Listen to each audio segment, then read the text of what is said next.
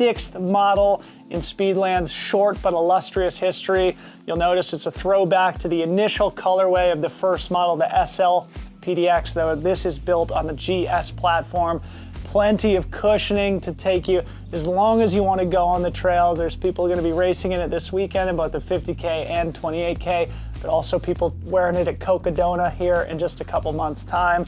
Everything you've come to expect, the double BOA fit system, the HTPU midsole, the drop-in P-backs, secondary midsole, also removable carbon plate. Nothing better than the Speedland. Go pick up a pair of the GS PDX. You'll find a link and a discount code here in the description on YouTube. This is your machine. It is strong and fast, tough beyond measure, brave beyond belief. It will take you high in the mountains, deep into the woods, over rivers and deserts, and further within yourself than you have ever dared to go. But it is only as good as the fuel you put into it. Feed it real food. Feed it real power. Feed it spring.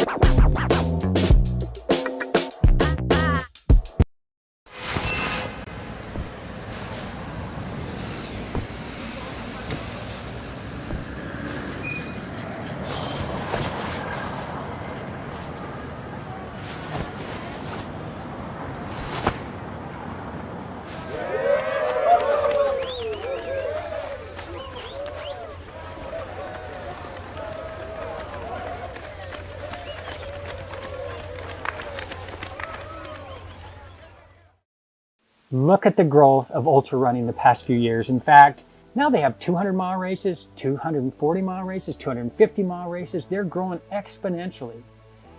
I've been involved in all of this along the way, and everything has been the same. Athletes, truly inspired by athletes, want to go farther and faster in the mountains. What an incredible journey this has been. The joy that people experience when they're in the mountains. The personal growth that is obtained through going faster and farther in the mountains. The journey that an athlete has to go through, going from the ups and downs and the highs and the lows, and how the products that they carry and the... And we're back. Thanks for joining us again on the new stream. I'm Peter Mortimer. And I'm Mercedes Siegelgaither. And looks like, well, things have changed quite a bit. If you're just joining us for the first time since this morning, there's been a little change up in the female field. Mika, having taken a nap, is now taking the lead and still pushing forward after arriving at Dead Horse. And we have Eliza, who has just left the aid station over at Jerome there. With Rachel still taking a nice little power nap, trying to recoup. So we'll see if fourth place Manuela catches up. Yeah. She might. It's shaking things up. Joe McConaughey had just left Deer Pass aid station, chasing down the men's leader Jeff Browning, and then you've got Harry Subertas and Arlen Michael Versteeg.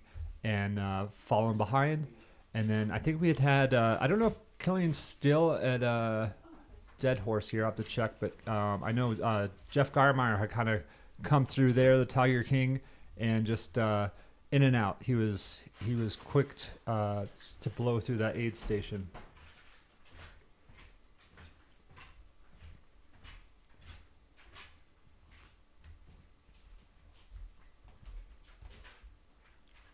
Let's see, in our fifth female, someone in the chat was asking, is Ashley Paulson.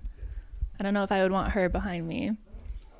Yeah. She said she likes running in the heat too. Does, so yeah, that's what she says. So yeah, we'll see how she looks when she comes into Jerome. She should be coming down that road now, right? I mean, yeah, let's see. I think last time I had checked on her, she was making her way down towards Jerome there from Mingus Mountain.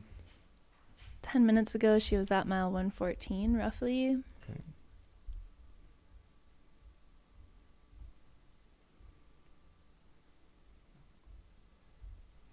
Yeah, so according to my tracker, we still have Killian here at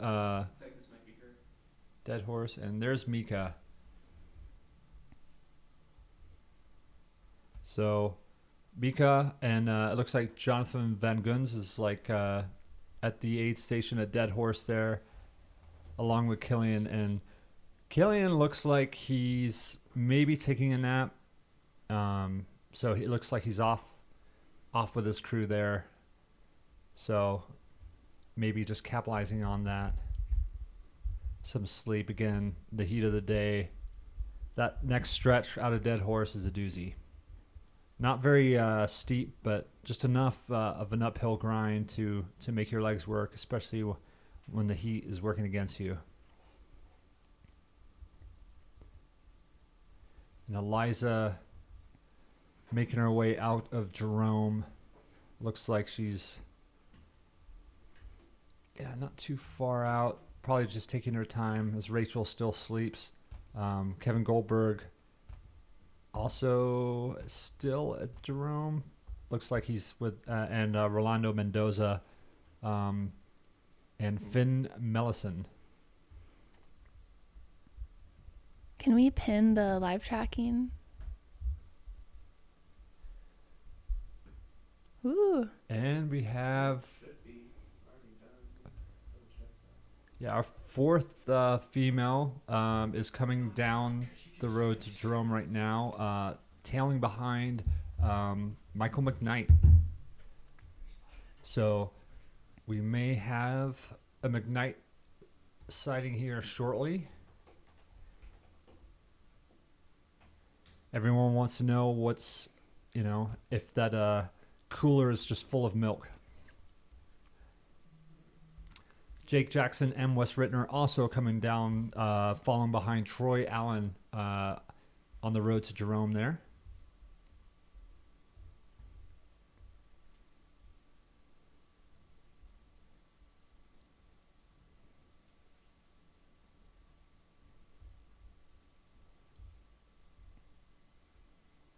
And looks like Liz Canty, Air Viper team member, she has left Mingus and is on her way down the technical section heading towards Jerome. So go Liz, that's awesome.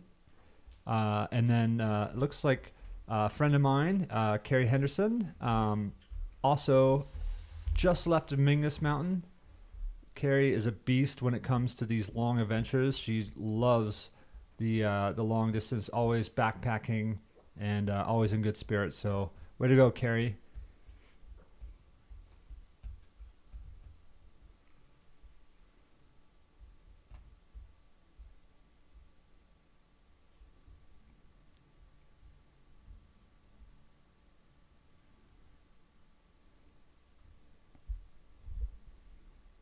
And Pete Koselnick from Flagstaff, also making his way up to Mingus Mountain, it looks like.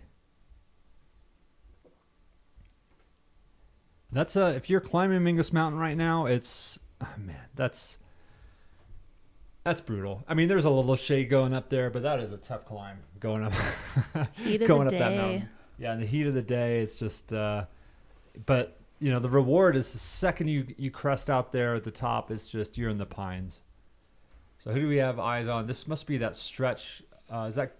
It almost looks like Jeff, but I don't think it is. That looks like the section leading up to Deer Pass, maybe between Dead Horse and Deer Pass. Garmeyer was wearing a blue sun hoodie, but Yeah, I wonder if that's him. he's at mile 139.3. Do we know who the wonderful cameraman is? Joshua. I can try contacting, see if I can get it in.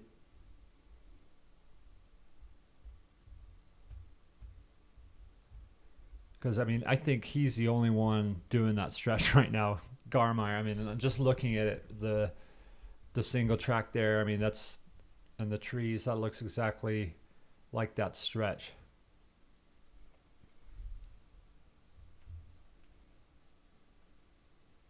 I feel like that. I think that's him. Is that Garmeyer? Yeah, he's wearing a long sleeve blue shirt and black shorts. Okay, yeah.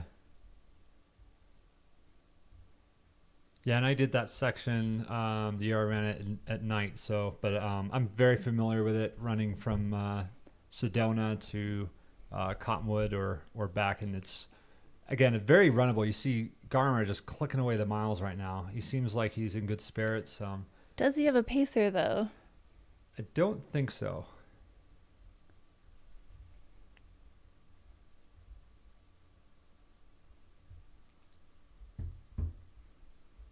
I feel like the chat knows. And Chris Warden just mentioning that Pete Koselnick is a world-class former Badwater course record holder who had a devastating car wreck last year, as a lot of us know. And this is his first race back, so that's a remarkable job there, Pete. I'm like, we're all rooting for you. People are saying this is Garmeyer. Tiger King.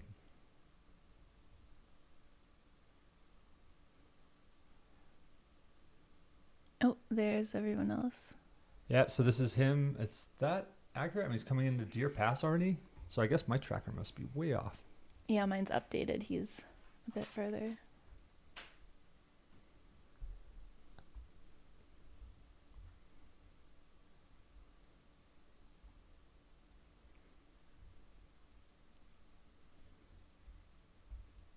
He's maintaining a pretty good pace.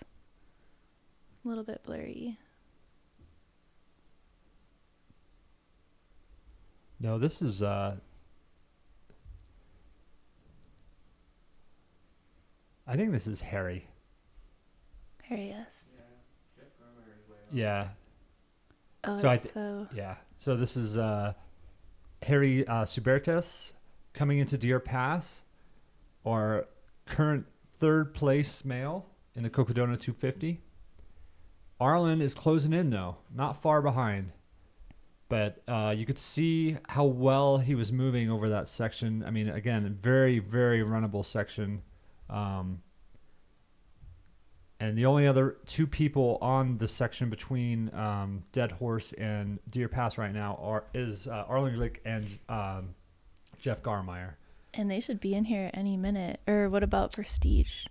And I'm sorry. And Mike Versteeg, not far behind too. Don't forget about him. Yeah, they should be in the next few minutes in. Yep. So it is going to be a fight for third place right now.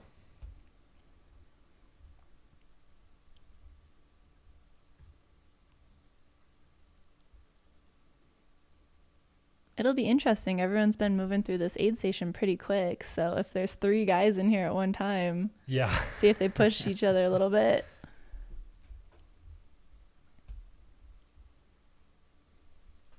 And Aaron, if you can hear us, if you could just maybe update us in the chat and see how he's doing there.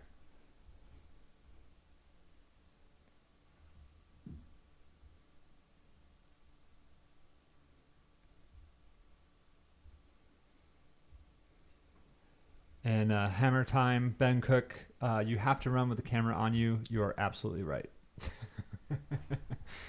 The camera's on you. You got to hustle.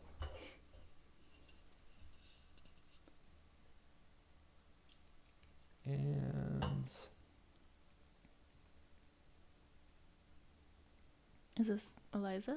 No. Oh, here's a decent one. You can pull. this is that's Dead Horse. Is that right? Yes. So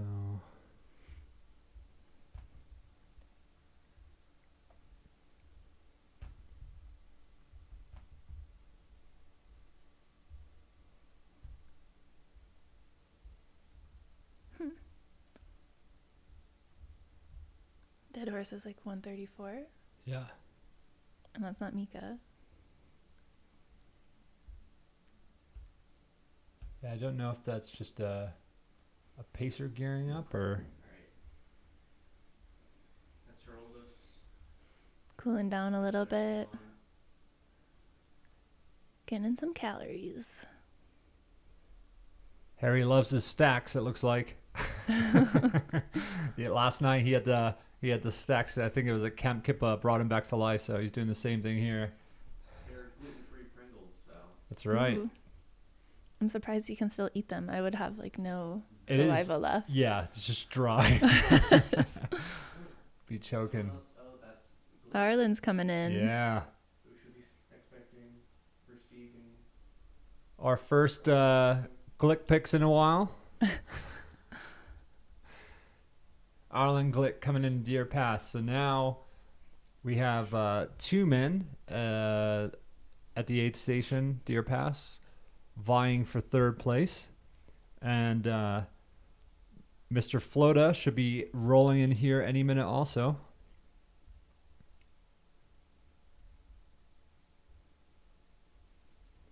And Buckeye Jen says that Arlen will be picking up a pacer, Lee Yoder.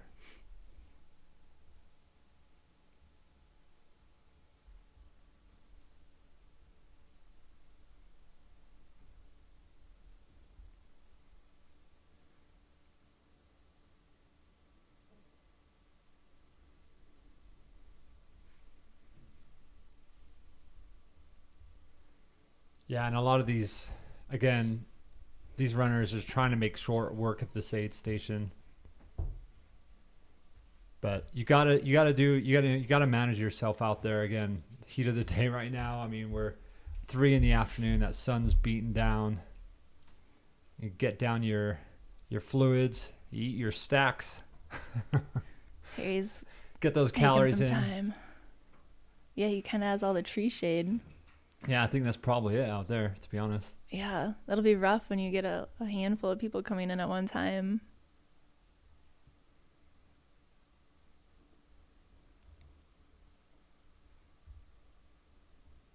Arlen's not even in the shade, Yeah. taking in the sun. And he looks like he's got quite a bit of sun there. He's a little pink. What's he eating there? Quesadilla? Quesadilla? Can we zoom in on the case? Just kidding. Don't zoom in. That looks amazing. Getting in some solid I want a foods. quesadilla. Anyone want to make us some quesadillas? Is anyone here? Oh man, you should have made like 5. Give this man some shade. Pop up an umbrella or something. And if you're just joining us like Sarah Newberry, I'm Peter Mortimer, and this is Mercedes. I won't Hey. pronounce your last name. Siegel Gaither. We are your commentators for the current time being. So how long are you on here for? I think till 4. 4? Okay. Oh, we have Prestige coming in. There he Prestige. is. Looking majestic as ever. Yeah. God, look at all his clothes. He looks like he doesn't know he's racing. He definitely looks. He's definitely a little bit more covered than I've seen in his past. So he's taking the precautions. Smart. He's a smart runner. Looks like he's going on a walkabout. Yeah, He's going straight for that shade. Move over here, Yep. yes. that's right. Smart man. Yeah, and he had DNF last year at this point of the race on the section between Dead Horse and Deer Pass. It looked like as he was leaving the aid station, he had some maybe IT band or some hip trouble, but seems to be moving quite well today. So we have 3 guys in the aid station right now, all tied for 3rd place. No big deal. No big deal. Plenty of time. Get that 100 miles Manaflota. left. They have 100 miles to just go at it. That's right. We'll see what happens. That's the real question. Is Michael having a floater right now? He needs a float pop.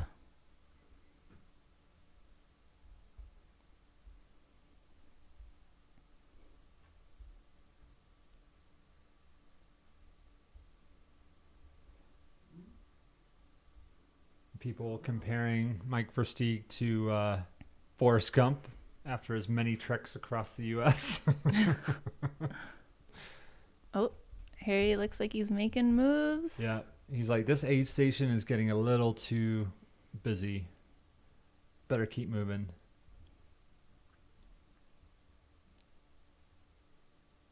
And you can see, I mean, even though, I mean, the temps are not terrible, everyone, including crew and cameramen, are keeping themselves covered. Right. I feel like a sun shirt is the way to go. Just like clogging your skin with sunscreen. Yeah, just not for me. Plus, I mean, you can always, throw in an ice bandana or something. I mean, too, it's just those things Right. dry out so quick. I mean, that's the way to go in these races.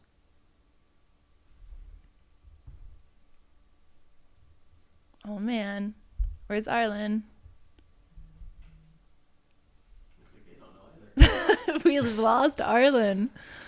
No Arlen picks if there's no Arlen. Oh, Glick picks. There we go. He is quite the crew. Yeah, that's a team right there, and his sister is just working diligently to keep him moving. Arlen's still running, probably just taking care of business real quick. And A note Oh, there on he is. Where did he Harry. come from? He said that section was very hot and hard, but he's cruising at about 9 minutes a mile. who is that? That was about Harry. Oh, nice. Saying that last section was very hot and hard. Yeah. Yeah, it's an uphill grind for like 13 miles. So I mean, it's very runnable, but as you can see, some of these runners when we do get some footage there, but it is a grind. It truly is.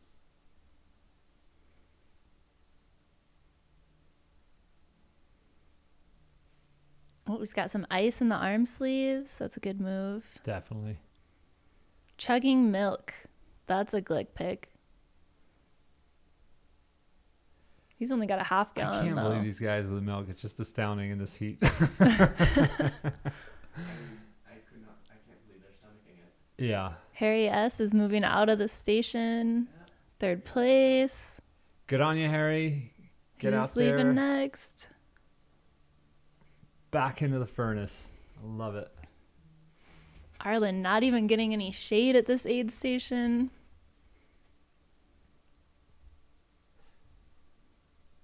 I think everyone in the chat trying to figure out when Versi's going to tap into his Super Mario power.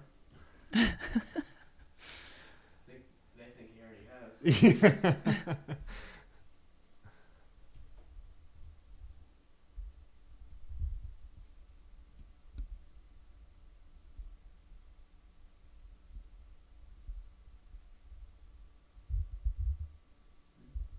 He's got the hat. You gotta follow shot of Harry coming out. Yeah. He's moving, probably trying to get a little distance from these other two guys. I feel like that's not what you want mid-afternoon, heat of the day, two guys on your tail, No. 100 miles left, competing No. for third place. Well, and if you look at Joe and his pacer, I mean, they're like dressed the same. You don't know who you're chasing. The John G confusion. Oh no, Joe is Brooks. What's that? Joe is Brooks. Those hot pink and yellow. Oh, that's right. I'm sorry. Brooks. Brooks, yeah. Yeah. Arlen in the corner. Looks like he's getting ready to go out. Making moves. Nice. Arlen's leaving with his pacer. Yeah.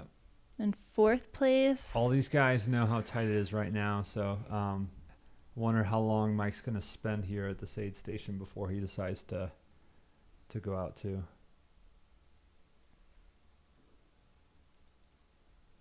Anyone in the chat, if you want to chug some milk, go for a run, let us know how you feel. We'll be here. We might end up with a milk sponsor for next year at this rate. Ooh. Milk was a bad choice.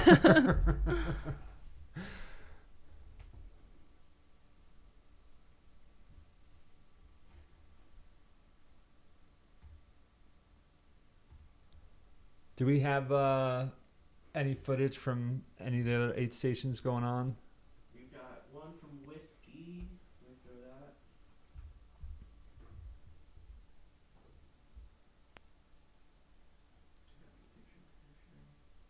Got that from Whiskey, and then Satisfied.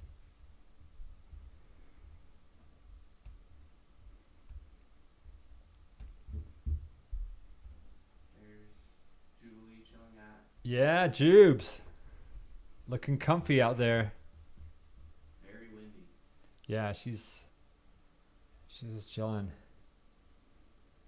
Got that Satisfy set up. And it looks like our third place female is still napping. So just a quick update. We have Mika Thews in first place with Eliza Lapierre in second place, who is moving. And then third place, we have Rachel Entrekin, which who knows what she's going to do after this power nap. She's probably been out for, what, an hour or so? Yeah, at least, I think. First Maybe nap of the longer. race, so... Yeah, and we just saw some footage. It looked pretty quiet there at Whiskey Row aid station, but you know, there's a lot of people there still, and I think a lot of them are taking a nap. They're taking some time. Definitely. Again, for those folks too leaving Whiskey Row, they still have a lot of open area going across the Dells and then into Fain Ranch. So, you know, if they're tired, no sense in running in this heat. Take a little nap, get some rest, and then start tackling it as the sun starts to go down. Do we have an update? Is Mika Thews still at, is it Dead Horse?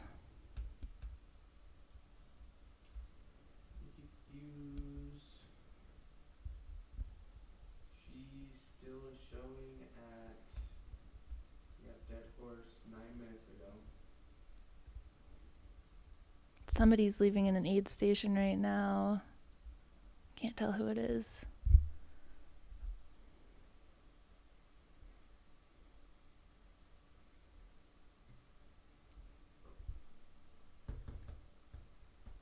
Yeah, I think that's Harry that just left, because that's the double track section leading out of Deer Pass, I believe. Harry's in dark blue. Might have been Dark blue. Arlen. Yeah, maybe Arlen right behind. Yeah, because that's that pivotal turn right there onto the double track. And they're just minutes apart. Yeah. So scrolling across. Oh, we got that other runner coming Oh, to. that must be Arlen. Want to get a little flyby here. Yeah, that looks like Arlen right there. So, yep, right behind Harry. They are literally, what, a minute apart right now? Yeah. Michael right behind them.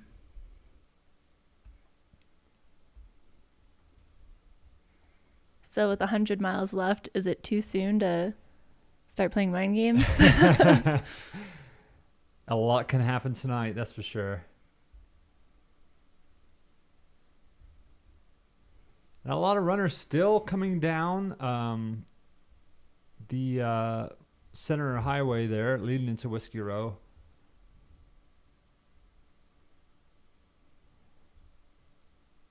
Cutoff for that is 9 p.m. So they know the pressure right now, as they need to get down there in the next couple hours. If they haven't slept, they need to get some. They gotta stay fresh and keep moving. But a majority of the pack at this point is on their way leaving Prescott, and they're all heading towards Fain Ranch and the Satisfy aid station there at the base of Mingus Mountain. Looks like... Ooh. Someone just said milk is weak, straight up Alfredo. Milk is weak, Alfredo. You got Callie Vinson going through Prescott right now, along with Zachary Bates. Good buddy of mine, Jordy Throw, still moving. Way to go, Jordy. And then I'm kind of checking in on seeing some of these runners moving to the Dells right here. Somebody in the chat asked how much protein you actually need in an ultra. 'Cause it's not, they're thinking it's not a great fuel source, but isn't it like every 4 hours? Because your muscles are going to start breaking down. Yeah, you know, I don't necessarily measure the amount of protein, but I have no problem. I throw it down in a race. So I try and, you know, personally I try and like lay off the sugars as much as I can, although, you know, carbs are good, you know, in a race, especially in a race setting, but you know, for when you're running for days on end, you should definitely be getting in some regular food, getting in some, protein, helping that, every second that you take off those legs, taking a nap, whatever, your body is trying to rebuild itself. So anything that you can do to cut down on the inflammation and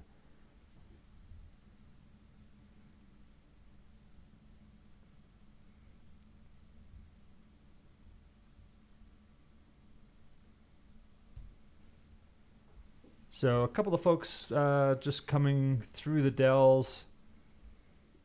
We've got, let's see here, Danny Westergaard, Andrew Kelly, Jesse Williams, Martin Schneekloth. I still don't know if I'm saying that right. Jocelyn Briggs, Alex Muir. Yeah, all these guys, at least, the Dells is beautiful. If you've never gone through it, it's a quite remarkable area tucked away in Prescott, around Watson Lake, and a little bouldering added to the race. Talking Ultra Nutrition is asking race car drivers what oil and why. No, that is very true. Everyone's different, and people can ask me what I use for a race, and I'm much different than others. I mean, there's 1,000 different ways you can fuel during a race, so it's about finding that balance. And if you're doing a race of this caliber, I mean, you should have dialed that into your training. I mean, Oh, definitely. half of the training is just figuring out what food works for you, especially on these longer distances or in the heat of the day. Something like this, for a lot of these runners, you've seen them dumping the electrolytes into their bottles. I mean, they're going on liquid calories because it's harder to get those solids down. Is that with Rachel? heat. No, just kidding. That's Orange Shorts guy. Sorry. Orange Shorts guy on his way out. And I do think our female race leader, Mika, might have left the aid station. She moved 0.1 miles, so she's in 7th overall. Ooh, Not go bad. Mika.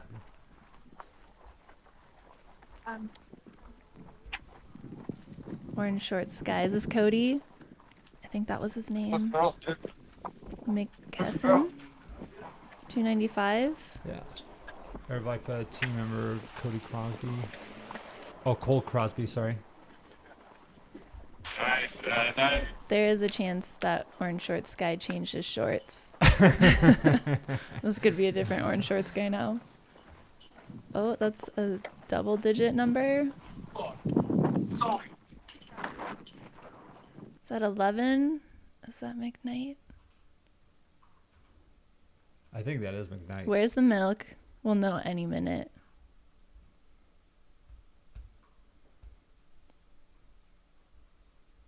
That looked, I mean, I just saw Ben Light, and that looks like his crew.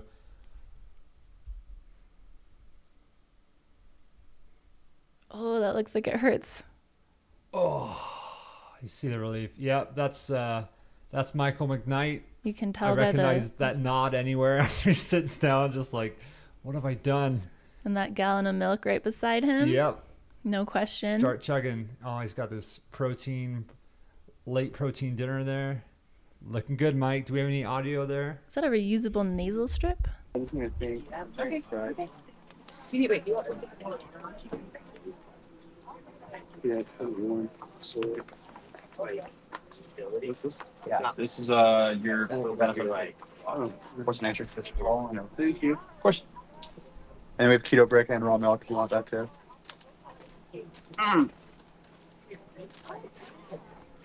What's on the menu, guys?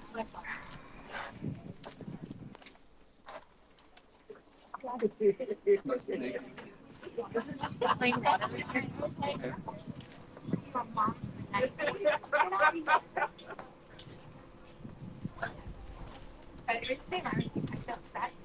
Do you like teal orange? Hi. No oranges, just raw milk. Looks like he's getting in some calories. Can we ask Mike what he's eating? Well, yeah, instead of feeding them. Yeah, ibuprofen. Yes. One of my bed popped up. Looks like he's got a touch of sun there. It's a warm one out there.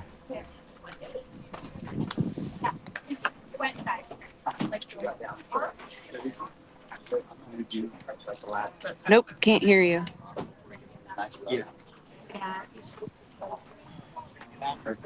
Well, Mike just coming into the Jerome aid station, and he's looking There we go. I can hear you like guys. he's gotten some sun. We got Mike. He's cooling off his head with a cold, wet towel there. He may have taken a tumble just looking at his knee, but I'm not sure when that happened. But yeah, I think a lot of these runners, I mean, coming into Jerome at this time of day that looks like some nice ground up beef there. With a milkshake? Venison. Yeah. Venison. Powering through. Yeah. It's organic, at least. Organic There's venison. Right down the road. There's roadkill on the way down. Maybe he killed it himself. Yeah. From the nose to the nose. All right, Maya. Good to see a familiar face. Hello, hello. Air Vipa racing team member Maya. Looking good. Glad to see you in AZ. Yeah. You're pacing later. All right. Hi guys, how y'all doing? Team McKnight over here. Hello. Looking Huge good, crew guys. supporters. He's in good hands. Tell Mike there's some brisket waiting for him on top of Mount Alden. You got brisket waiting for you at Pete's Meats at Mount Alden. Yeah. Pete's Meats. I'll hike Eldon for some meat. Ben will do There you something go. for Pete's Meats. You gotta show a little skin there though, Ben, if you wanted. He will. Kevin was a little shy earlier.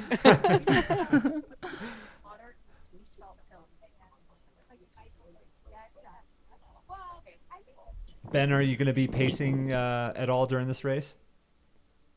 Unfortunately not. My tibia is not feeling any good. So, but I would probably hike Eldon to come get some of those brisket that you threw in my pack last year facing Mike. Dude, That was come on money. up, man. Yeah. Oh. To go ribs. That was It'll be that was so good. You did such a good job on those last year. Man, well, Yeah, hopefully see you up there again this year. It's just unfortunate right now, and just Yeah. rolling with the punches. Yeah. Well, if you need a lift up there, let me know, man. Shoot me a text. I'll come get you. We'll get you some food. I might actually hit you up on that. I'd come volunteer with you. Yeah, there you go. Come hang out. Yeah. making it out. I can tell.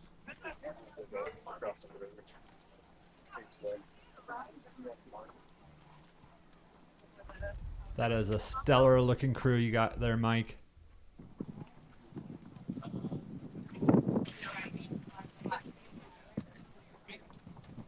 And it's always amazing to me to see the runners as they come in, they look worse for wear, and the second they start getting some food down, they start turning around. You can kind of see it in their eyes opening up and everything. Yeah. And I saw his eyes light up when you were talking about your meats. yeah. He's looking forward to that. Some hot brisket talk, I guess. That's been like our meeting.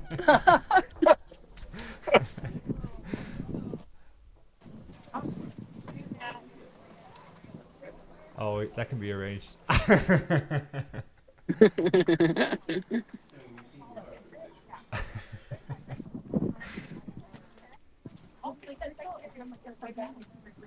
Yeah, everyone at the Jerome aid station as they're coming in, huddled around, looking for shade. They all got these- a good spot here. I feel Yeah, like no, right by a that's- rock wall in the shade. It's Yeah, probably pretty cool. That is good. Good move. Good job, crew. But a few more hours of, I mean, from leaving there up until Dead Horse, and then again going on Deer Pass, long stretch there, a lot of exposure. So Mike's doing the right thing right now, taking his time, getting that food down. And it's a long stretch too from Angus Mountain coming down. It's technical, exposed. Oh, we have third place female Rachel Entrekin. She's awake and moving. Oh, Rachel is up. And good thing because Manuela is less than a quarter mile behind her. I think she just showed up to the aid station. Is on.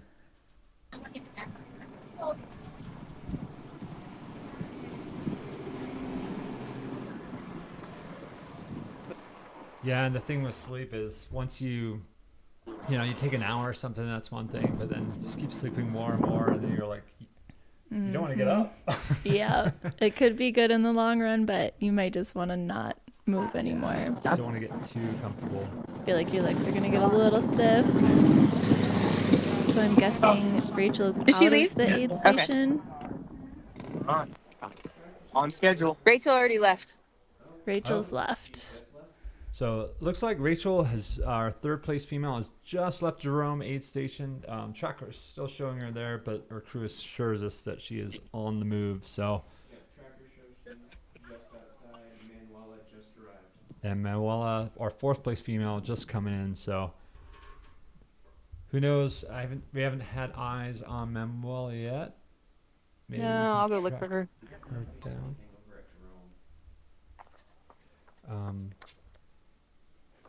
Well, little shout out to Speedland. He's got the shade spot. Speedland. That's the spot right there. All the shade. Oh, that is the spot. That's Clark. Yeah, nice move there.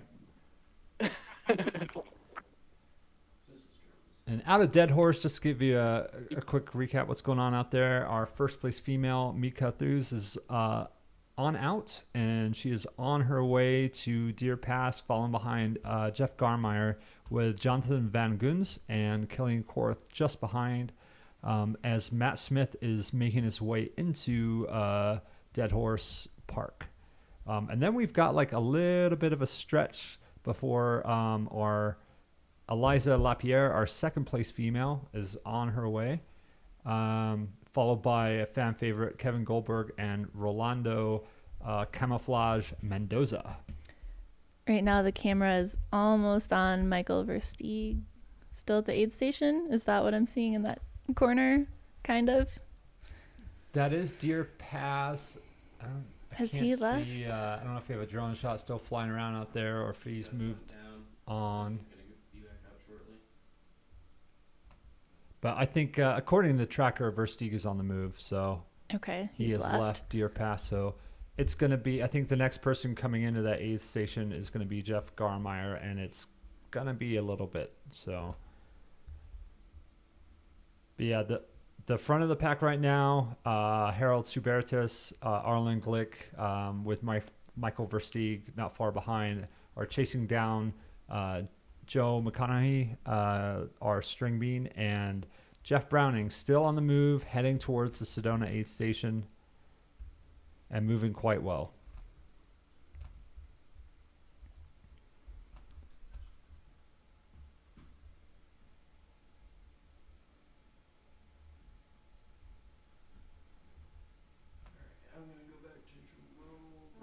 Oh, cinnamon. We're making cinnamon rolls.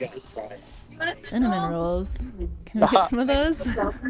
Oh, they just heard you guys. Yep. So this is Jess, aid station captain extraordinaire. Hey, Jessica. Yeah. She's always at the Jerome aid station. That's awesome. We're frosting fresh cinnamon rolls right now. Come with me into our kitchen. Don't film this. Our aid station volunteers work so hard, guys. All right. Oh yeah. Oh look at that. man, look at those. Wow. Holy cow. And All she's right. they got a taco bar going on here. Taco bar? Yeah, taco bar. Oh. Hash browns. They party at night here at this aid station. Taco Cat, spelled backwards, is Taco Cat. Thank I you, love Jess. the tacos. Yeah, great seeing you, Jess. Got the music pumping. Chad letting us know that Mika has picked up 2 places in the last half hour. Oh, she is giving the men a run for their money right now, and I love it. Watch out, Jeff Browning. She's coming. Seriously. She means business.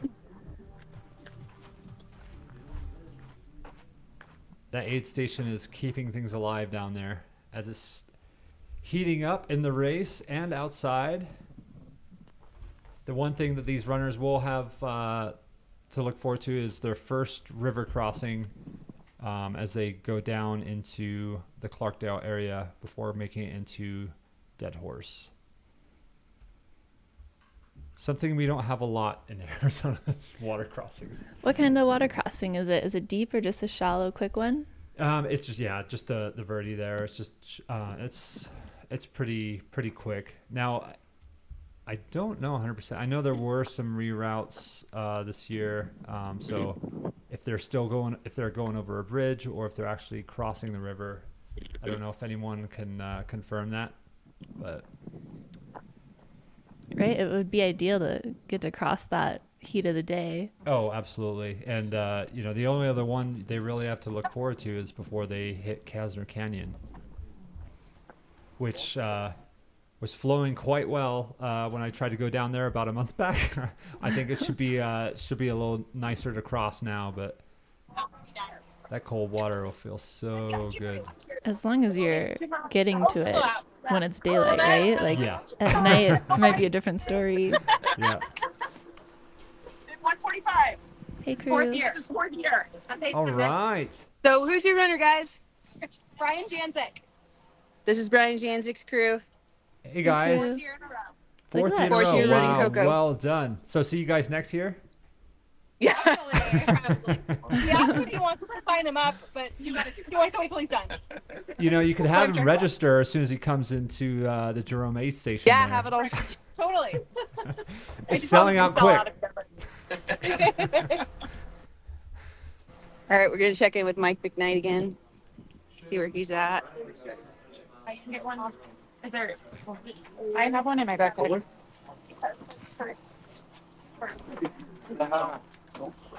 So Mike getting a little back work going on there with the Theragun. Oh, can we get one of those? Seriously.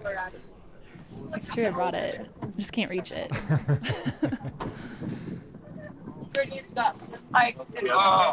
And maybe taking a little nap there, who knows, but Micro you can naps. take whatever you can get at this point, right? You could just like put a straw in that gallon of milk right now. You could be multitasking. Let's get an IV drip going. Getting the shot, cameraman doing a great job. That's the angle. Yeah. I don't need to do anything. Yeah.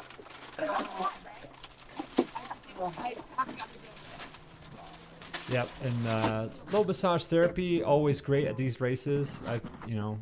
Everyone's got their little tricks of the trade as they come in and they try and recoup before heading back out there.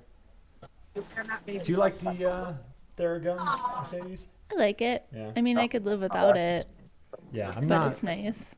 I'm not a fan of it, to be honest. I mean, I try it and stuff, and I use it on a rare occasion, but it just feels like someone's like punching you over and over. Yeah, a little bit. It's kind of a weird feeling. I'm more of just a massage guy. I mean, I carry around my massage gun and my Normatec boots. I Yeah, should Normatec probably boots, use for them. Sure. Yeah, one of my Set them up right now. No one would know. The mic would probably bust us. Someone would hear something in the background.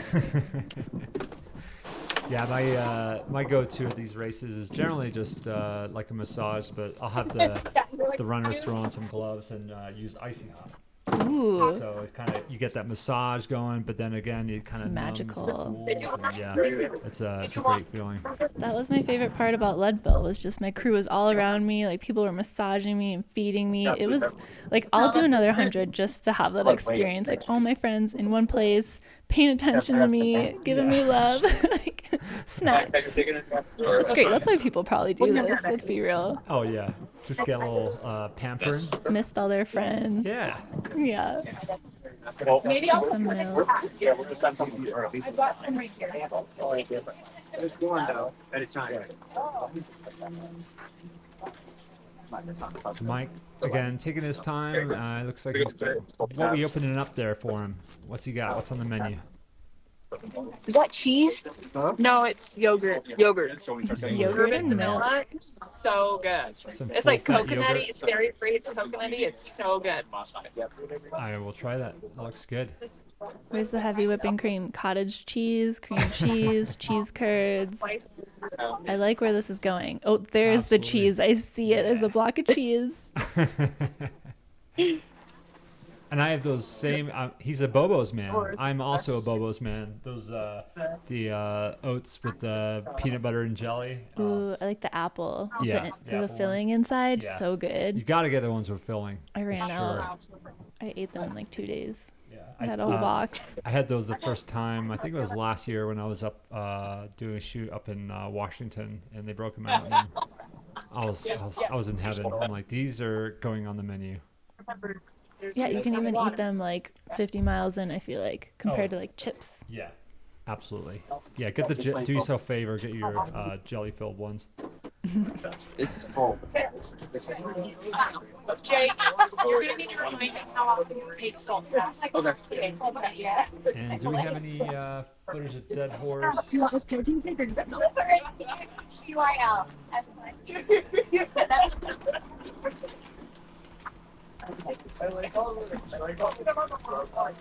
I'm a chat blow. That's a chat.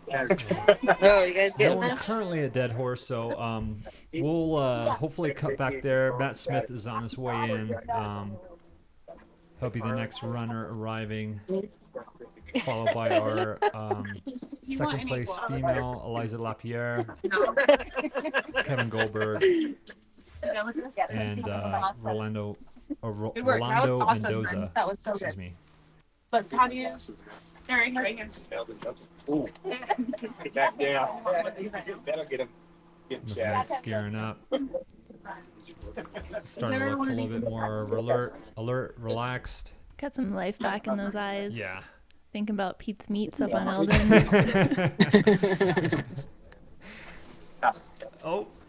Oh, was that a There he ketone shot? And he's off. Stretch the legs. All right. Way to go, Mike. Get that pack on. Get back out there. Love it. It's good if you want to miss it.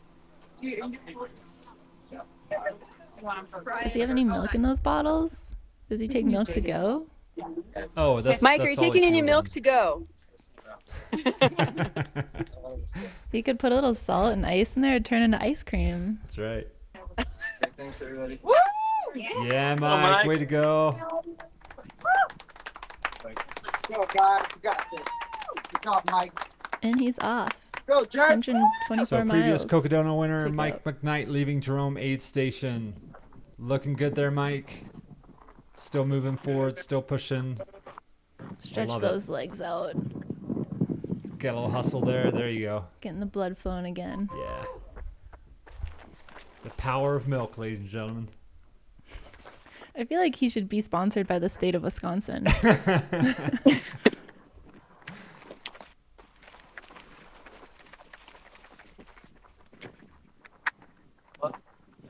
have to walk a bit. Holding his belly. They are moving fast.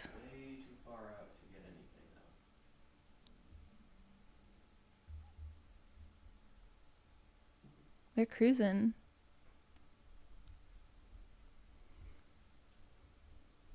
Let's see, they're And wearing it's- white. If you're just joining us in the chat, it's all milk.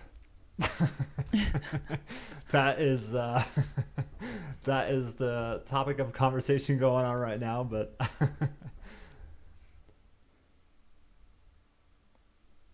and it's someone, is that coming down into Jerome?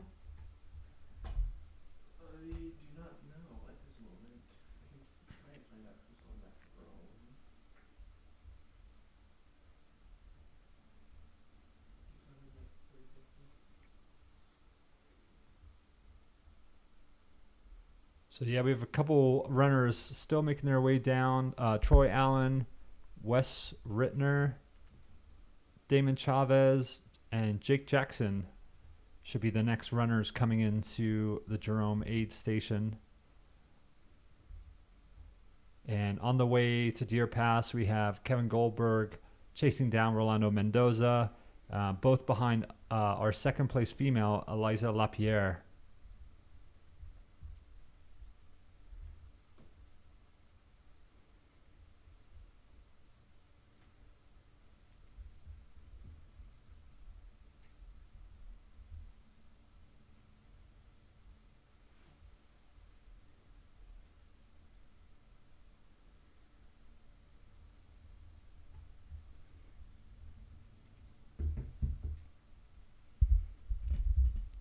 Still a few runners making their way down to Whiskey Row. They're not out of the woods yet, so to speak. Whiskey Row cut off 9 p.m. tonight, so again, plenty of time. Thanks again to all of you tuning in for the chat. Don't forget, you can subscribe, or you can push that little thumbs up and give us a like, give us a little love. We're doing our own little ultra here, just, hanging out inside. And thanks for bearing with us, because, this isn't my first time doing this, but I wouldn't consider myself, great at it, trying to fill dead air sometimes and trying to follow on what's going on with the chat, with everything going on. And I don't know how you feel about it, Mercedes, but... I don't know. I feel like they lost options and I'm still here, so they can't get rid of me. Actually, no one else is here. I feel like maybe they just don't know. Yeah. We don't even know if we're actually broadcasting right now. Is anyone watching? Can anyone hear us? 1,800 people say yes. Nice. So for those of you in the chat, what big ultras do you have on your calendar this year? If not Cocodona next year? The suspense. Yeah, I think everyone right now should be jumping on Ultra Sign Up and getting their registration for the 5th year of the Cocodona 2025. Registration is open, folks. Get on there. It is selling out quick. You get a discount, right, if you sign up soon? I don't have the answer to that, but yes. You better hop on that bandwagon. I'm just going to say yes. Here, I'll put it in the chat in case you wanted it. Sign yourself up. Nice. We got someone who got into Hard Rock. Ooh, Zipper Theory doing Tour de Jaunt. I'll see you there. Kettle Moraine, Wisconsin. That's a fun spot. Comrades, nice. Ooh, good luck with your first 50K on Saturday. Vertex, the wordsmith. Saw Aaron Berger running Man Against Horse. Love to see that. Mid-state massive 50. What's massive in the Midwest? I'm not. I haven't gone out to the Midwest a whole lot to run, so I don't know. That humidity kicks my butt. Yeah. Altitude becomes irrelevant. I'm not much of a trails fan either, though. A lot of we're spoiled out here out west with the Rocky Mountains and everything. So. And the sunshine. Someone is climbing that hill. Where is this shot? And they are moving. I wonder if that's Jeff. Kevin Goldberg says he'll be doing Cocodona 250 this year. Thanks, Kevin. Had to double check that. Mammoth Trail Fest 50K, nice. Mammoth, actually, shout out, they opened up some spots for adaptive athletes, which is pretty cool and innovative in the sport. I'm glad they're doing that, making some big moves. Dana Clark says Sedona Canyons next year, but have you registered? There's only like 7 on the list. We'll know if you're lying. Yeah, we're tracking everybody.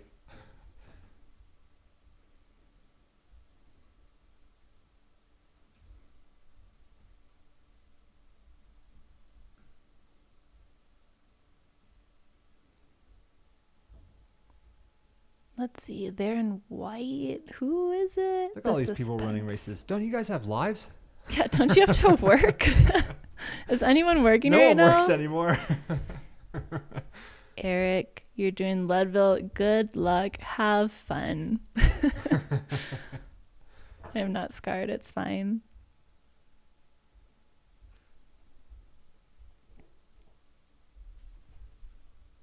Dustin Bond asking what mile the leader is on. I mean, I think we had Jeff Browning at mile 156.5 right now. So, oh, and yeah, that 100 next miles to go, aid, guys.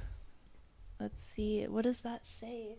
161 is the aid station. There's some overlap in that font. Yeah. We have Joe Stringbeam McConaughey not far behind, just a few miles behind. So again, it's going to be interesting to see how Jeff feels coming into Sedona, if he's going to nap again or if he's just going to keep going. And I feel like you must get some sort of energy knowing that you're in the lead. Oh, absolutely. Like that's got to be fueling him. The one thing, Jeff is accustomed to is running in the heat, though. I mean, he's going down the canyon constantly, down in Sedona and like the hot parts of the day. So I think he is not concerned about running during the day. And I'm one of those people too. Like if I'm gonna take a nap, I'll try and do it at night just to kind of keep the cycle going. Yeah, and I think he was just planning on a 20-minute nap once a night. Yep, that's what he was saying. So 155.8 he was at last. So I think there's a water station 154.6. I'm guessing he's past that. We'll see him next at Sedona Posse Grounds Park. Not sure if we have footage over there, but it looks like there's crew and pacer access.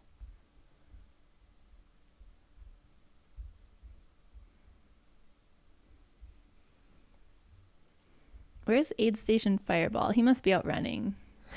We need some stats here. I think all of our staff went out for a run.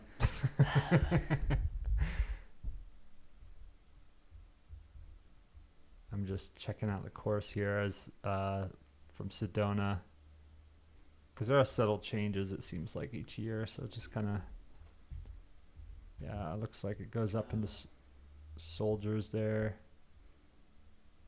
Ooh, someone's doing a Sinister race. I'm doing the Canadian Death Race. Doesn't that sound fun? I hear there's grizzly bears up there. Yeah, not something I want to run into, but that's why you wear headphones. Ignorance is bliss. I haven't thought of that. I was like, do I carry a flare gun? I don't know. I've run past bears before, and like I've had friends point out, like, there's a bear right there. In Alaska, they carry flare guns. Yeah. And shotguns. I don't think you shoot them at the bears, but I think it's supposed to scare them away because bear spray just tickles them. You want to use loud noises for bears. The flare would be like a signal. Have you let off a flare gun? No. I feel like it's probably loud. I thought you were supposed to carry salmon with you. Nice just diversion throw tactic. the salmon.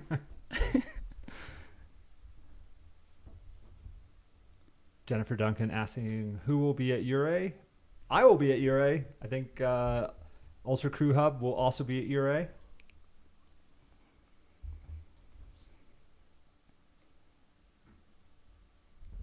Dan Meadows asking what's included in the registration, and 1,600 seems steep even for 250.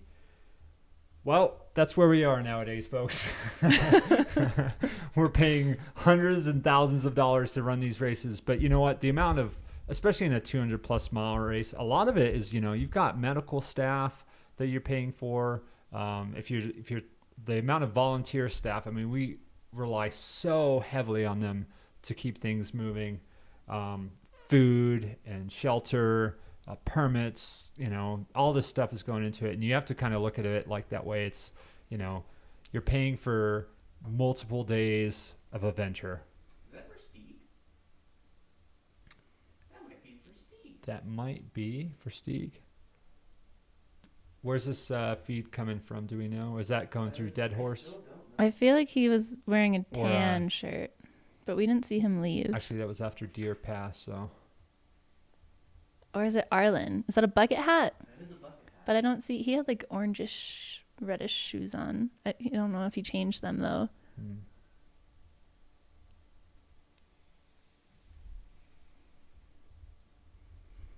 I mean, what's $1,600 for a race anyways? You can just put it on a credit card and it goes away. That's right. Right? Like student loan debt.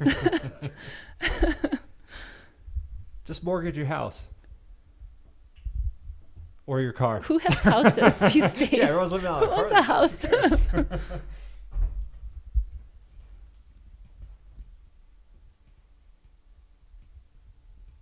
You know the trick to signing up for one of these races? Have a couple drinks late at night. Oh, some get on whiskey. Ultra, sign up. You know, okay, first of all, someone moved the whiskey out of sight. Second of all, nobody else is here watching us. Yeah. I mean, except for the 1,800 people watching, but. I think we should bring that over right now. What do you Where's think, the Mercedes? mead? I know there's some mead. I've Yeah. never had that before. Can we get some of that mead? I do have a hooked up? workout to do after this, but you know, just a sip. That'd be great. What Zach doesn't know. Oh no, did they hide that too? Ooh, while you're over there. Thanks to Nick Irvine for and Drinking Horn Meadery, local to Flagstaff. He heard the call and delivered. So we have some mead on deck here. I think Mercedes and I are gonna partake in just a little bit of that. Just a wee sip. I'll have that unicorn blood. Unicorn blood. Is that what it's called? All right. Lemon raspberry or unicorn blood? Unicorn blood. Huh. They're creative these days. Chase Bridget, is saying no whiskey. To answer your question, they moved my whiskey, my Scotch bottle somewhere, but I'm gonna I find see it. it. It's hidden behind a It's literally they barrier. moved it behind the beam, so I can't see it. It's like, is it 6 o'clock yet? Y'all got any more of that Scotch? All right, we got a couple glasses here. Perfect. Very professional. We're all about professionalism here. This is what happens when they leave us alone. Right. I think someone was supposed to replace me at 4, but this is what happens. Ooh, it's a good pour. That'll make the run better.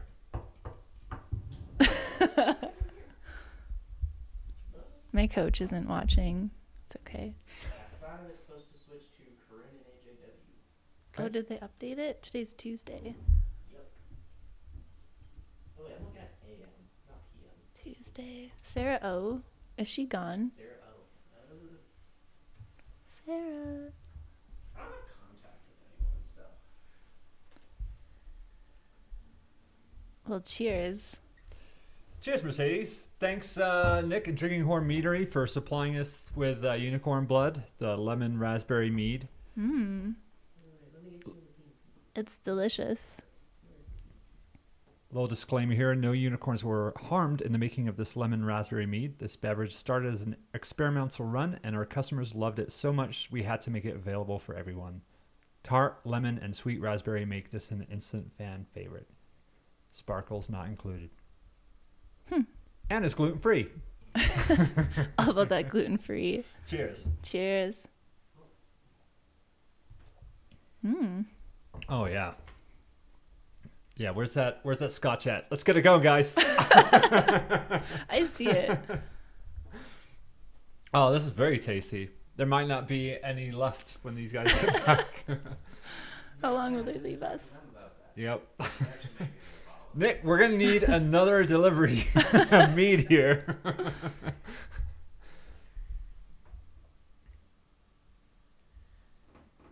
Oh, okay. People are still running. Let's see.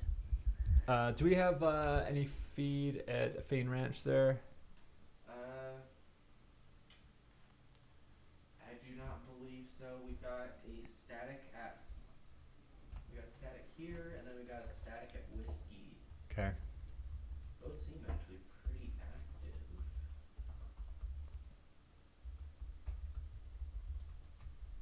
And that's the inner workings of Whiskey Row aid station there. Man, they're so busy. But, you know, cutoff will be coming. There's Fane Ranch and the Satisfy aid station at the base of Mingus Mountain. Everyone looking very, very comfortable in those plush, bougie couches. Man, it makes me want to go there, just hang out.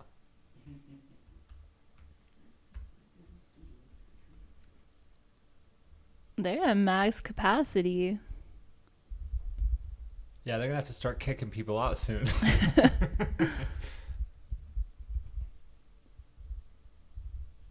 Looks like the wind is picking up there a good bit. Yeah.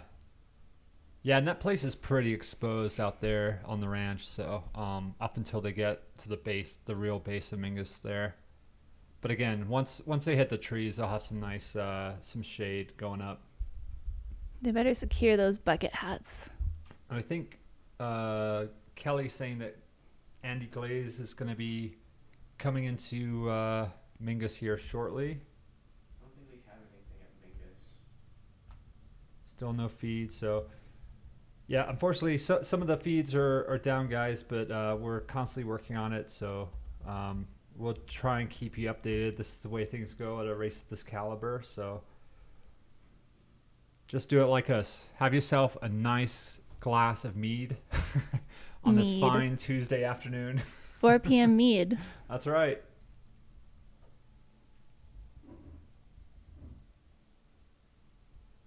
We just need one of those little horns to drink it out of.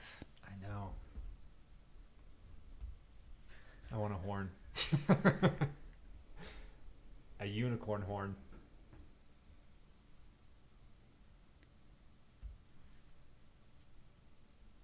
Pikes Peak, that's a fun race. Have you done that one? I have not, no. It's on the Just definitely on the up? list. I just did the up. I didn't do the up down. Yeah. Just the up. Maybe next year. Andy, is he coming into the aid station?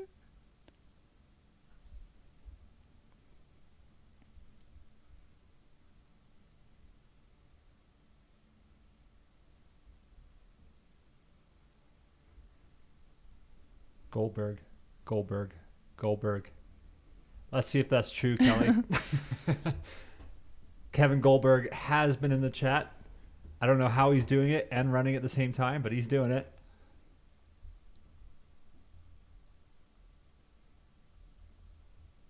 I have not seen any orange hat guy sightings yet, crushing trails. What if he's not wearing an orange hat anymore? This is true. No, he has to wear it. It's the rules. The whole race. It might It's what you start start with, it's what fading you with end all with. that sunshine.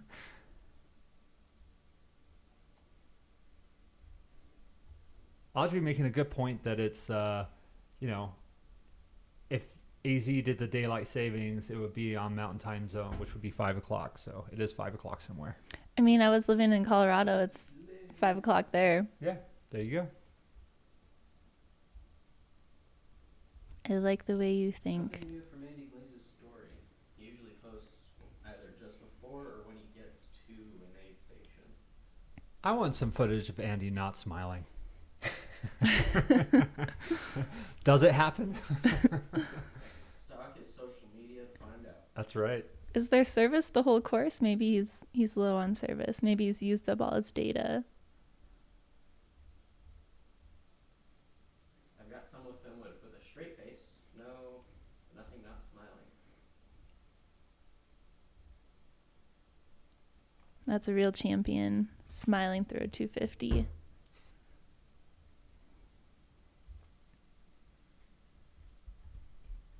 Yep, things looking very comfortable there at the Fane aid station, the base of Mingus there.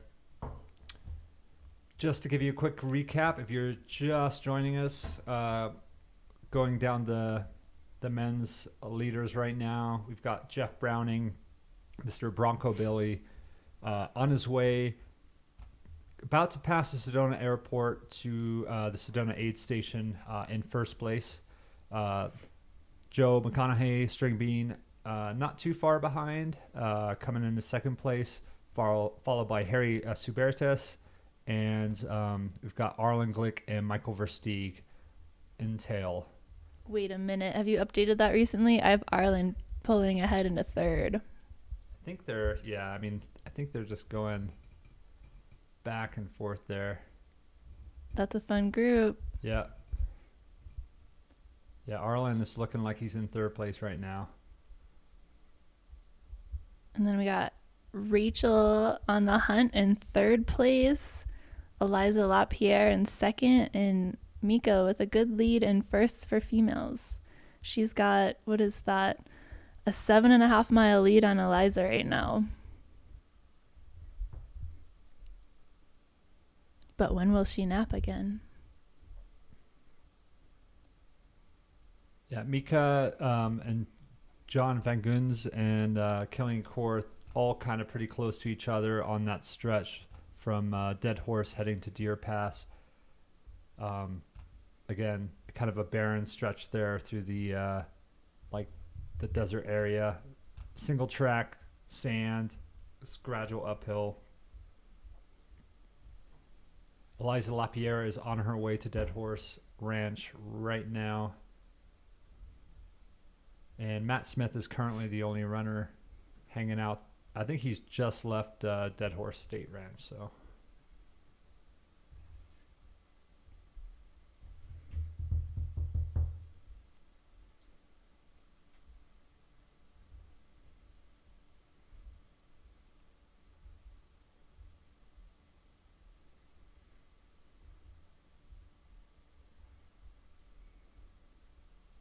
Shout out to Austin Corbett from Catula, who is on his way to Mingus Mountain right now. A Flagstaff local up here, great guy. And his other half, Carrie Henderson, is out on the course, although I think she might be ahead of him right now because she was resting earlier when I was trying to check in. It's hard to tell because we don't have feed right now at Mingus, so I'm kind of just going off of the tracker here.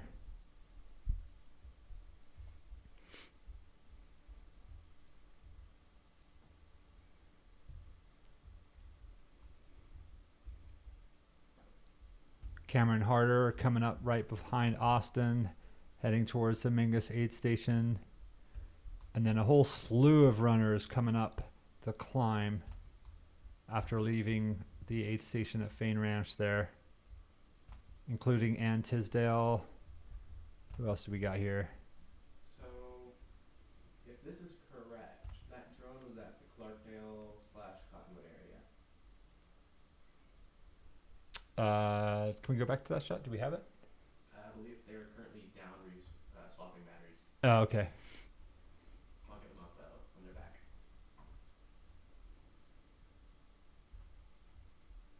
Right now, looking at list view.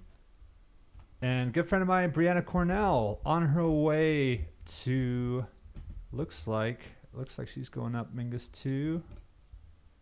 Let me just verify that here.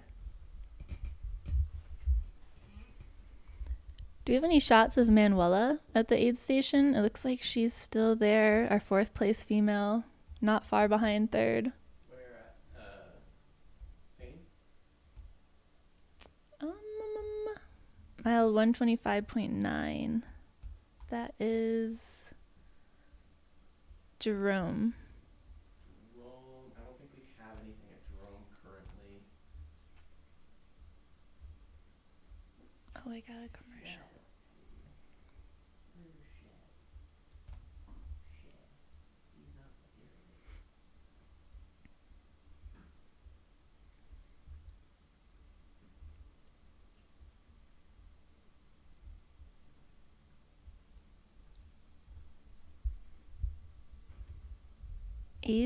Aisling O'Connor asks, what's common for competitors to sleep? And I feel like that's all over the place.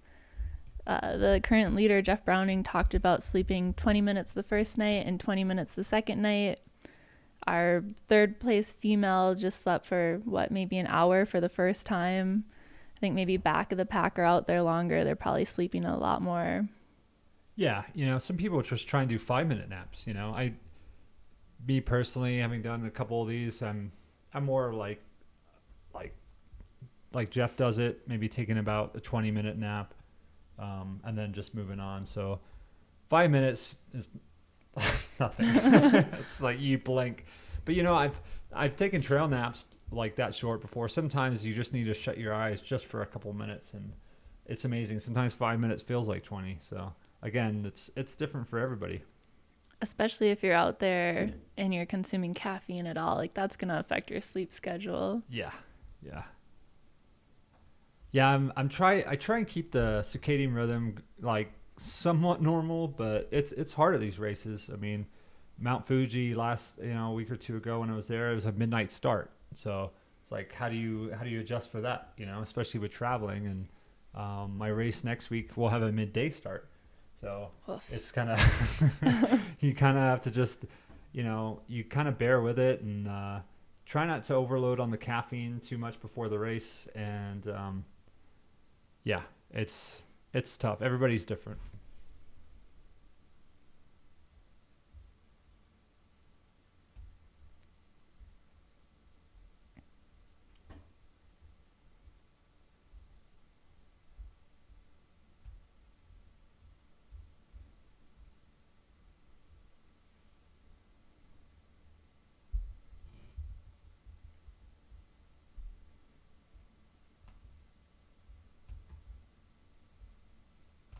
And I like crushing trails and drinking ales. This is hilarious. There are almost 1,800 people glued to YouTube to watch people sit on couches. That's the beauty of Cocodona. The real question is, what are they snacking on? Oh, where are the people who wanted the feet pics? She's getting some feet love right now. Yeah. Oh, he can't tell. Can we get someone zoom in there, or is that static cam? We want the feet. They have their socks off. Oh, they are moisturizing those feet. Yeah. I mean, you do have some camera control on this. I mean, if it's what the people want, it's not what I want. I'm not. Give the people what they want. I'm not a foot person. We'll save that for Zach. Is he napping? Is he even here? He's on a run. Oh. Because we were having all those issues earlier. Shasta, if you're just rejoining us from your run, you missed all the milk at Jerome. Michael Milk Knight came in and left. He had some yogurt with his milk. He did. Dairy-free yogurt, though. Weird. I don't understand.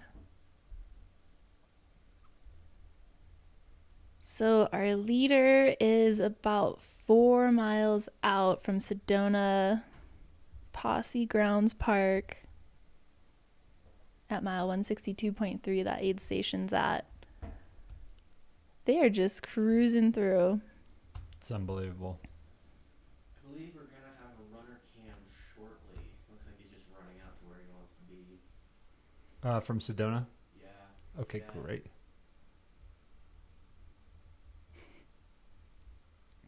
Be nice if we had someone out with the Dells right now. I'd love to see what's going on with us. Middle of the pack guys. And there is still a fair amount of people making their way past Watson Lake. Did they get any relief going past the lake? Is there a little bit of a breeze? A little bit cooler maybe?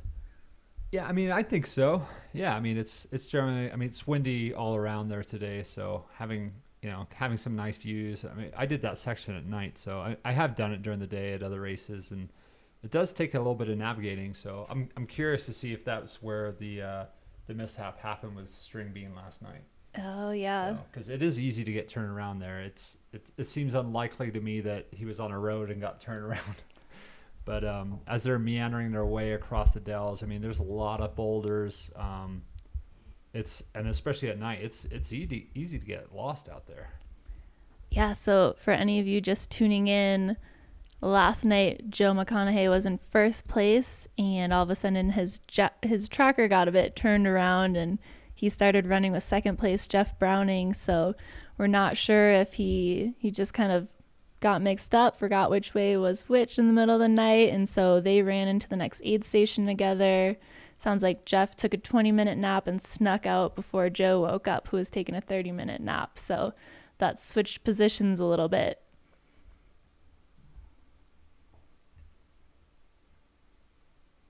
Patrick Morris asking, do you think with String Bean was sleeping 30 minutes and then more later than already this morning, will he just pass Bronco Billy? I don't know. Very hard to say. I think Bronco's on a mission. I don't think he's letting anyone pass him. Yeah. And I think his plan was one more 20-minute nap tonight. Jeff is incredibly competitive in the best sort of way. So he's never going to throw it in your face, but he loves it. He does it with himself and people around it. He's always super positive, but he is a man on a mission, and he wants this. I mean, he's been training harder for this than I know of anybody. And seeing what he did last year at the 125 and his first stint at the 200-plus mile distance at the Moab 240, he's in it. He's in it to win it. I saw him a few weeks ago. I was just going for a gravel bike ride up a random hill. I think it was like Sunset Crater National Monument or something, and he's just running up that hill. Oh, up towards O'Leary area, maybe? North of Flagstaff. Yeah, that's well, I know the O'Leary area is one of his favorites just because it's south facing, and it's one of the few trails that we can actually do in the winter. It melts off pretty quick, and it's nice and sandy. You get a fair amount of vert, and then just kind of bomb the downhill. Yeah, gravel biking down that. I'm not very good at gravel biking. There's a lot of loose gravel and sand. Yeah. And I saw him. I'm like, oh, I'll play it cool. Like, hey, good job running up that hill. I'm on my bike. But it is a really cool national monument for anyone who's in the area. Go check it out. I mean, it's like volcanic rock everywhere. Oh, yeah. It's pretty cool. Yeah, there's a lava field out there, and it's remnants of the San Francisco Peaks blowout that they had millions of years ago.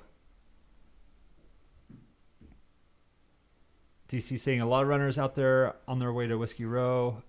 Here's to the back of the pack. Couldn't agree more.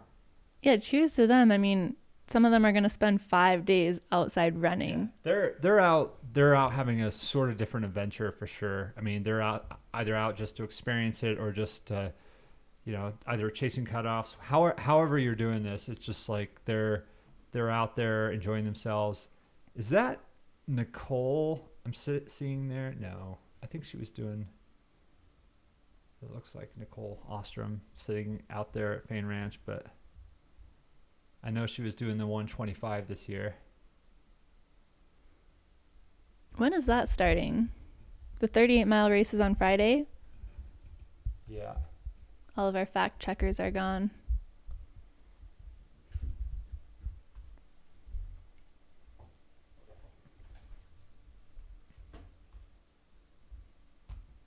Yeah, these runners are just hanging out here at the Fain Ranch.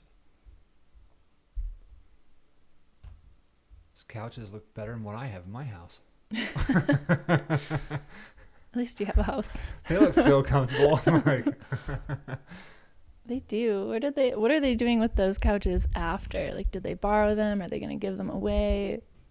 Let us know. Donate them to us. The Air Vipa commentators. Thanks, Ramona. That's very sweet of you. We appreciate it.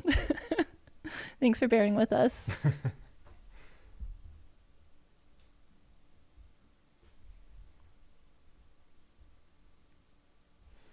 Leslie mentioning that Killian has updated his Instagram story, said he was getting some shortness of breath like last year, but was cleared by medical.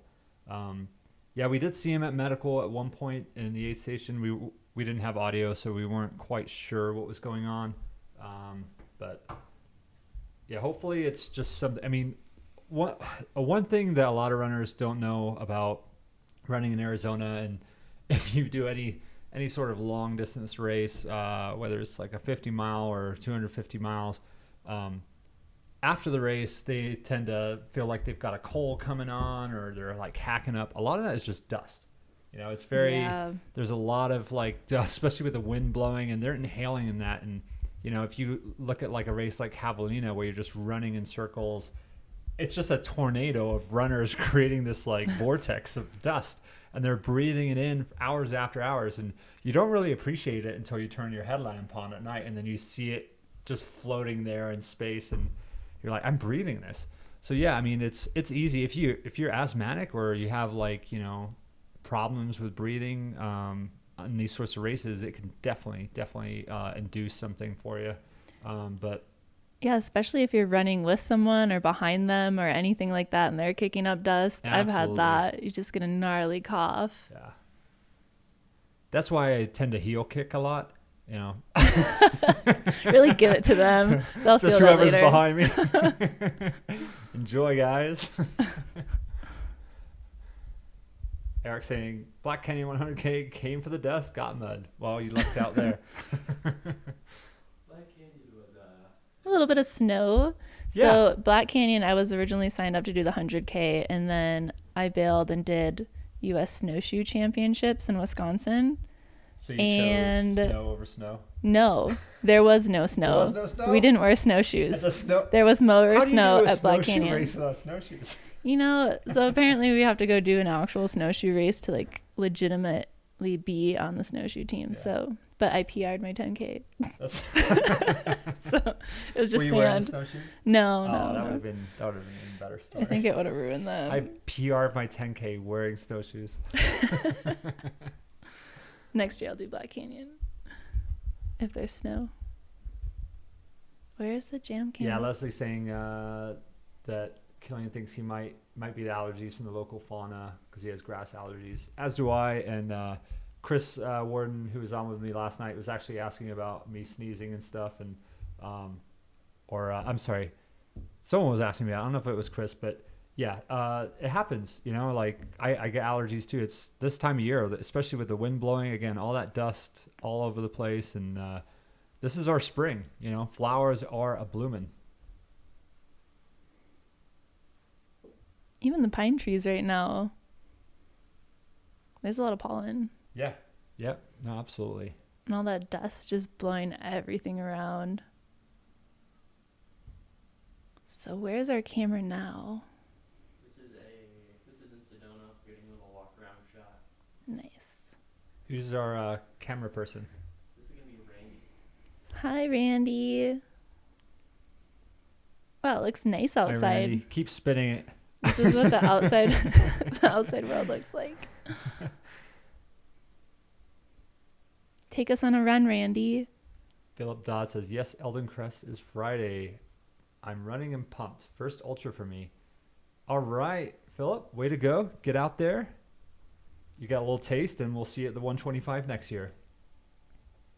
And if you didn't know, registration is open for the Cocodona 2025, selling out fast, so get on there, guys. It sure is. I'll put the link in the chat in case anyone else wants to sign up. I bet you won't. And we'll know if you don't.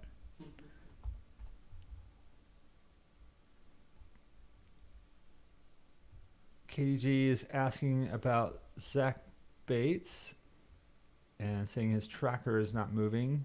I just checked it and it is updating. He is moving. Okay. Yeah, I think his last ping was 7 minutes ago, something like that. So he is rounding the dells. Just moving slowly. Welcome, GPX Trail. You're here now. He had to work all day. What's that like? Are we working? This is work. We've got Callie Vincent also pretty close to Zach there, rounding the dells. Let's see where Mr. Smiles is. So do we have, it shows Andy Glaze at Mingus Mountain, which unfortunately we don't have a feed for, but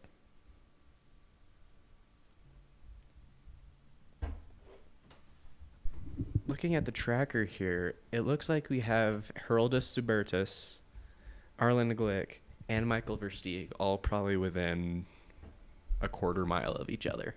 Yes, that's what we want. Bring on the carnage. a big fight for third. Still right now. about 9-10 miles from Sedona, but very, very close together. What do you think they're thinking about right now? Oh, how can we catch Jeff? What if they just How team to up? eliminate the sun. Yeah, I think most of these guys, I mean, they're seasoned ultra runners. I mean, they're coming in at the heat of the day, and they're probably just waiting for nighttime.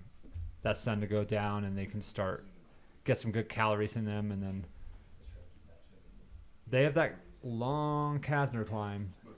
But once you hit that, once you get above Kasner and the Munns, I mean, there's some undulating trail up into Fort Tut Hill and Walnut Canyon, but your next real climb isn't going to be until Eldon. So when they go up Eldon, which route up are they taking? the Lookout Trail. Oh, man. Yeah. Okay, I did that the other day. It's gnarly. Yeah, and then they come down the road. Yeah, they come down Okay, the road. thank goodness. Yeah. I wouldn't want to come down Lookout Trail, that's for sure. It's pretty. I mean, there's tons of boulders. I mean, if you've never seen it, I mean, it starts at 7,000, goes up to 9,300 feet in about 3 miles. Yeah, my GPS was wrong and gave me an extra like 1,300 feet of gain. There you go. I meant to take the road down, and I took the Blue Dot Trail. You took the Blue Dot down? On accident. Oh, wow. Yeah, that's a good one. It's a fun surprise. I'm still trying to convince Steve and Jamil to take him up Blue Dot instead, but I think that would be fun. I do. Going up I think it'd be great. Yeah. Going up is much better than going down. Yes. It's like, what are these blue dots? This is a trail?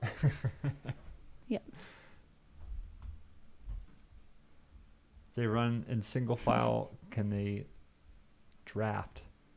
I don't I see think why everyone not. will be behind Mike. He's the tallest out of the bunch, right?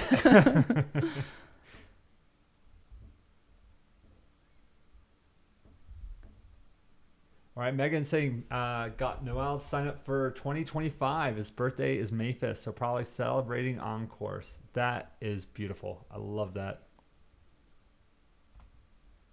See, selling out quick, folks. Better get on the registration. And our goal is to sell out Cocodona 2025 by the end of Cocodona 2024. Can we do it? Yeah, you have what, 3 days? Does anyone know what day it is? Yeah.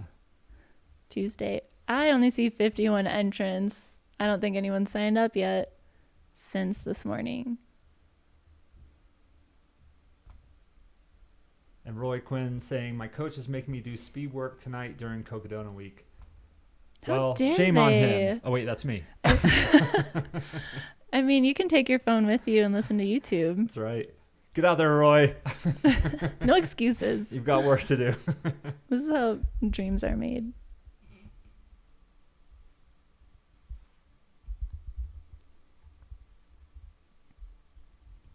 David's again mentioning about, we were talking about Eldon. He said, I went back down Eldon via the Lookout Trail at night once, and it took longer than going up. Accurate. It's good training. I like that. I don't know what this name is. Cass. The 250 still gets to go up Eldon. I like the way you said it. They get to go up Eldon. They do. They get to go up there. They get to eat my meat. They get to, wait, that came out wrong. They get unfortunately, because of some last minute course changes, the 250 runners are going up, but the 125 and the 38s will be skirting around. But hey, you know what? Like I said earlier, finish the 125, finish the Eldon Crest, go up the next day, get there before 8 a.m., get your Pizzacletta ticket at the towers, and then cruise on by the aid station and say hello. Because what else do you have to do? That's right. We're all here just to hang out.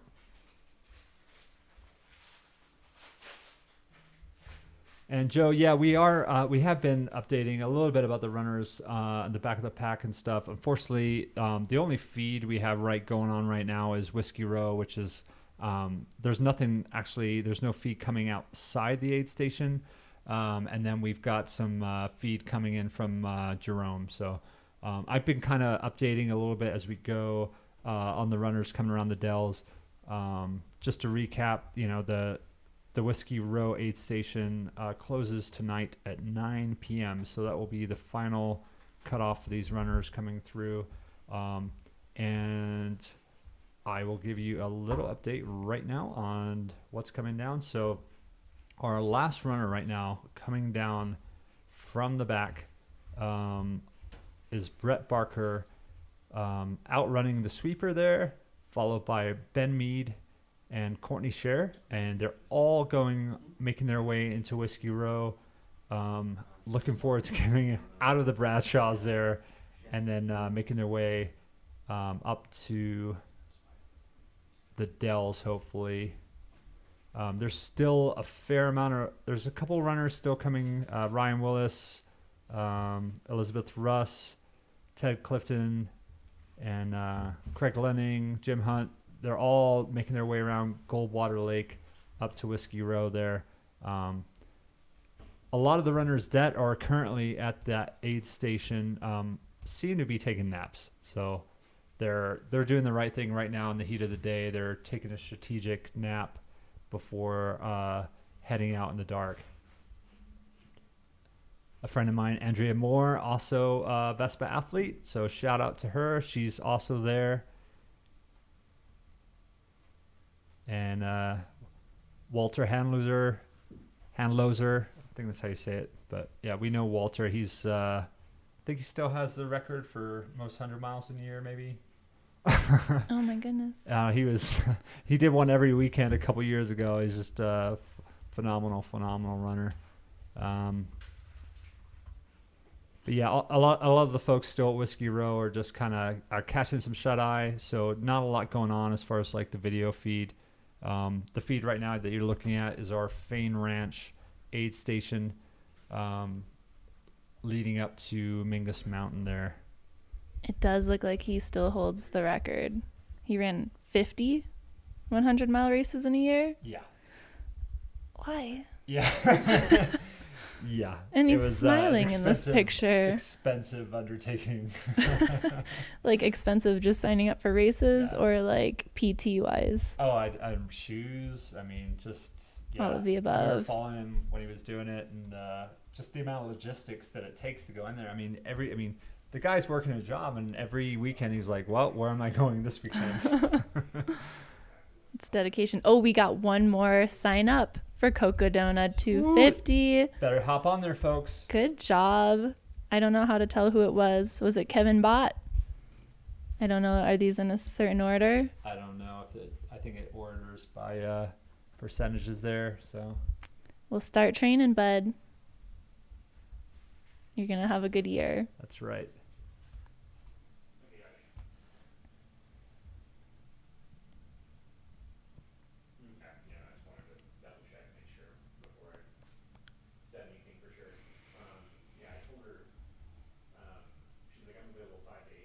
Do you think Michael Versteeg and Arlen are running together?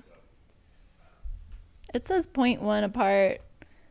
I just can't imagine what they would talk about. I think that was the part of the chat last night. It's like, which was just like a fly on the wall, like the conversation going on there. But he'd be like, "Hey, nice tan," and he'd be like, "I know." Yeah. But who would say it to who? I think Arlen's trying to convince him to drink some milk. Gotcha.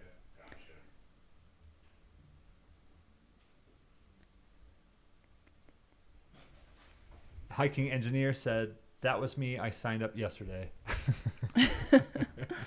Good job, hiking engineer. Awesome.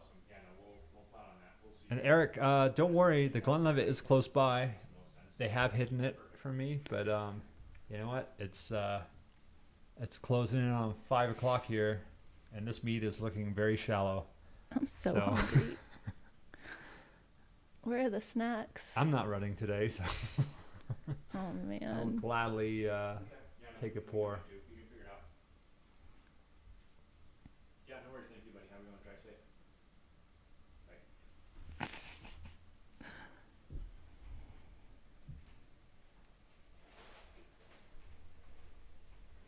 Bye. Oh, Kevin.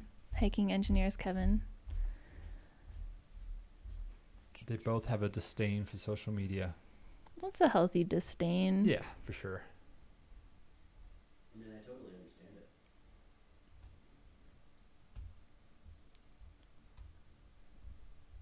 What are the chances of Versteeg getting on the chat here?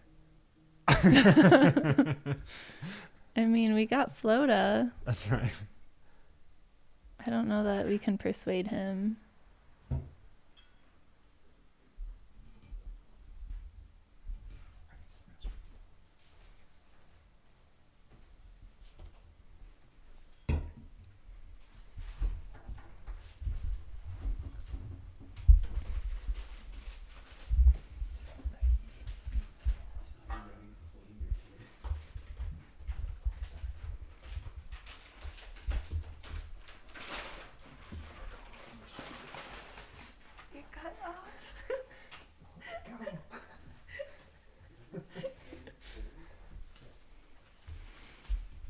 All right, I've been left alone at the mic. Now's your chance to, I don't know, put something in the chat. Give me something to talk about.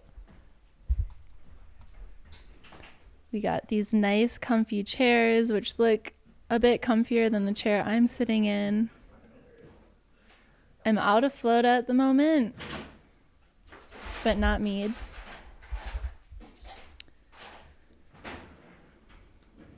Let's see, is that someone's coming into the aid station? I don't know who that is. Hello. Do we have any other cameras we can switch to? This guy's just taking a nap. We got Shad up here at Sedona on the trail, waiting for people to come in. Beautiful bluebird day out there. This is at Jerome. Oh, nice. This is the other craft runner. Let's see. What is her name?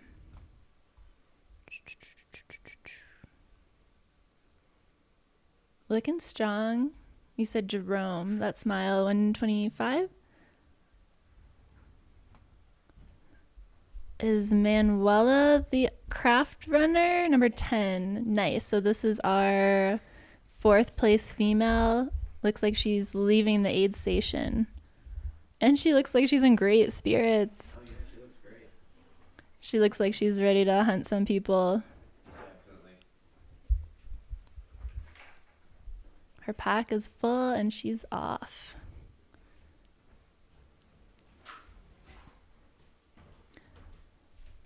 Let's see, so she is in 4th place with 5th place behind her. Quite a good bit, maybe 6 miles, Ashley Paulson. And then it looks like Ashley's running closely with Kylie Drugan Epic.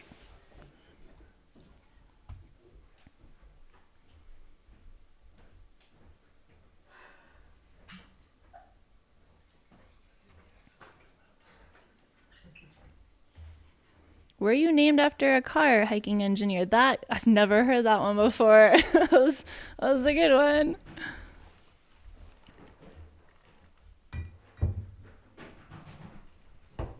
We got 4th place. Oh, I'm not alone anymore. You guys missed out. Could have had some good questions. And he's back with the whiskey. Oh yeah. Oh no. Back in the house. I have an hour 35-minute workout to do. I don't think anyone's coming to replace me anymore. You may be stuck with me, folks. Guys, it's gonna get At dark least till soon. Got 2 hours? No, when does it get dark? I don't know. Does anybody know?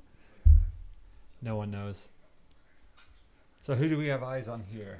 This is Manuela from España. Oh, wonderful. And she's our, is it 4th place female? 4th place female, yes, she Yeah. is. She is leaving Jerome right now. Fantastic. All smiles with her pacer. She's having a great time.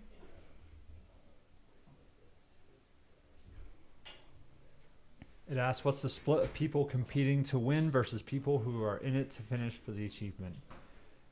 Well, you can look up previous year's wins, and I think McKnight having the course record in just under 70 hours. So yeah, most folks in the front of the pack are finishing around the 3-day range, whereas the rest of them running up until Saturday. Woo! That is a big, big stretch. So Can you imagine being on your feet for 5 days? I feel like you can. You've done that probably, maybe. I don't think I've been on for 5 days. I think my longest 200-mile race was the Spine last year, and it was like 90-something hours. But oof, that's long pretty enough. close, right? Long enough. Yeah, that rounds up to 5 days. Yeah. Runner math.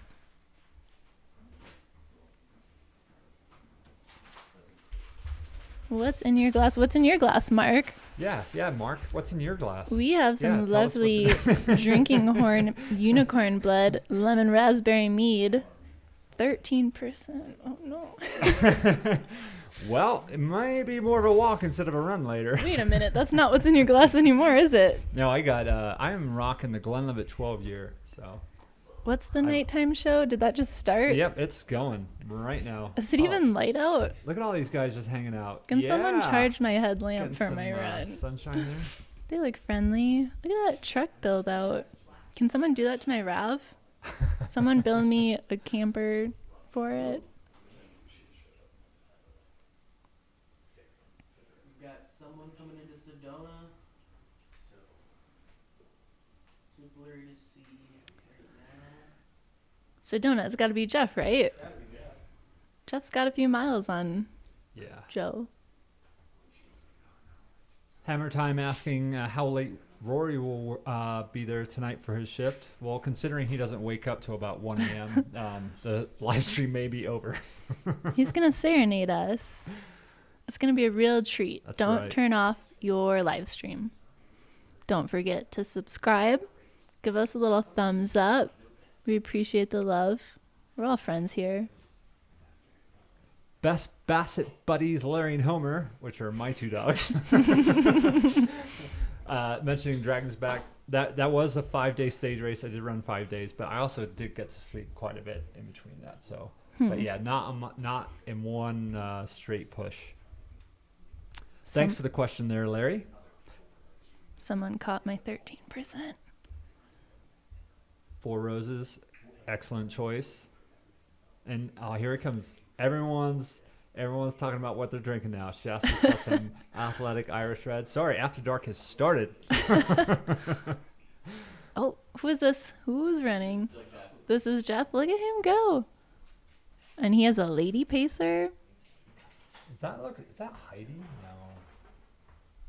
I just looked at the pigtails. Hammer Time, can you confirm? Molly is asking for the purpose of the pacer other than the obvious. Let's see. I feel like there's so many reasons for pacers, like not getting lost, someone to tell you funny jokes, someone to make sure you don't take too long of a dirt nap, make sure you're eating, drinking. Absolutely. Fend off bears. Bears, mountain lions. Yeah. Oh, and here, Jeff coming in. All right. Ketone IQ going there. We could take some ketone shots right now. Yeah, let's do it. I got those on the table. Bring them over. That's okay. They don't taste much different. Thank you. Cheers. Cheers, everybody. We're going to be so hydrated. Heck yeah.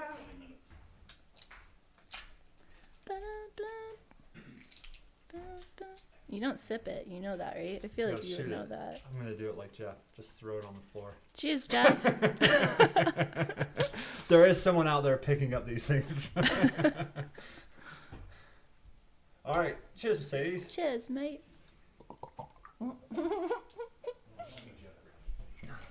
I forgot how unforgiving these microphones are. After my ketone IQ shot, I like to have a nice glass of Glenlivet 12-year Scotch to chase it down. Someone get him a ketone sponsorship. Oh, please, please.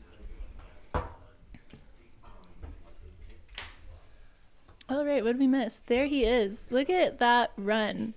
Yeah, he's still moving quite well. Oof. On the path now, off the single track and making his way to the Sedona aid station. Our first man, overall leader of the Cocodona 250 for 2024, Mr. Bronco Billy Jeff Browning. This is mile 162.3. The cutoff for runners is noon 15 tomorrow. Well, you better hurry up, Jeff, because time is running out. He looks fresh. He does.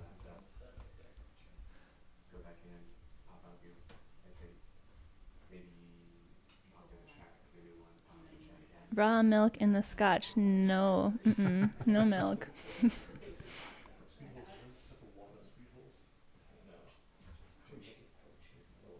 Ron Rogers asking, what length race would you start using a spacer or a pacer? Sorry. You know, it really depends on the length and your athletic ability. I mean, most races allow pacers. You know, there are some that do not. So that's a helpful thing to look up ahead of time before you're registering. Thankfully, registration for the Cocodona 250 for 2025 is open and does allow pacers. And you better hurry up, folks, because it is selling out fast. So, get out there, pick a distance, and pick your pacer. We got another registrant. Brock Everett. Are you new? I didn't see your name before. Drop Selling that out like link. hotcakes. Steve and Jam Jam, if you're listening. Do we get commission on this? I know, right? Seriously. So my first 50 miler, I was allowed a pacer. Really? That's Isn't that weird? I feel like that's not normal. It isn't that normal, but I think it's great. It's just, especially if you're doing the distance for the first time, it's like, who cares? I mean, if you're in it to run and to race, there are a lot of races that are kind of strict about that sort of thing. But if you're in it to just try and get to the finish, like, I don't know, who cares? I think having a pacer is great. I do a lot of runs and races without one, but I think that's because a lot of people don't want to do those races that I do. No. So I'm like, hey, you want to pace me? No, get out of here, please.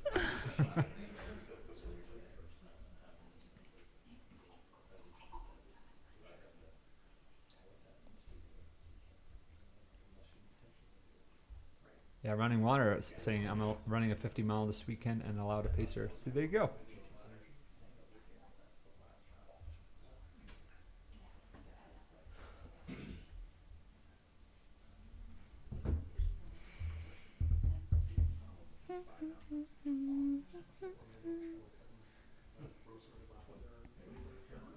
Jeff Browning moving very smoothly, making his way in the Sedona aid station. He's Trying to making see good who's time. next to him.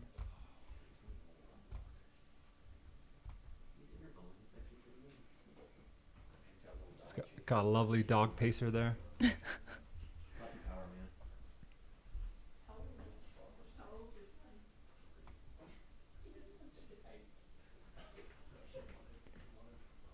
Aussie 54, if you want to pace me, come on out to URA. I think all my pacers over the years have did that once and they were like, never again. So,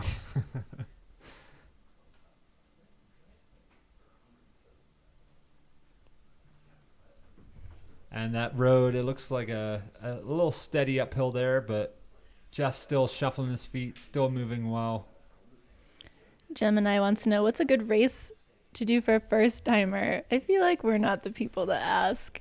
I have an answer. The Cocodona 250 in 2025. You had to have known what answer you were going to get, Gemini. Come on, just take the plunge. There you go. Link in chat. I'm going to get blocked from the chat.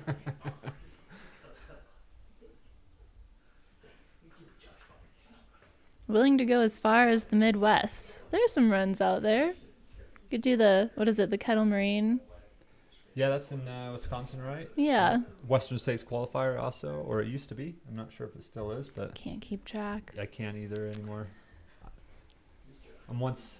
I've done Western at this point, so I'm glad I don't have to chase that anymore. I didn't get in. I had one ticket. I didn't get in.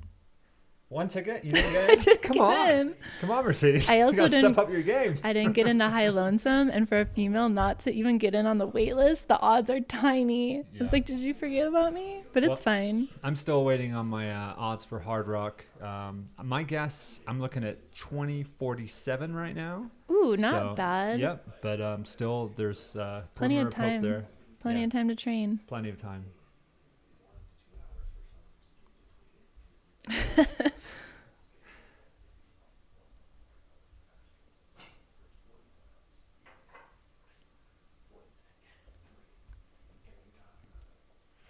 Yeah, Natalia is saying the Hennepin 100. That's another good one. What about Hellbender? Is that this weekend? You can go do that race. Yeah, there's always time to sign up. Yeah, you're probably trained enough.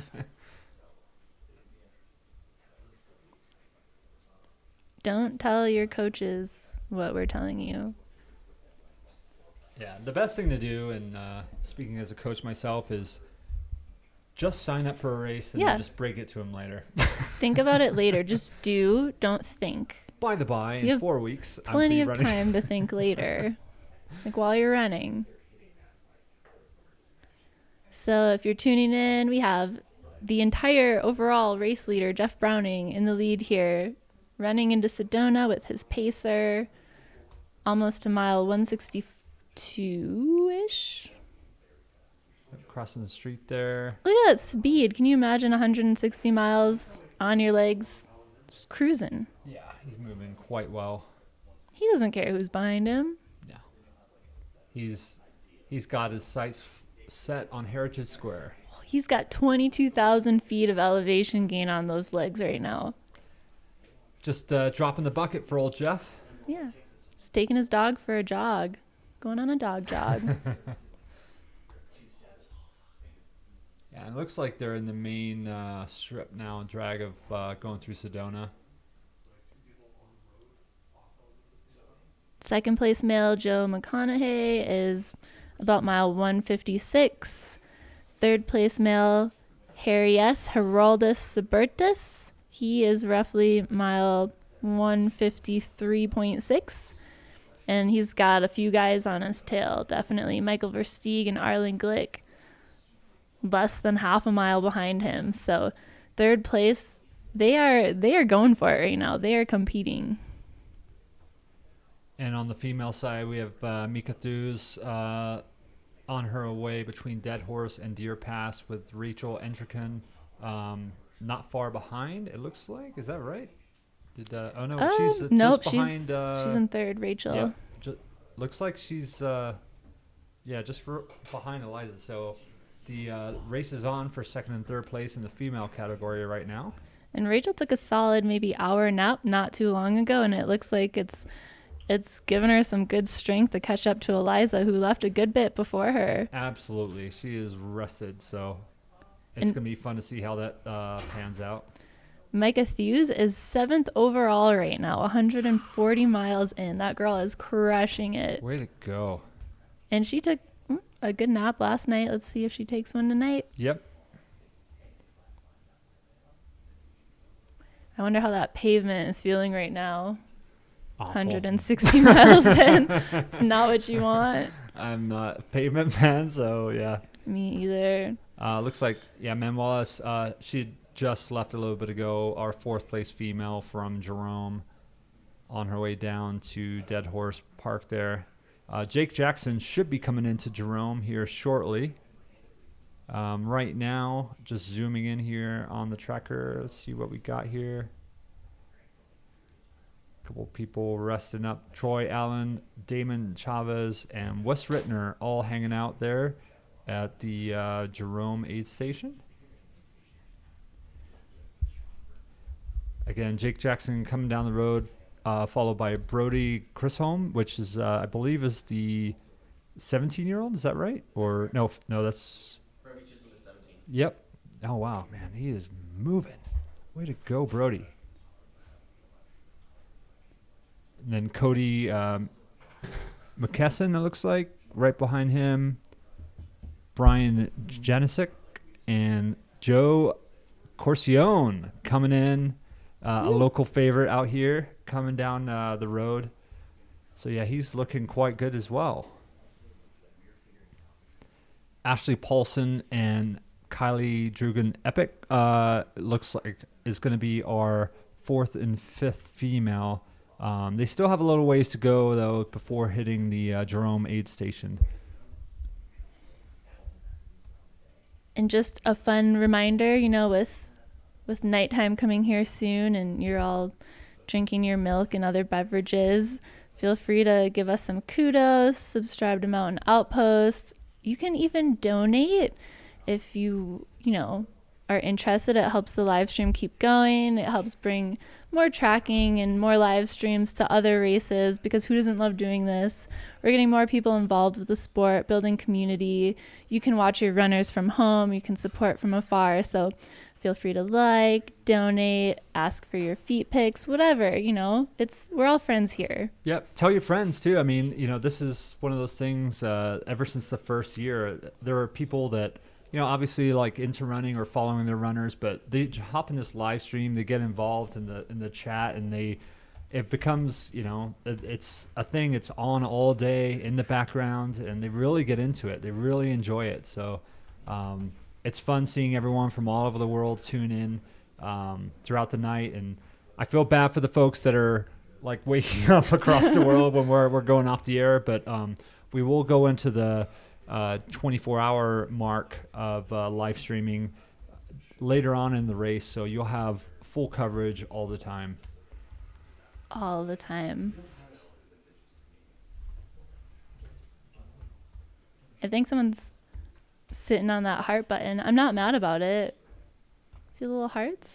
Oh no, I keep hearting it. That's just me. That's I'm just you? doing it over and over. It's making me feel better inside. Thanks. Great job over there, Mercedes. The world needs more hearts. More hearts. There you go.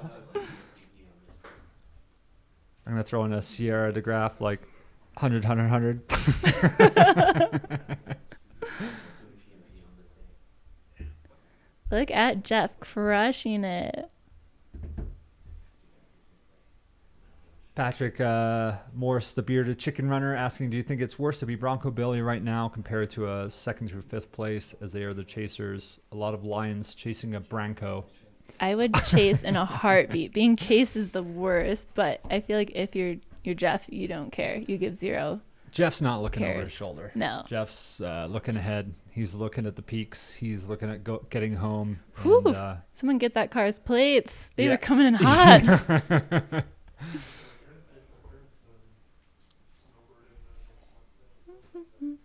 Well, it's not even you sitting on the heart button. Thanks, guys. I know. And ladies. It's real. Ultra sign up. Hello. Great commentary. keep it coming. Ultra sign up. Shout out to Ultra sign up. Don't forget you can go to their website and sign up for 2025 Cocodona 250. That's right. Registration opened up yesterday, so get on there. And hey, Ultra Sign Up, if you could send me one of those awesome hats. The only person I think that owns one is my buddy Ben Hammertime Cook, who loaned it to me for that sweet Catula Instigator commercial. Yeah, we love those hats, so... We got 2 more signups. We're up to 55 entrants for next year. Keep them coming. Love it. Don't stop. Yeah. Pull a Miley. And even if you Can't don't stop. even think you're going to be running it, just sign up anyway. You know? Yeah. Just do it. Think about it Hand later. off a registration to another runner. Oh, my better half just showed up. I didn't even notice that. It's hiding behind the cameras. Hello, Siska. You guys are getting pizza? Pizza Plata? Is that what I heard? You're getting a pizza at 7 o'clock. When am I supposed to run? 7:05. Corinne's coming in to relieve you, so you can go run. And I'm going to take a pizza at 7. That's a nice shirt. You going to, what's the pizza today? Clutter, man. Is it? We have a special sponsor tonight. I love it. You know, I would recommend the Clutter. bee's knees with pepperoni. Oh, you can't. Add a little pepperoni on there. It's delicious. Ultra sign up sending your hat. What does this hat look like? Can I get one? We'll have to roll the Catula commercial to see that. Oh, okay. We can't play this commercial. Unfortunately. Everybody wants pizza. Uber Eats, is that an option? Ultra sign up. Thank you very much. Thanks to whoever is literally just sitting on that heart button. Jeff is still running to that aid station. Oh, quick Yeah, job. and if you want pizza, tell your runner to hurry up and get to Flagstaff. Pizza donation. Thank you, Todd. Oh my goodness. You guys are the best. Sarah, I don't know if you guys have seen in the yeah, chat. Pizza Colada, or Dark Sky Brewing, which also has Pizza Colada. I can't speak highly enough of them. They are amazing, especially if you like sourdough crust. For me, I'm not a huge carb guy, and I love pizza like the rest of people, but I always hate waking up the next morning with a little bit of a stomachache from the inflammation, so that sourdough hits the spot. We do have a special sponsor for tonight's Tuesday night pizza party. Pizza Clutta will be delivering several delicious, yummy pizzas here in studio. And yeah, we're going to enjoy some good Pizza Clutta. So thank you, Caleb, over at Pizza Clutta for hooking it up. Dude, thanks, Caleb. We love you, man. And just a reminder, again, if you're in the Flagstaff area, it's Euro to Eldon. Get up there at the towers by 8 a.m., get that golden ticket, get a free pizza. That's all you got to do. You just got to climb Mount Eldon like the rest of the Cocodona 250 runners, except on fresh legs. And then stop on by at the aid station for some barbecue. Barbecue. Mm-hmm. Where's Mike? He'd probably go get some barbecue with his raw milk. Absolutely. Yeah, Kaiser Soze, if you... I'm a sourdough guy. Sourdough pizza, sourdough pancakes. If you've never had it, you're just missing out. It'll change your life. Who's pacing Jeff? We need to know this. Does anyone identify those braids that are pacing Jeff? We just saw that in the chat. I just saw it a minute ago. It's a lady from Utah. Is that right? Yeah, pacer is Rebecca. She's a Utah crusher, according to Safety Week. I believe it. Look at her go. She's got the thigh tap. You gotta earn the thigh tap. She got third in the bear last year. Nice.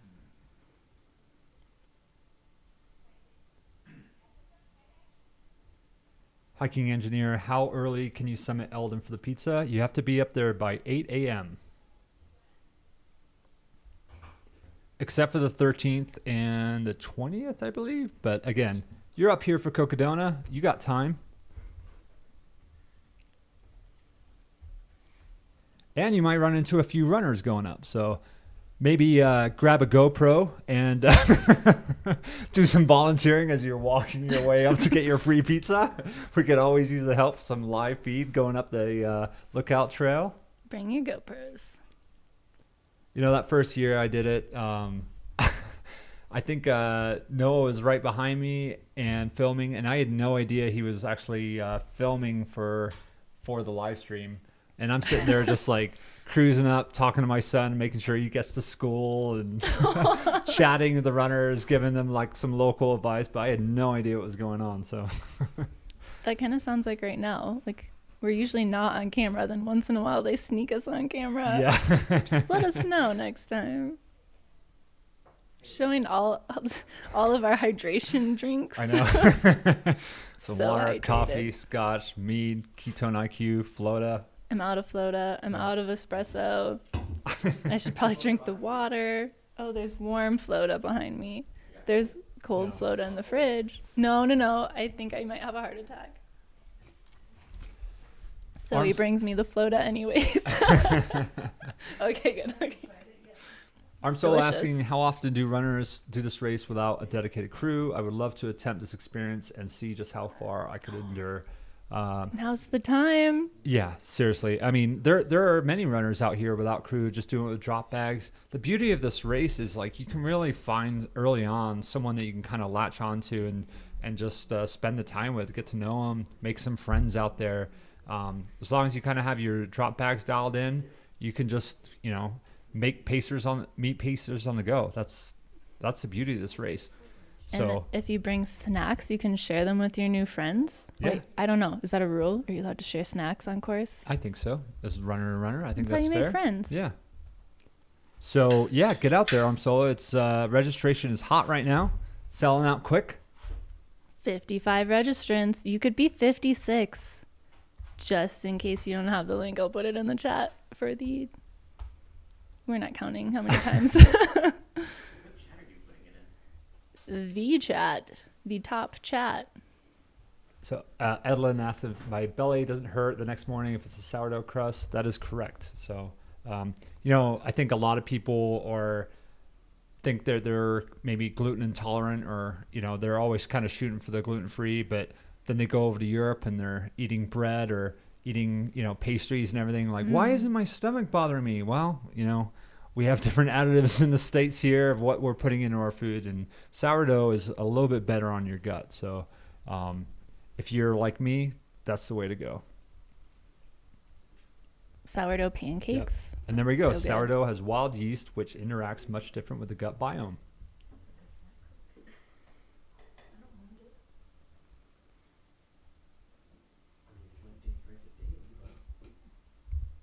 And it looks like there was a gym sighting up on Eldon, so another reason to go up there if you want to see the UTMB champion, Jim Walmsley, running around.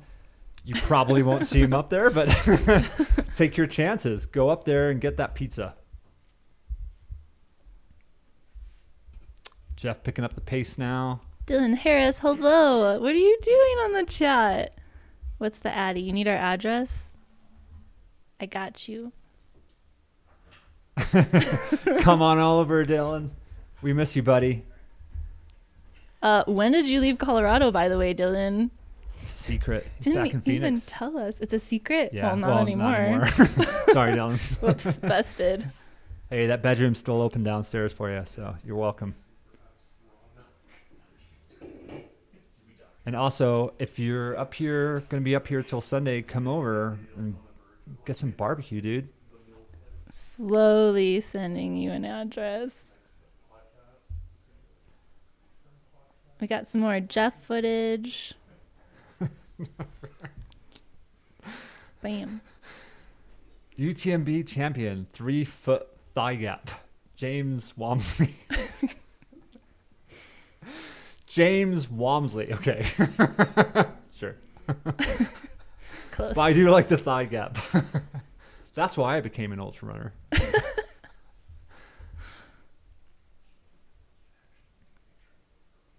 Maybe that autocorrect got him. And is this the... This is the Jerome aid station coming in right here. We've gone to the static cam and it looks like... Wait, Jerome. I'm This not is Jerome, sorry, Sedona. Sedona. Sedona. Sedona aid station. Why doesn't he have a shirt on? I'm distracted by our staff in front of us changing. Things are getting crazy in here, folks. Where's the pizza? Jeff looking great. Nice breeze. Yeah. Sun's going down a little bit, maybe a little less intense. He's going to refuel at the charging station right there. Plug him in. Jeff is not an EV guy, I'll tell you that.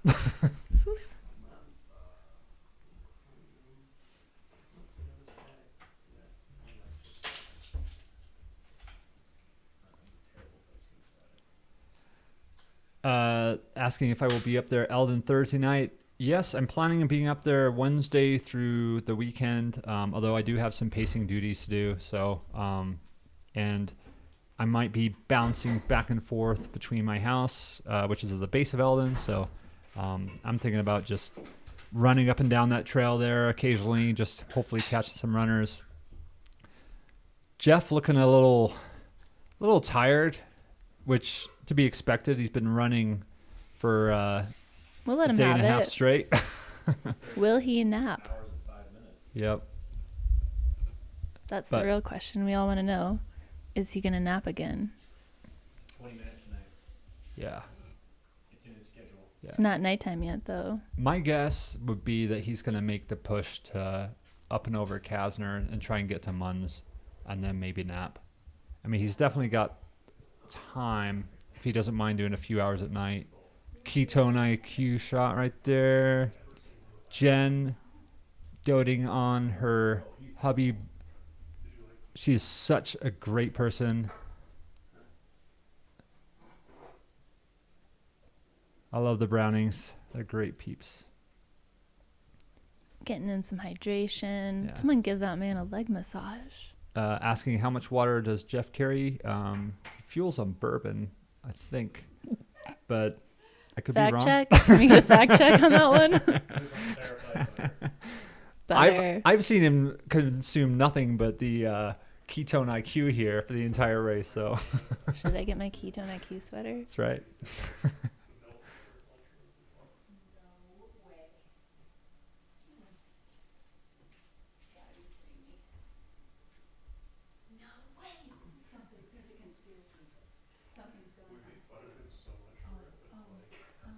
Oh, we have aid station Fireball back in the house. Give us some fun stats. When Joe gets to Sedona, I'll have the splits for both. Okay, we gotta wait.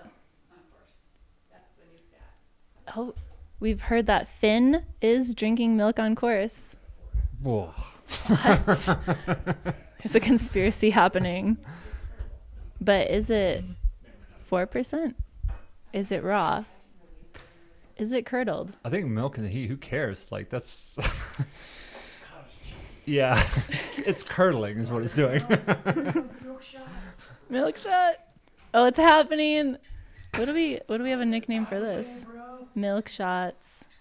Do we have any audio at the? No hesitation, no issues, like no gagging. Oh, milk goes down well. Maybe I'll add some milk before my run. Asking if Jeff shaves his legs to be more aerodynamic. I have witnessed this. The answer is yes. This is new to me. I'm just kidding. I didn't realize how many runner guys shave their legs. No, but I think that last section might have stressed him a little bit. Looks like Jeff's growing some hair on that head of his. Can we zoom in on the leg hair? Now he's getting in that fuel. He definitely looks like he's run 150 plus miles. No, he looks like he's ran like 70 miles. He looks good though. He really does. He's Look taking at his that time. smile. Yeah. He's having a good time. Get this man some bourbon, please.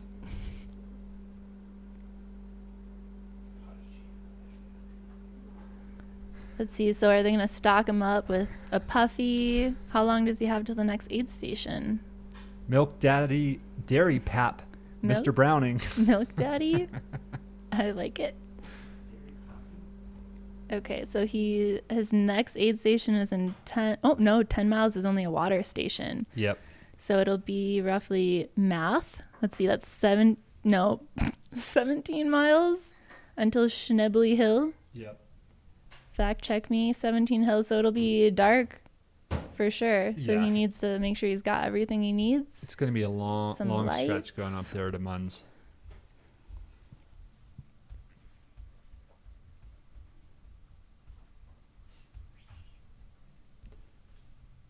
Shaved legs helps see ticks and less hair for them to grab onto. Thankfully, we don't really have ticks out here. Very rare. All right, it looks like I'm done. So you get to hang out with Corinne for a while. Okay. All We'll right. leave her this mead to drink. It's been a pleasure, Mercedes. It's Thank been you. wonderful. Yeah. I'm going to go for a run now. Yeah. It's going to be fun. It's going to be a great time. Let us know how it goes. We're going to break to commercials. All right. See ya. Well, thanks, Mercedes. Thanks for joining us. We're going to run a commercial here, sounds like. All right. It's been fun. I'll It be is. back tomorrow and the day after that. That I know of for now, anyways. We'll see. Jeff Browning, our leader, taking his time there, and we'll see you here in a few minutes. Sounds great.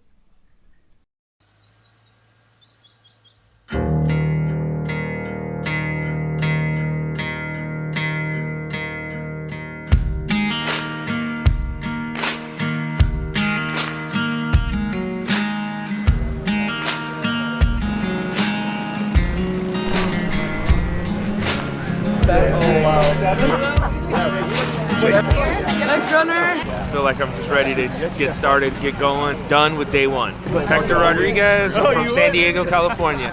Done it twice, looking for the third time being the charm. I'm Stephanie Rosebond. I'm from Prescott. Oh, I feel fantastic. I'm ready to go. This is my first time. Longest I've ever run in a race is 64 miles. So this is definitely going to be challenging, but so much fun. Who do you have supporting you this week? Well, I have my son Dawson and my best friend Nicole, and then my friends and family and wonderful people like Prescott area trail runners have been a huge support through this whole process. And the reason I even found out about Cocodona was last year I paced a friend who did the whole thing and completed it, and I did 60 miles pacing it, and we had so much fun together. So after I paced him, I was like, this is what life is about, and I need to do this whole race. So that's how I found out about it. 28, and I am also a charity bib for Bigger Than the Trail. Beautiful. So yeah. James Schutz, originally from New York, now I live in Surprise. Doing a little foot race, doing 250. Super stoked, super excited, ready for the experience for sure. Did about an 8-week training stint, and max mileage was about 120 for a week is what I maxed out at. Really excited. Yes. First time? No, my second for Cocodona. Cocodona return. Feeling good. Ready to party. First time? First time. Second time. I'm ready. We have Scott here too from Montana, Crow Nation. Yep. Glad to be here. Ready to go. Woo! From Tucson. Phoenix. Asheville, North Carolina. Made a trip. You're going to be changed when you reach the finish line. But it's not the finish line that's going to change you. It's this journey. It's every friendship, experience with other runners and pacers and crews and volunteers, through multiple sunsets and rises, high highs and low lows, coffee, beer, amazing scenery, 2 river crossings, and lots of blisters. It's the journey that's going to change you. Take the time and enjoy it. My best wishes to each of you. See you at Heritage Square. Happy running, y'all. 3, 2, 1.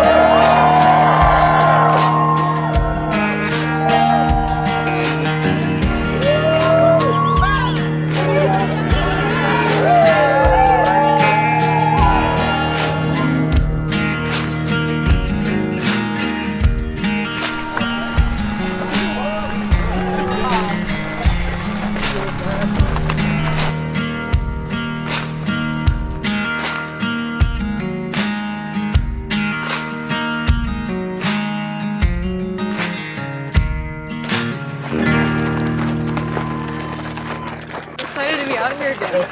It still feels surreal. I mean, I'm a minute into it, but so many memories of last year just flooding back and how I'm doing it different. And I hope to hang on to the excitement of shivering this morning as I go through the heat of the day. I'm feeling pumped. I'm all the way from South Florida. I signed up for the first year, then my father got cancer and I couldn't come out. Now I'm here. It's amazing. I'm doing it for my dad and my whole family. Amy, 27, Banana Champ, South Florida representing.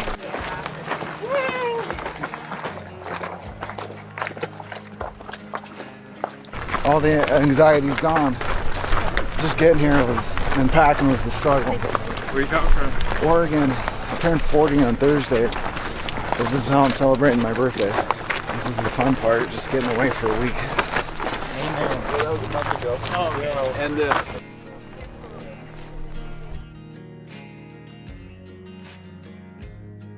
why are you here? Just to test myself, mostly mentally. I think it's all mental, 90% of it anyway.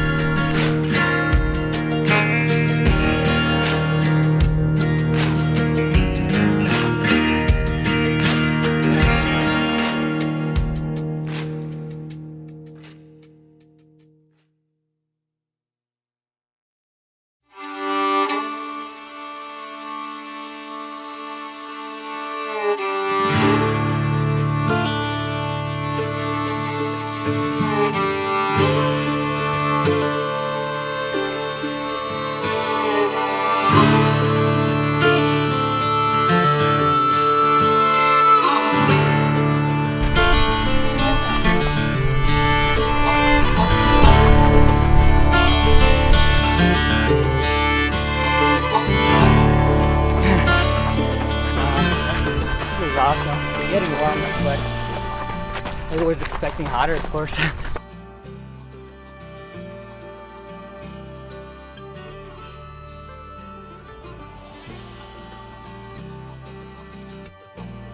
I was hoping those guys in front of us are going really too fast. Yeah, you shouldn't be racing yet. Cool, man. Like, I thought it would be a lot harder. Yeah, not bad. Yeah, we were just talking about his splits, him and Burstein's splits from last year. Like now we're ahead of those. No racing on the first day. We're just cruising.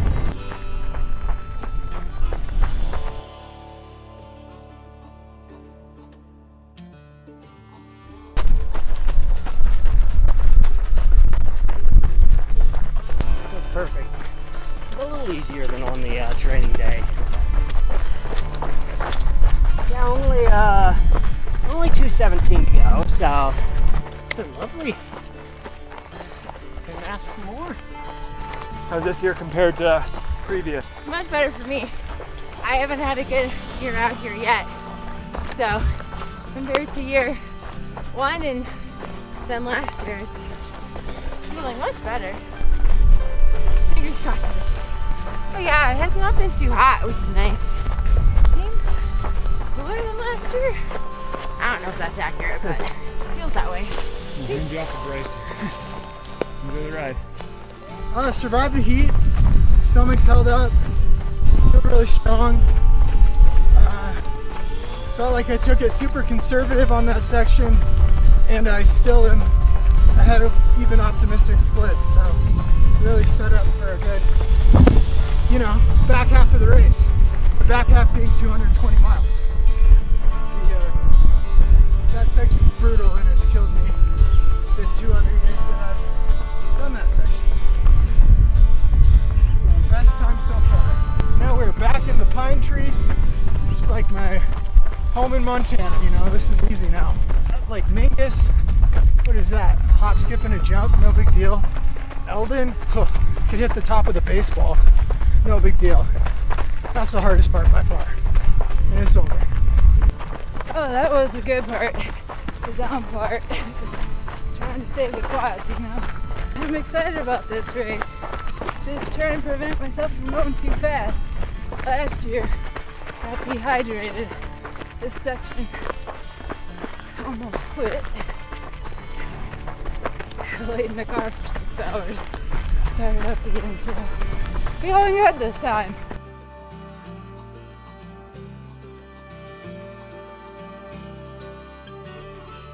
Feeling real good. And staying on top of electrolytes and water, calories, and the cooler temperatures certainly help. Yeah.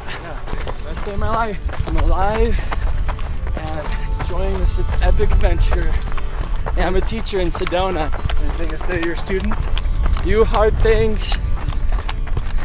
Get out of your comfort zone and go out and explore. You're capable of doing so much more than you realize. Feeling much better now that we're out of that hellhole. I just got a little warm. Long climbs. Feeling much better now.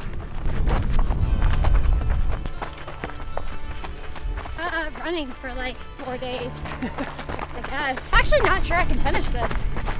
Only one way to find out. It's definitely gonna be, I think, pretty hard. That was pretty hard. Yeah, good climb. Hopefully get a little bit of food and some drinks in, and then keep moving.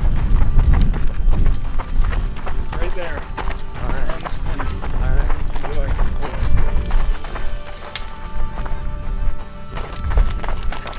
How's this compared to last year?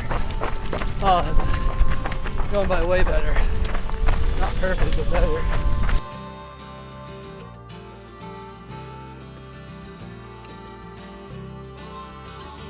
On, nice and cool today. Not hot at all. So my pacer is going to bring me some True Fruit, which if you haven't had it, it's like yogurt and chocolate covered frozen fruit. Nice. It's amazing. You have a good pacer. Yes.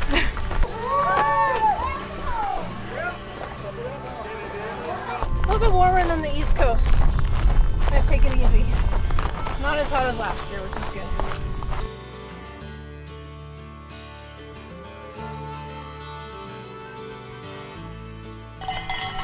That's surreal.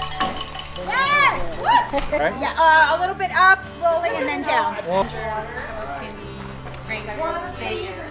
This is what, 4, right? Year 4. Yeah, we've been up here since day 1. We are up at Lane Mountain, mile 36 this is, right? 32. We're up at Lane Mountain 8 Station and just helping these runners get to that finish line, man. It's amazing to be out here and support these incredible athletes. So we've got, let's see, we've got the whole crew here. We have, I'm Zoila with Latinos Run Phoenix. We've got Karen. We've got Trish out here. We've got Erica out here. So this is our crew. And we've got some more coming in.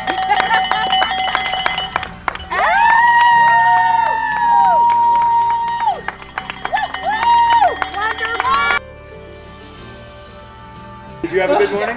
Yes. A good climb? Yeah, so much better than last year. Woo! Here, and then you guys get some Smarties. Oh my gosh, this isn't how it's supposed to work. We're supposed to give you stuff. Hold the notes so I can see it. Thanks for being out here, everybody. Yes! I agree. What do you need?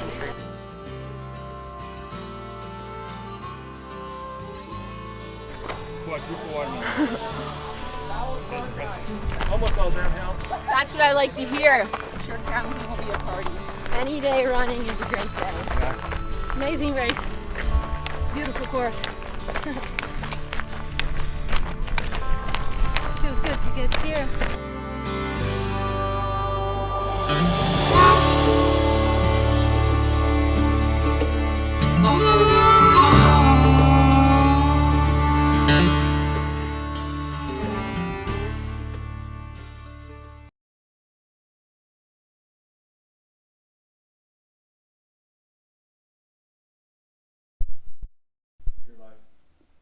Okay. Welcome back, everybody. We're back.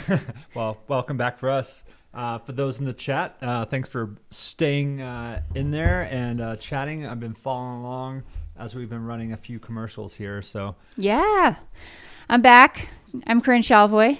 I'm Peter Mortimer, here for another half hour until the legendary AJW comes back and fills my spot. Yeah.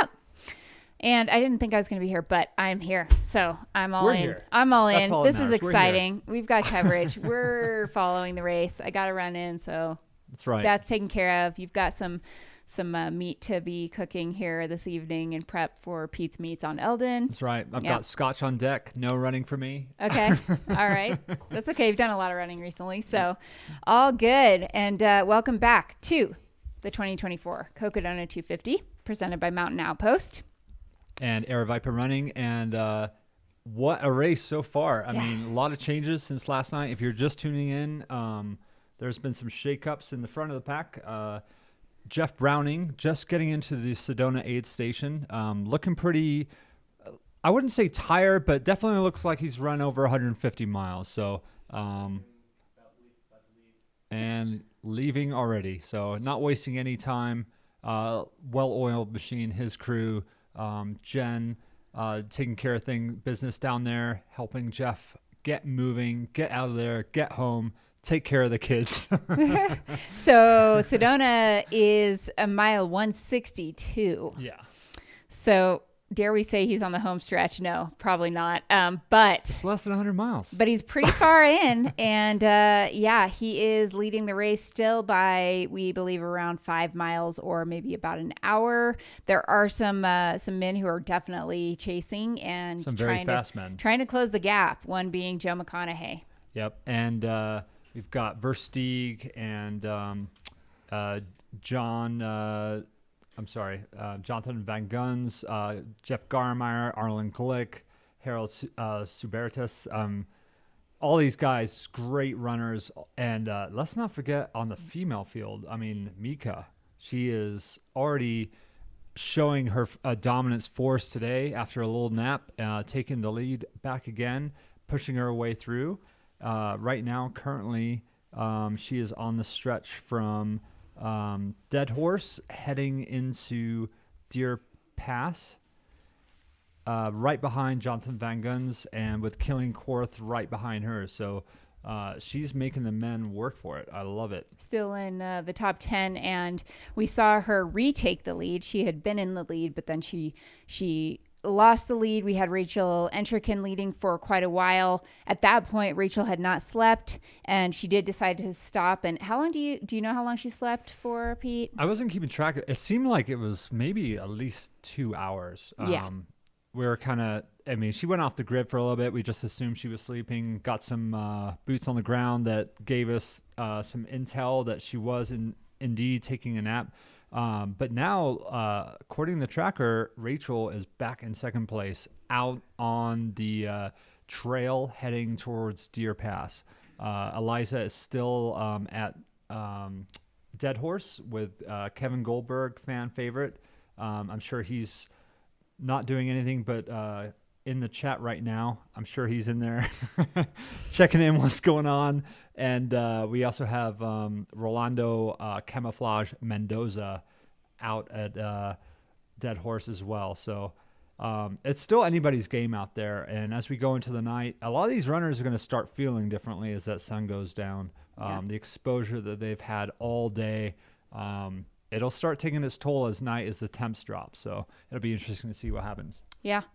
Tell us a little bit about this section. Like what's the Sedona, kind of Deer Pass Sedona area like, because you've been out there and on the course. So yeah, a little differently than the inaugural year, but because we didn't have that, we had that horrible airport loop that seemed to go on forever. I called it the Circle of Hell that year because I had never actually run that loop before until that race, and I felt like I was going around that airport forever. But no, it's a little bit different, but still the stretch between Dead Horse and Deer Pass, about 13 to 14 miles of single track, sandy, exposed, not a lot of shade, very runnable, but it's a little bit of an uphill grind. Yeah.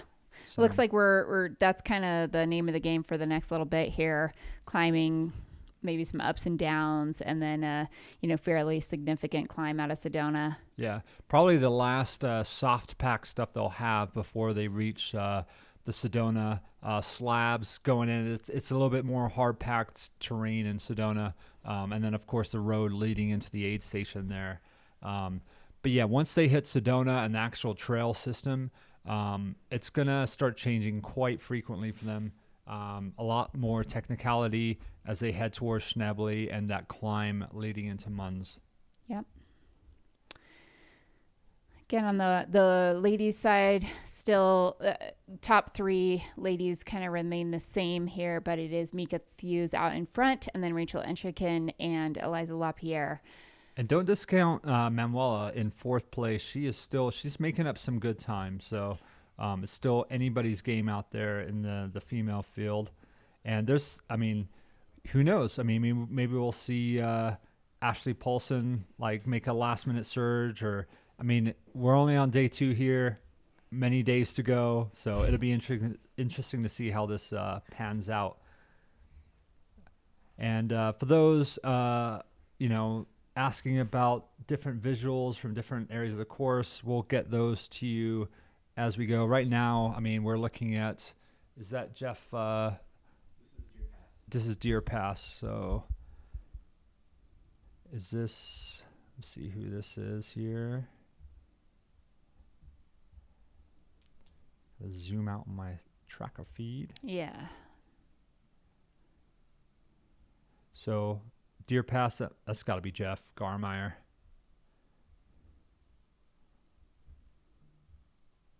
It shows he's the only one at Deer Pass right now. And I think I remember he was wearing maybe that long sleeve with the hood on the, Yeah. That kind of. The Tiger King. Tiger King himself making his way onto maybe a road crossing or some pavement for a little bit here. I remember last year I was actually at the finish line doing follow cam, and I ran in with Jeff, and he just starts sprinting. He's basically running high 6-minute miles at the very end of this race, and it was pretty cool to see. And he was just I love that last minute kick. Yeah. I love it. Yeah. It looks like, so just judging by some of the runners that came through earlier, I think he's leaving Dead Horse, or I'm sorry, Deer Pass here. Okay. So that left-hand turn going onto the double track, and through the gate there. Yep. So Jeff Garmeyer on his way out, heading towards Sedona, not to be discounted in the running here. Jeff Garmeyer, no slouch when it comes to these long distances, and you know, watching him blossom as an ultra runner over these years as he becomes like faster and faster. It's really, really, really fun to see him get out there and push it. And I'm just going to give you a quick update on the back of the pack here. Yeah. So the sweeper is past Wamatoshik right now. Brett Barker still DFL leading the back of the pack as he makes his way into past Goldwater Lake up into Whiskey Row there. Ben Mead, Kyung Lee, Courtney Scher, Josh Henry. All these guys have plenty of time still. The cutoff, though, is in 3 hours and 20 minutes. So 9 p.m. tonight, they will be shutting that down at Whiskey Row. This is back at Sedona. Who is this? And that, This is still Jeff. yeah, that's Jeff. Yep, and Jen. So we're still at the Sedona Aid. So Jeff Browning is still in Sedona Aid, but we mentioned that that's not that surprising because he's got a decently long stretch to go here to Schnebly. There is a water station at mile 172 in about 10 miles, but he's going to definitely want to leave Sedona in good shape, you know, ready for a few hours out there. Yeah, and absolutely, this is, you know, again, not a ton of climbing, and Jeff is very familiar with the Sedona trails, but there will be enough technicality out there to keep those, you know, leg muscles moving, and Jen giving him a nice little pat on the back there. That's his wife. Yep. Yeah.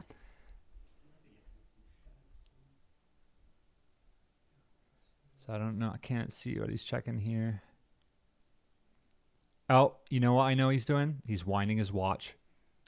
Why is he winding his watch? I'm sure. It kind of looks like he is winding his watch. It does. Oh, he Jeff might be. He is. He's got the latest Garmin. He's winding his watch. He was setting it to something though. Maybe He he's did. putting the nav on for the next section or Could something be, like yeah, that. Changing the settings. Yeah. Does anyone wind their watch anymore? I actually inherited a watch from my father-in-law that you had to wind. Yeah. And it was not a cheap watch, and I was like, I'm not sure I can do this. But then there's like automatic winders. You can like set it up on there, and it just like winds it for you. And yeah, I don't know. I had one of those growing up, and I never knew the time. Yeah. That's right. Clock's always right. Twice a day. And Gator 35, Corcione seems to be doing really well, pulling for him to finish strong. First 250, I believe. Yep, it is his first 250. And Joe is, he's always wanting to push his limits and do well. And he's doing pretty well. I mean, for his first 200-mile race, I mean, he's not, you know, I don't know if he's going to be catching Jeff anytime soon, but who knows what this race is going to entail. I mean, again, you never know. I mean, as well as these guys are moving now, who knows? They could twist an ankle. They could have some other injury pop up. Something comes up. Yeah. I mean, you never know what's going through their heads at any moment. So Jeff, on the other hand, looks like he's just ready to go, ready to run another 100 miles. Got all of his gear on. He is loaded for bear.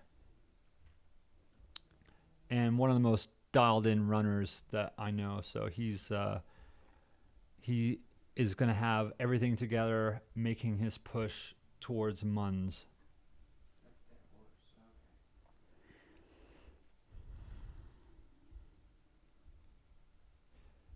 The Prescott Whiskey Row aid station seemed, I mean, still a fair amount of people taking some naps there, it looks like, or just hanging out, but yeah, that is one of the first like major sleep stations. So I think a lot of these people are just taking advantage of not running in the heat. Yeah, I mean, that's when we saw changes happen. Yeah. People making up time overnight, you know. Yeah. And again, some of these people, they're like, they know going in, they're like, you know what, it's going to take me till Saturday, you know, and just whatever it takes to just stay ahead of the sweepers. And a lot of these folks coming through the Dells right now. We've got Ryan Peterson, Nikki Harvey, Kate Sy, Anna Robbins, hopefully getting some good views. I mean, if you're coming through the Dells in the next hour or so, hopefully you get a good sunset out there. And I think everyone would be cheering for that sun to go down so they can start cooling off a little bit. Here we go. And there he goes. Jeff Browning leaving the Sedona aid station. Bronco Billy. Looked like with Pacer. With Pacer on the hunt for the win.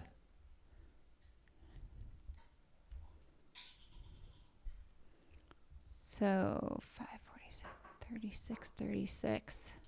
He was out basically at 36 on the clock. Wow.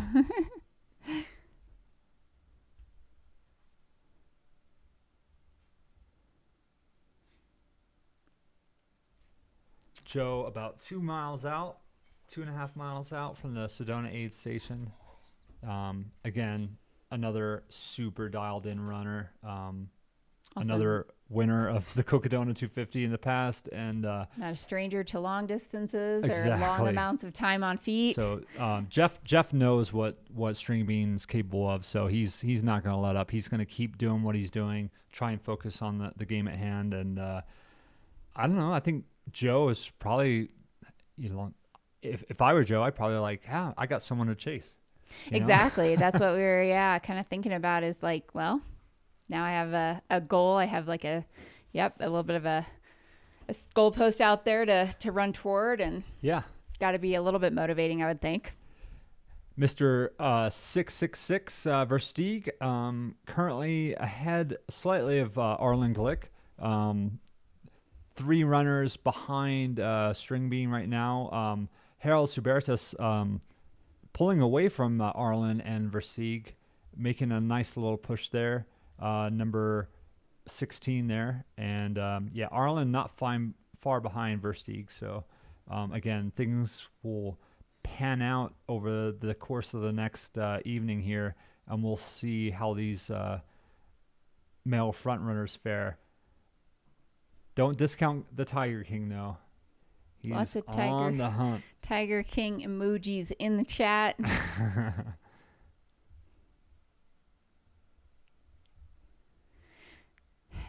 And our lead men and women are still well ahead of course record pace at this point. Yeah, it's remarkable. Just all around remarkable. Running really fast times for these sections. And earlier on, we were seeing the female leaders, you know, Rachel Entrikin and Mika Thews, also running similar split times to Jeff and the front few men in terms of just, you know, how fast they would run a certain section. We were getting some great stats from Liam and from Aid Station Fireball. And we were just seeing that they were really close. There was not a lot of 30 minutes slower in this section. On the women's side, it was like a couple minutes. I love it. And, you know, I think women are proving time and time again in these longer distances that get behind us. We're going to throw down. I mean, you got like Jasmine Paris and Courtney DeWalter and Mika, and all proving that the stigma of man versus woman, it's over. You better get to hustling.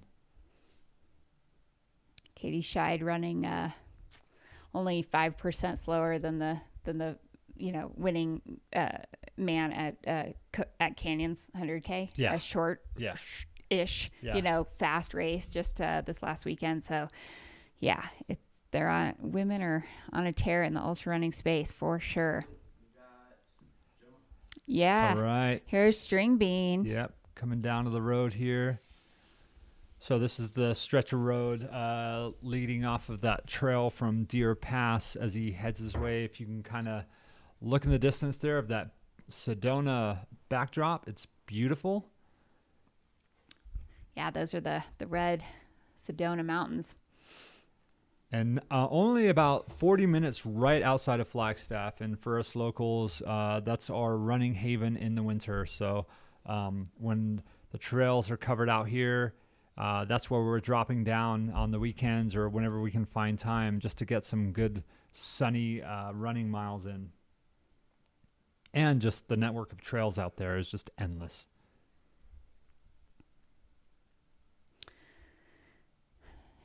Yeah, so Jeff Browning did take a good amount of time there in aid, resetting, doing a few things, eating, drinking. We saw the milk come out again. A consistent theme throughout this race. There are varying opinions on that, but yeah, we'll just leave it out there as it is. There has been milk consumed multiple times by multiple runners. And now, so how far out do we think he is? Because that... I think last time I checked, he was about 2 miles out from the aid station. So he may have kind of closed that gap a bit. I mean, again, we don't know how long he's going to stay here, but I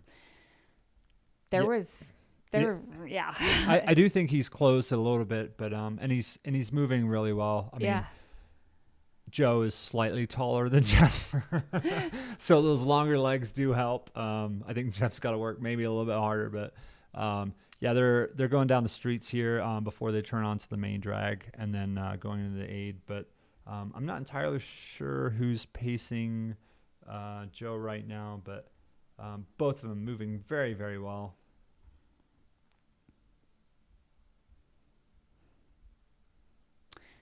And at one point here, not too long ago, Arlen Glick was running in second. So not sure exactly when that pass happened, but Joe moved into second. Yeah. Yeah. I think the Deer Pass, it was Jeff, then Joe, and then it was Arlen and I think actually John that came in first. I'm sorry. Harry came in first. Okay. Followed by Arlen and then Versteeg. And they pretty much left in that order. Okay.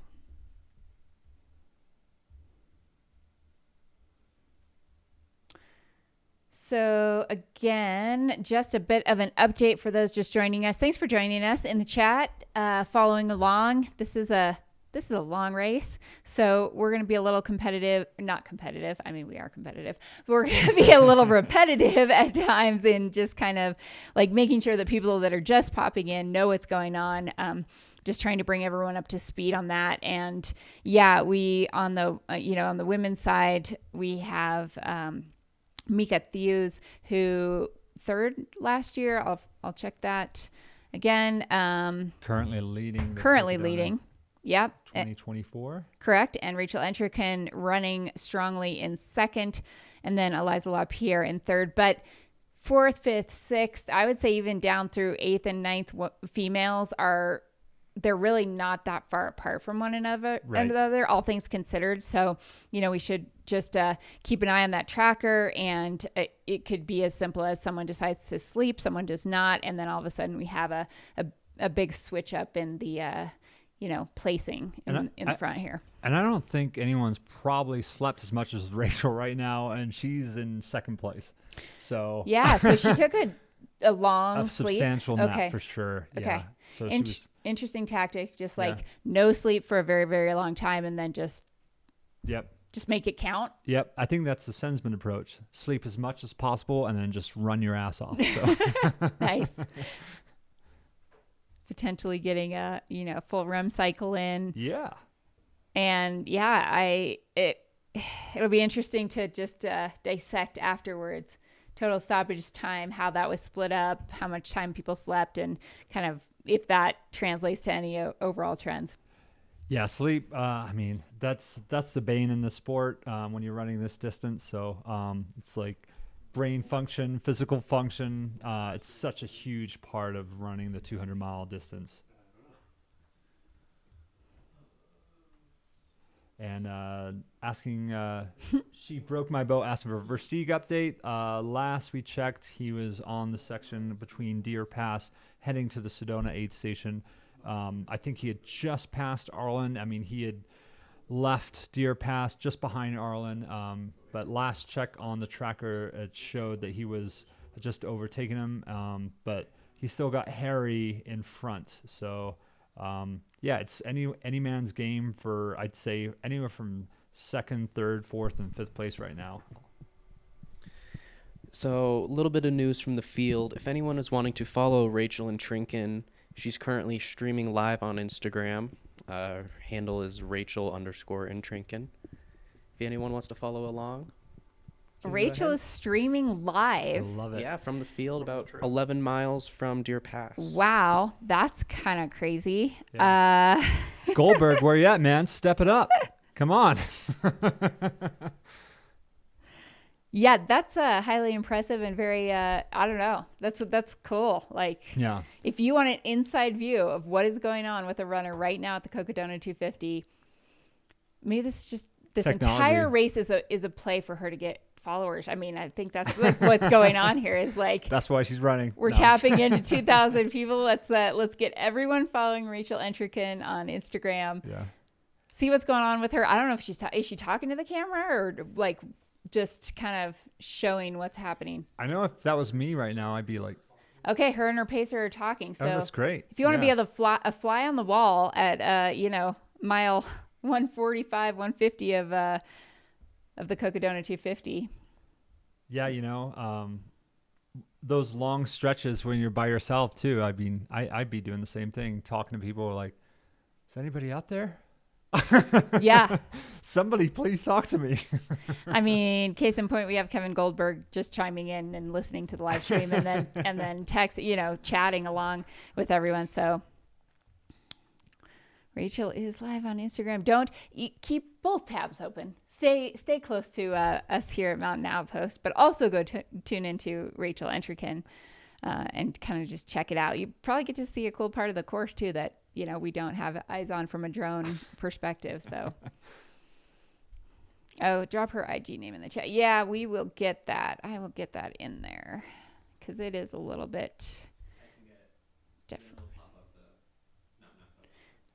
Andrew, Ashton, if you're just tuning in, this is Joe McConaughey, string bean, multiple FKT holder, previous Cocodona winner of the 250 there, on his way to Sedona, Sedona aid station with his pacer. Right now they're on the road section, so soon he'll be hitting the main drag leading into the aid station. So we've had pretty good footage from the single leading off the single track into the aid station. So that's kind of what we're focusing on right now, as he is in 2nd place, chasing after Jeff Browning.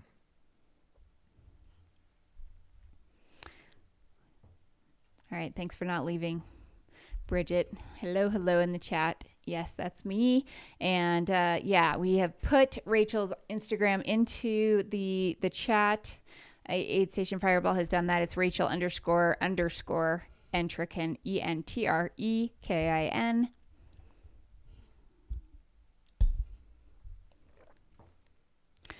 And Ryan Raff was pacing string bean at one point. I don't know if he's back on pacing duty or not. It's hard to tell. It kind of looks like it could be him.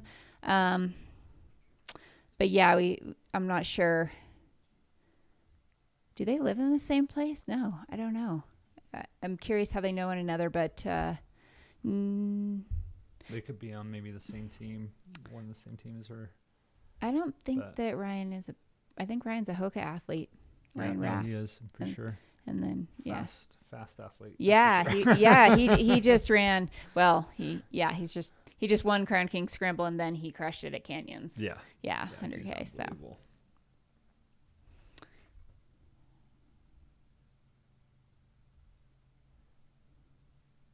So yeah, everybody concerned about their runner and how they're doing, especially if they're a previous winner and or I've done this race before. Kind of like, what's up with my runner? Why isn't he leading right now? I spent all this money on my bookie, and now I'm about to go bankrupt. Well, it is a stacked field this year, the most stacked field I think we've ever seen. So at this race, I for one love it. I love it. I love that these guys are just kind of feeding off each other and the ego, and I just want to see Mika destroy all these men in the front of the field. That's awesome. We've got word in the chat that Drew Kirikoffey is the current pacer. So okay. And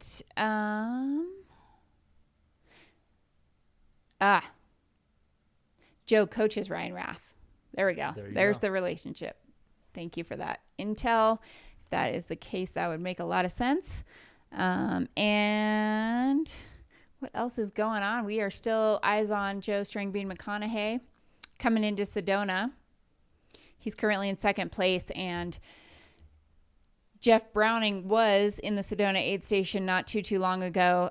He left there at about 36 on the clock up in your right-hand corner of your screen if you're watching this. That is the race clock. It is not in line with the time of day because the 10-minute delay. We had a 10-minute delayed start. So we corrected the race clock so that you'd be able to see exactly how long racers have been on course. Runners have been out there on course. A very long time. A very, very long time. And there's Joe picking up the pace again. I guess he's listening to people in the chat. How come he's walking? Come on, guys. It's a 250-mile race. You can't run every second. And you got to choose. You got to choose your battles, right? Yeah. But his pacer is pushing him. It's like, come on, Joe, let's go. Stopping traffic. I love it. Yeah. And, and he's got long legs. I mean, he's probably walking as fast as Jeff was running. It's possible. Oh, here we go. He heard everyone. He decided to jog a little bit. Maybe sometimes you just want to mix it up. Yeah. I think he knows his body. I think he knows, how to run these races. Maybe he just doesn't want to pound on the pavement. Maybe he's looking forward to sitting down for a few minutes. Steve asking, did Jeff sleep in Sedona? No, he did not. He he was there maybe for like 10, 15 minutes at most, I'd say. And then he was out of there. Yeah, he ate, he changed gear. Yep. All right, so that is Joe's brother-in-law that is pacing him. Thank you so much for all the good intel. We saw that Njinji is in the chat here for the women's race. Yep, I'm here for it too. And it is looking like a race. On both sides, honestly, there are quite condensed fields for this late into a race. It's not like anybody is completely running away with this. So yeah. Yeah, and it's anyone's game. It's exciting. When the night hits, we'll see things shake up a little bit. And I know if I, for one, can't wait to log in the morning and see where we're at.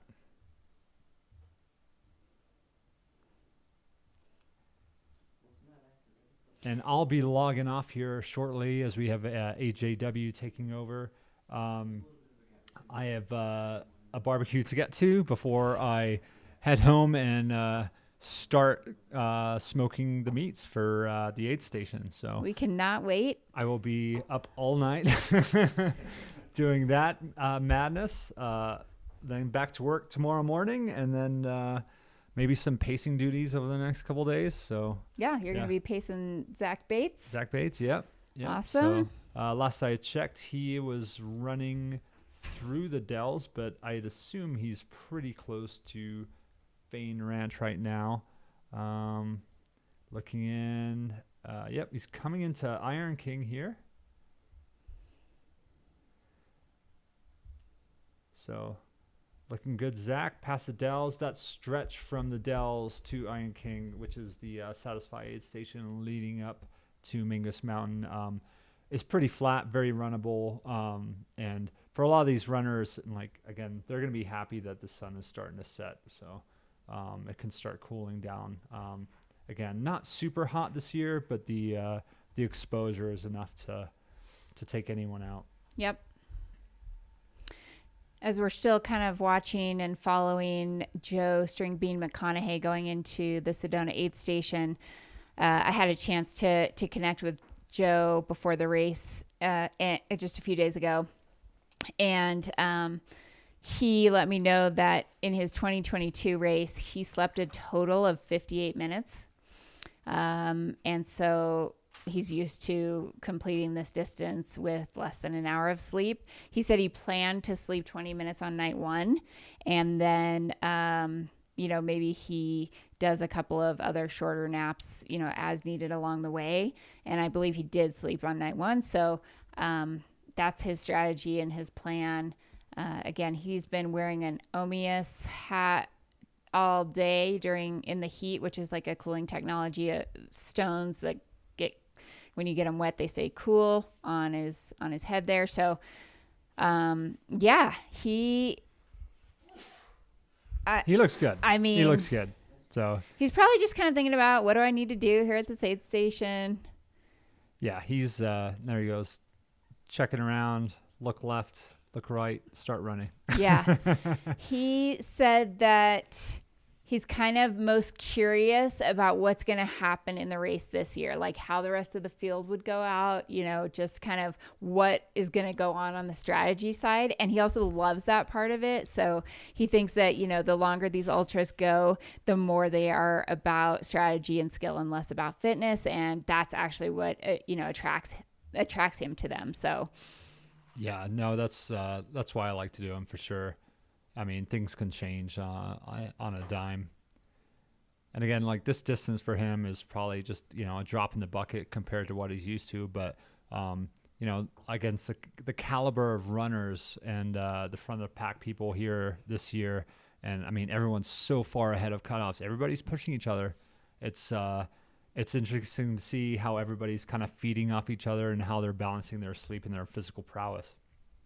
Yeah. Joe also let me know that in 2022, he did have some Whole Foods, but he did the entire race almost all on liquid nutrition. That sounds awful.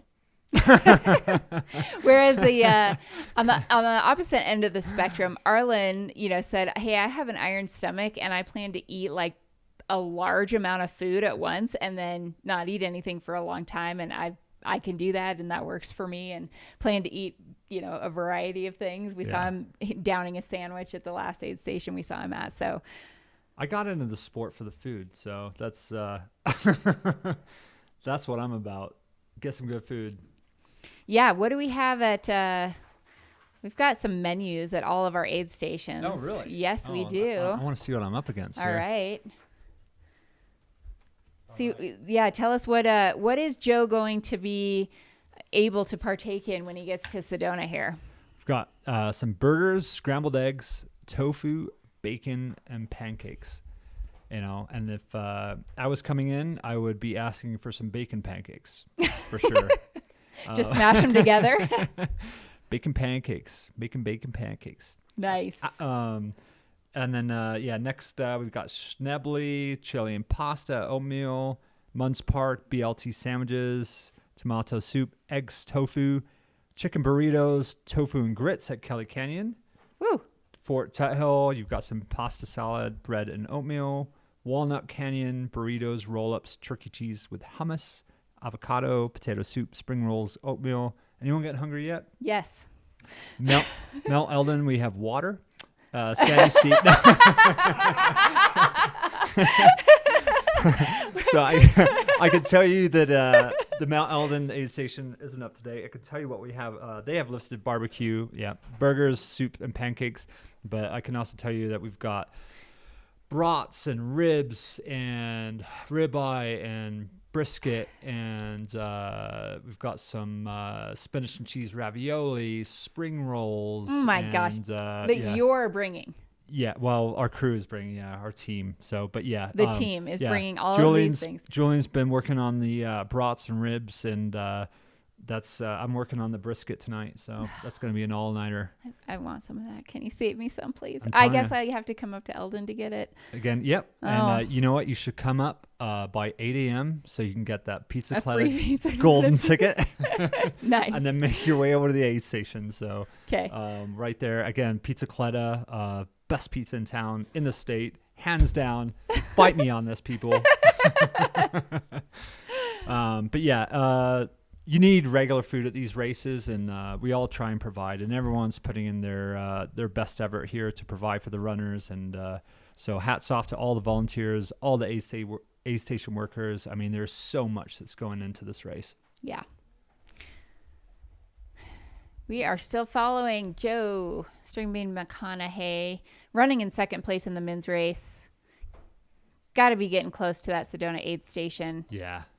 And it looks like he's just opted for going on the road just slightly there. Probably a little bit softer maybe than that sidewalk. That's what I tend to do as well. After so many miles, running the asphalt is not that fun. Yeah, it's a pro move right there. Yeah. Yeah, he knows what he's doing.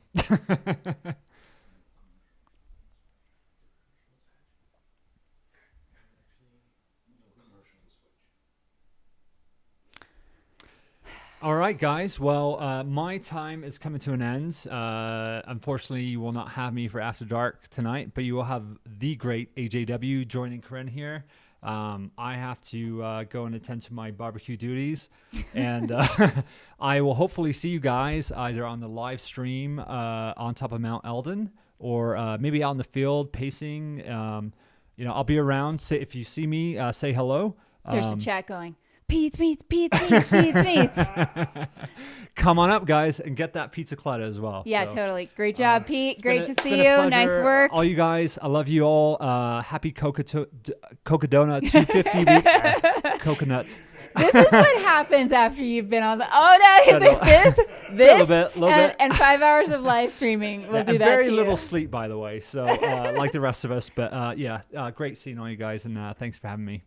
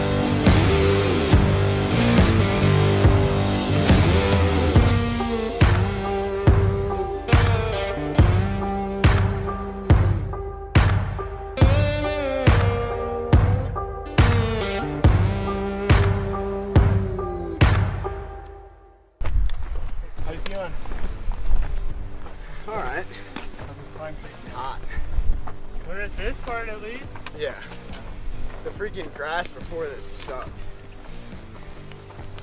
I get why people say the climb up Mingus isn't bad. Because compared to everything before it, it isn't bad. That's enough. The terrain's about to get way better. Yeah. Where are you from?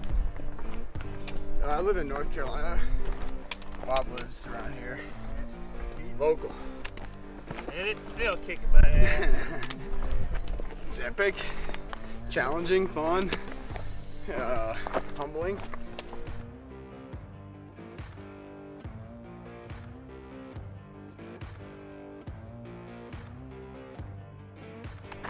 Glad we made it up, man. It was hotter than yesterday, this climb. Surprisingly. And the dust. Okay, that's all I got. That's all. was a heck of a climb. It's a little hill, right? Yeah, just a little hill. I think it might be more fun than the backside though. What's up? Woo! I love people. The legs, they love this. They just don't know it yet. Again, they forgot for a second. What about to run now? Look at that. That's runnable, baby. That's runnable, right? Okay, legs, that's runnable. Talk to my legs. Tell them they should. They will. Let's go. They're not gonna say no. I've got some incredible pacers out here. Like, how did I get so lucky to get such great teammates doing this for me, sacrificing their week? Are you kidding? So I feel so much better than yesterday. Yesterday was quite a poopy experience, if you get my drift. But that's part of it, right? Took a little nap. Things are staying in my gut now. And so happy to have this feeling again. I was happy all day yesterday, don't get me wrong. But my stomach was not. That's ultra running. It's ultra running, you just never know. You never know what you're gonna get. You can be in the best shape of your life, and one little thing throws it off. Or surprise yourself and think you don't have the fitness and have the best day ever. So that's why you just gotta try it, right? You never know. This has been fun. So much fun. Woo! We love climbing, right? Less rocks. A lot of running today too. Been moving. Better. Yeah. Better for sure.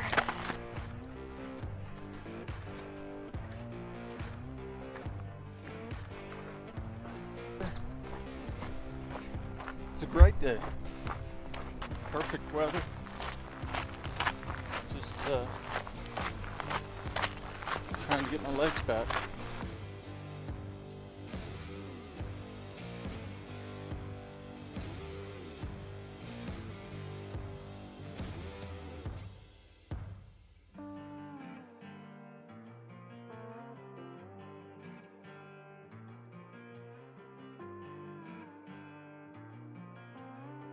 That's not bad.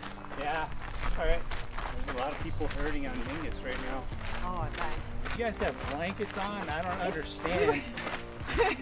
We were sitting still, and it's been cold this morning. People dying of heat exhaustion like a mile away.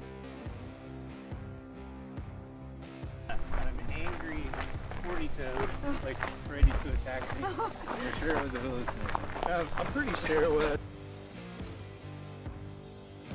The best day. Best day, best days. String them all together. Go get it, girl. Listen. Here, you look great. Thanks. I didn't look that good when I came in. That last climb up Mingus in the heat got to me pretty good. Got a reset, ready to go back at it. Yeah, the save station's great. Lasagna's killer. Holding in there? Yeah. I'm holding in, that's for sure. At my lowest low for sure. I had a very low point, almost pulled out of the race, dealing with some knee pain. Been doing more galloping than running. My left knee doesn't like to bend right now. But it comes and goes, so just one step at a time.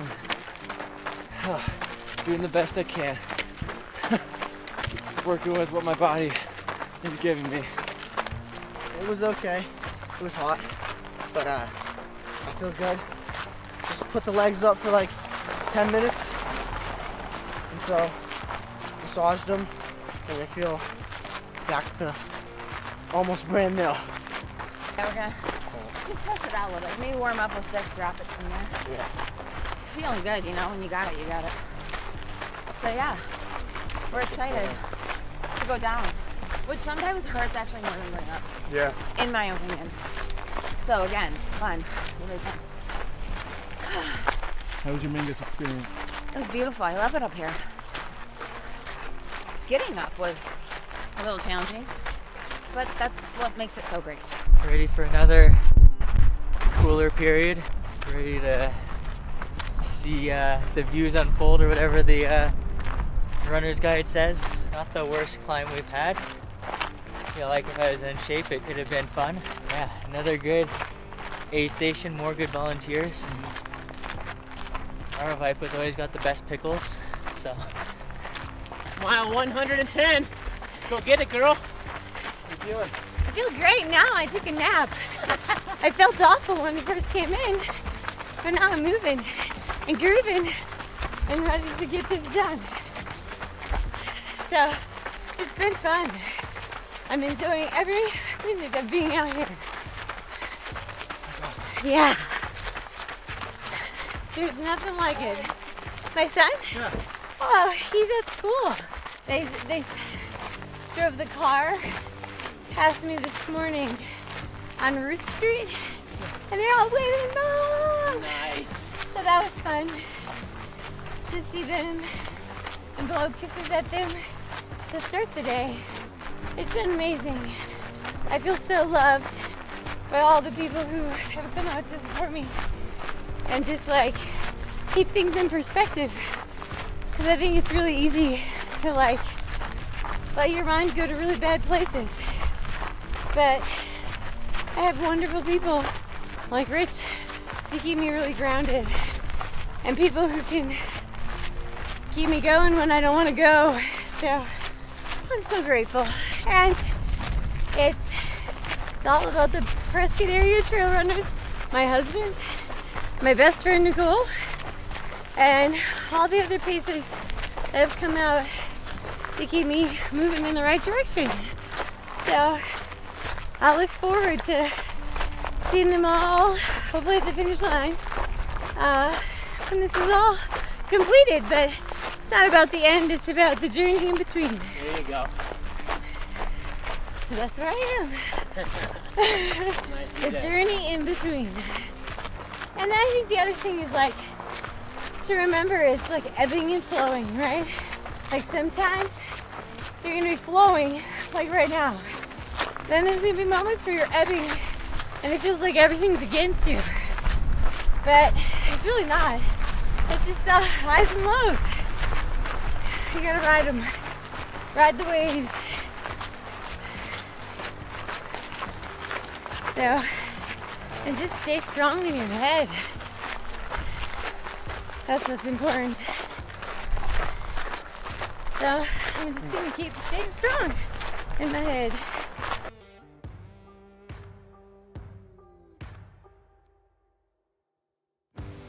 Long downhill section. You ready for it? Yes, because I get to sleep in the rope, so I'm adequately motivated.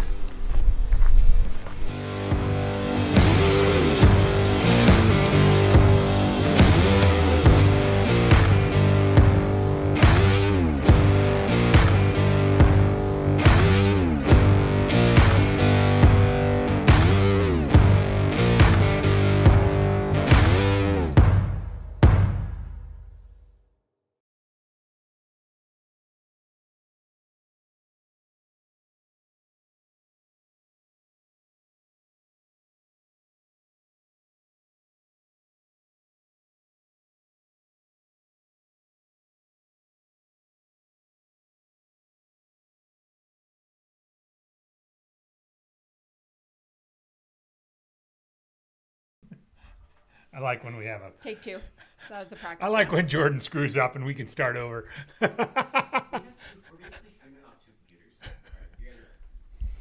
All right, everybody, welcome back. Welcome back. Here we are, Yep. Corinne.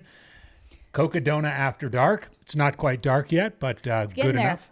It is getting there, yes. I am having some tea before I partake in a delicious beverage. We've got some local stuff happening this evening. I don't know, we're getting very, very flag. We're going to have some pizzicletta coming in pretty soon. And we had a little delivery earlier. All of the local businesses are helping us out, keeping us fueled and hydrated. And I'm going to try this mead that is like a root beer flavored mead. There's also a unicorn blood mead with lemon raspberry. And what are some of the aside from them being gluten free? Yes, all gluten free. What else are they? So 13% alcohol by volume. So that's not subtle. Yeah. This beverage started as an experimental run, and our customers loved it so much we had to make it available for everyone. So cheers. This is from the Drinking Horn. They are one of our sponsors, and this is a kind of a honey wine, right?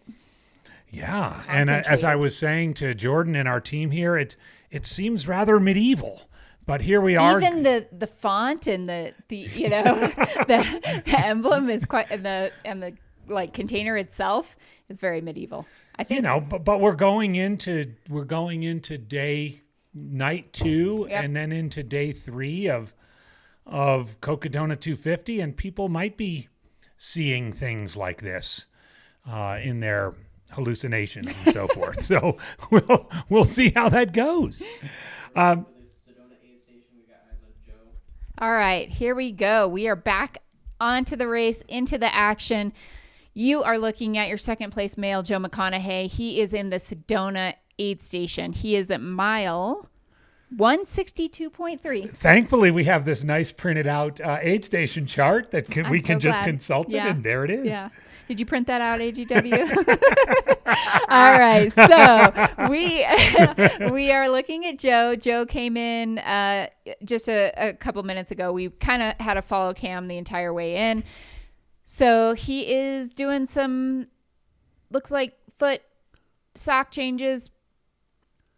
And we had, not too long ago, Jeff Browning was in the Sedona aid station. He was out of there at 36 on that race clock in the upper right corner, which is 10 minutes behind the time of day. I mean, just to jump in, doing public math, that's 40 minutes.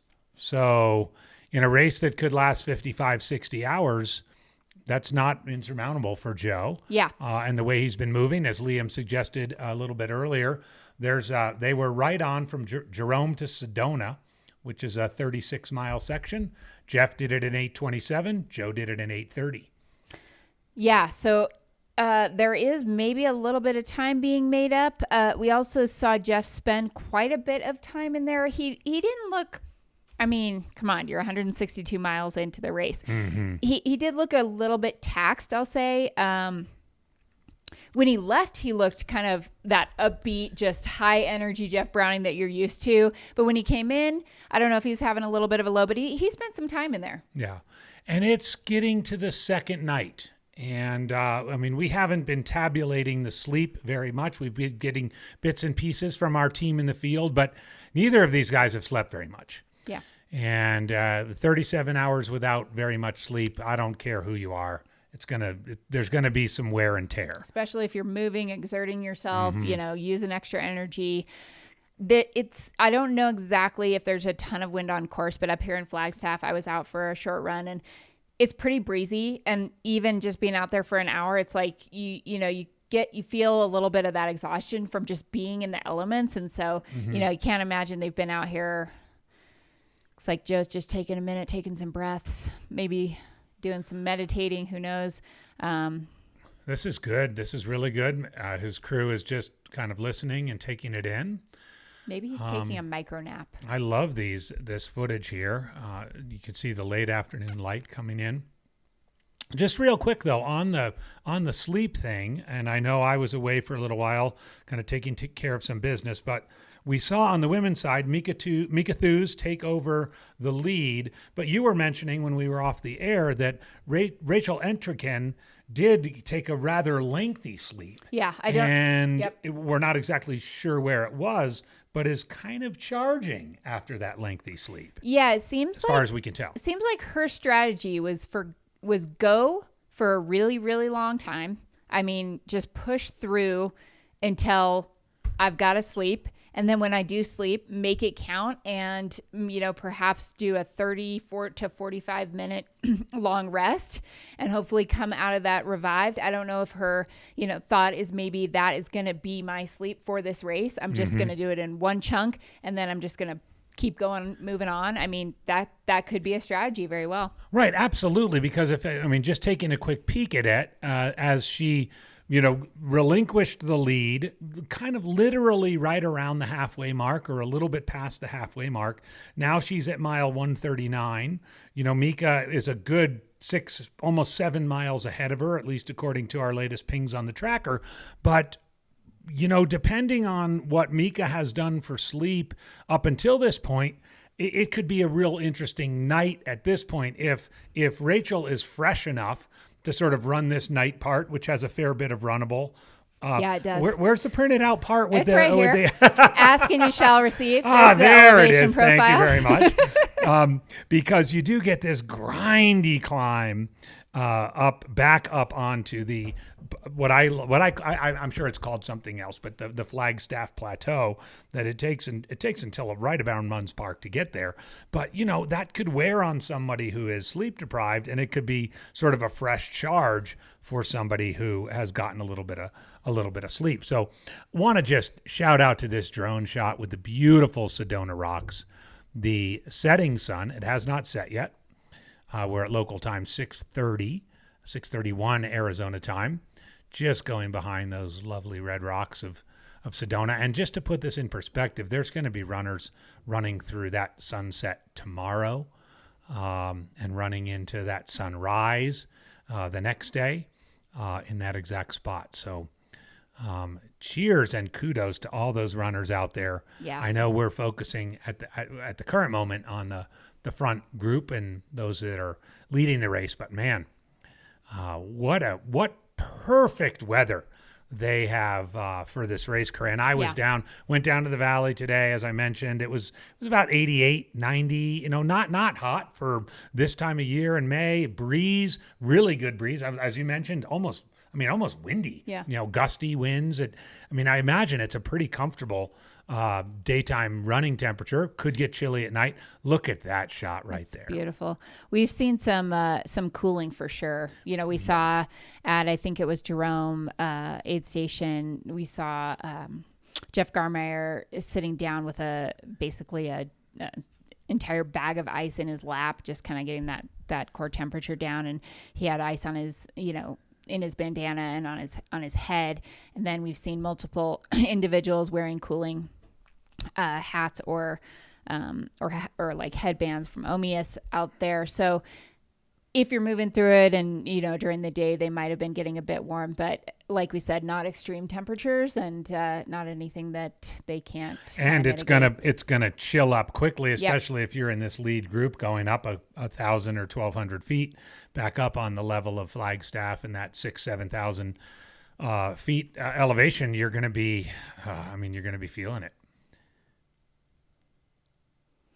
Thank you guys for joining us in the chat. It's great to see everyone here. And thanks all for being here. Yeah, we are excited to bring you this coverage and just have you here following along in this incredibly beautiful race across Arizona. So Corinne, what did I miss? So we've talked a lot about Jeff and String Bean. How about the 3rd, 4th, and 5th place men?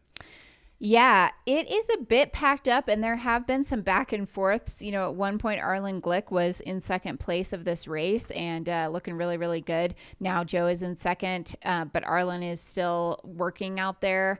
We've got individuals like Michael Versteeg and Harry Subertes, who's been in that front pack all day long. Looks like Joe is getting ready to leave.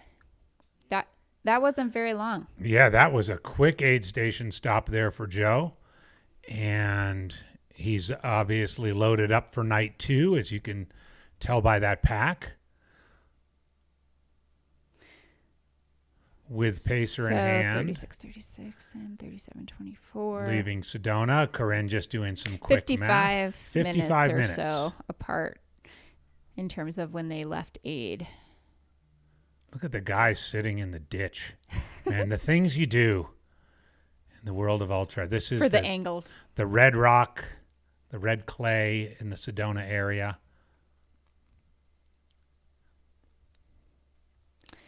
So, and this is vintage Joe String Bean. He's got that little lean forward. That's his through hiking, power hiking mode. But he can go and go and go, and I suspect he's going to My guess is he will go until he has to sleep. It might be a dirt nap. He's probably talked to his pacer a little bit about that. If I need to sleep, it might need to be 5 minutes, 10 minutes, 15 minutes. But he at this point, he doesn't have a plan to sleep. He has a plan to go. Yeah. The always forward mindset of the through hiker, as he put it, is very much kind of what he tries to embody in this. And look at this, running, moving the legs, seeing how things are feeling. Yep, and he's, if you run here, of course, this is a section that he knows from the year he won it. This part of the course was intact at that point. That is a beautiful vista you're looking at right there. So again, Joe McConaughey, thank you, Brian Agnes. He's actually sleeping right now. Yeah, Joe McConaughey does have those kind of superpowers where he potentially could do this and sleep. But, as we close in on 37 and a half hours, 163-ish miles. And we're not going to see them again until Schnebly Hill, which is, this is a good stretch. So they do have a water station in about 10 miles. But then we've got another 7 miles before Schnebly Hill. So it's a 17-mile stretch. That is a definite dark zone. Look at that, 17-mile stretch between Sedona and Schnebly Hill, where who knows what kind of demons could be there. Nice work. Look at that. That was almost a 90-degree bend. Was he getting out a hat or something? One would suspect, I'm not a betting man, but one would suspect that somewhere in that 17-mile stretch, we're going to have a little dirt nap. I don't know. He told me that he regretted his 5-minute dirt nap from his other race. You did tell me that earlier. And you know what? Maybe he's just going to be like, nope. I want to sleep, but I'm not going to. Maybe he tried to take a 1-minute nap while sitting in that chair in the aid station, closed his eyes, and said, forget 5 minutes. We're doing 1 minute, and then I'm going on. If it doesn't do anything for me, I'm just going to power through and keep going. Absolutely. Absolutely. Well, here we are. This is the Cocodona 250 presented by Mountain Outpost. Corinne Chalvoy, Andy Jones-Wilkins. Corinne's doing a little extra duty here while Chris Warden, who is my partner for Cocodona After Dark, is taking care of a little family business down in Phoenix. He should be back up, certainly, by the time it gets dark.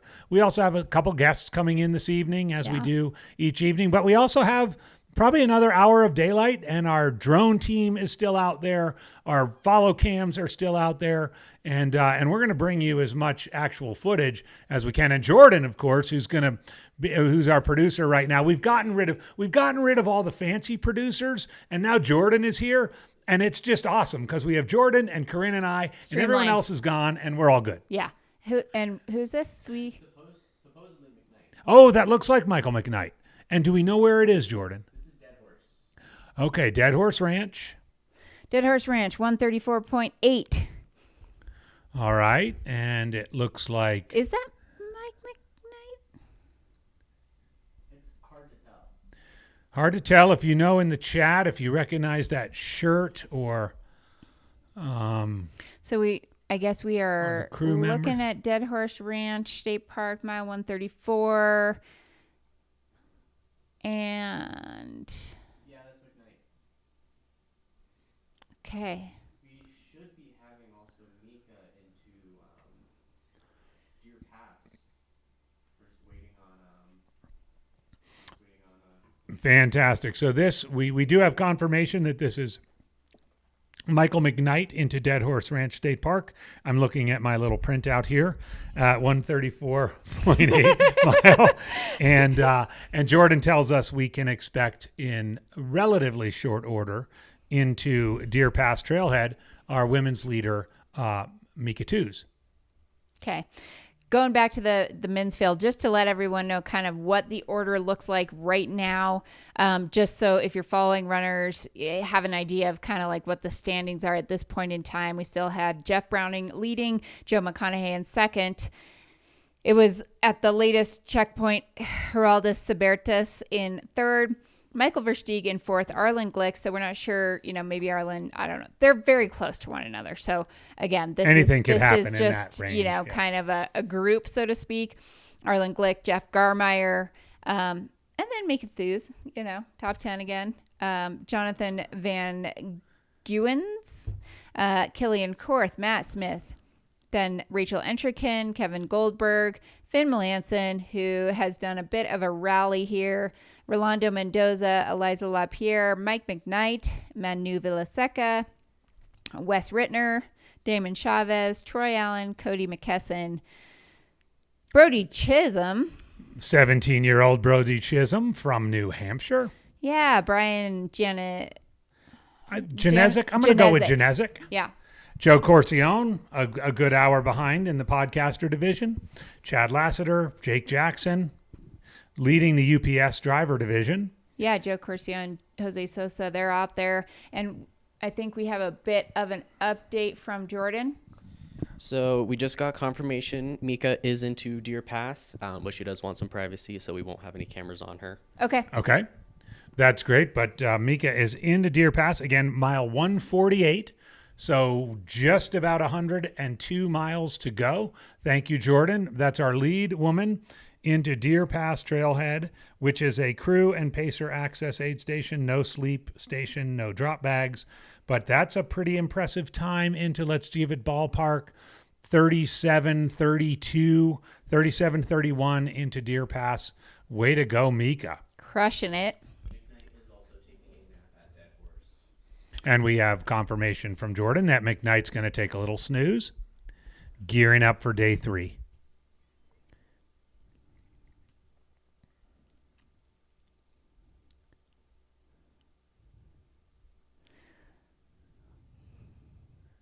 Yeah, commenting on the watermelon. Yeah, I mean, there was a lot of exposure with, look at that beautiful sunset. There was a lot of exposure for Mika with Watermelon Guy last night. And I guess we're sorry about that, but I suspect that's not why she wants a little privacy. She probably just wants to sort of chill out and not have cameras in her face. And I suspect, I know our crew well enough out there that when the time is right for the cameras to roll again and perhaps see Mika leave the aid station, we'll be there and ready. So we've got to be mindful that these runners now have been in the arena for 38 hours. Yep. And having people with big cameras and asking questions and, chasing them down can be a little weird. And so just asking for privacy, being very sort of upfront about it is, it's entirely respectful and important thing to do. And I have no problem with it at all. Yeah. Yeah, I mean, communication, right? We've heard that some of the best ultra runners in our space are master communicators. I think I heard that about Katie Scheid recently. So it's super important. I mean, and these are people that know exactly what they want and what they need out there. They've been doing this a long time, and they've been in situations like this. So we're going to just respect that. But just so everyone knows at home, Mika Thews is into the Deer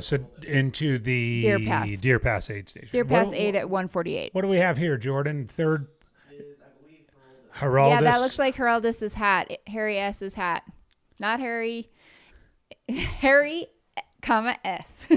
We're going to go with Harry, S. A pacer almost getting cleaved by a car. Going into the steakhouse. I mean, this is Sedona.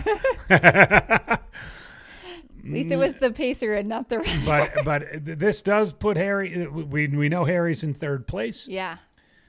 We saw the string bean on this exact section about 20 minutes ago. So I think pacer here for Heraldus is pacing, but also doing traffic control and making sure he doesn't get run over. Yep. Harry Subertas is 32 years old. He is from Alaska. He ran Run Rabbit Run last year and was 8th in the Harris division. Respectable. And in his past as well has run and won the Crazy Mountain 100 back in 2022. He's run Tahoe and won it. So he has won a 200-mile race, 56 hours and 43 minutes at that race. So that's, you know, I am not super familiar with fast times at Tahoe, but to win it, that sounds like a pretty solid time. And for the top 3, he's got the best hat. I mean, check that out. Come on in the chat. Let's hear it for that hat. It looks like it's kind of got that cowboy hat / fedora look to it. That's a sweet hat. Now, I'm sure Arlen's going to come in a couple of minutes and have some sort of even sweeter hat, but Harry's rocking a sweet hat. Yeah.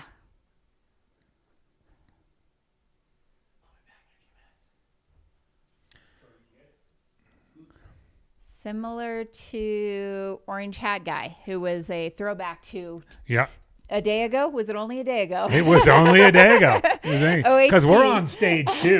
We're on stage 2 of today. Yeah, Orange Hat Guy. But yeah, you're right. That hat is amazing. It's a little bit more of a subtle, you know, kind of Sedona colorway. It does look like a Sedona colorway. It kind of fits with the locals. I'm surprised they've been trying to run them over. With a hat like that, you'd think they're like, where'd you get that hat? But any hat on a man from coastal Alaska is going to be good in my book. That's true. Well, that's true. And plus, butter. if you live in coastal Alaska, you can only go 2 ways: into the ocean or straight uphill. Yeah. Yeah, we've seen some great hats. I mean, this is definitely a race where the hats come out and the sun cover and the neck cover becomes critical. And, you know, we're also seeing some incredible vehicles that are acting as moving aid stations, from sprinter vans to just crazy setups in vehicles. There's some things that you only see at Cocodona 250, and those are a couple of them. Someone asked about feet, and I do know, you know, we saw some footage earlier of Killian Korth having his feet worked on, or I saw that, I think, on Instagram, and it looked like he was dealing with some blisters and in a bit of pain as they were popping those, perhaps. So I'm sure there are a variety of, you know, foot issues going on, but, you know, we have not gotten word of any of them seriously, you know, handicapping runners to this point. We had a couple of injuries. Cole Crosby dropped out of the race with a kind of a bit of a hamstring injury. We saw Megan McCarty also drop from the race. We're not sure exactly what her reason was for ending her day, but, you know, that is a decision that sometimes needs to be made.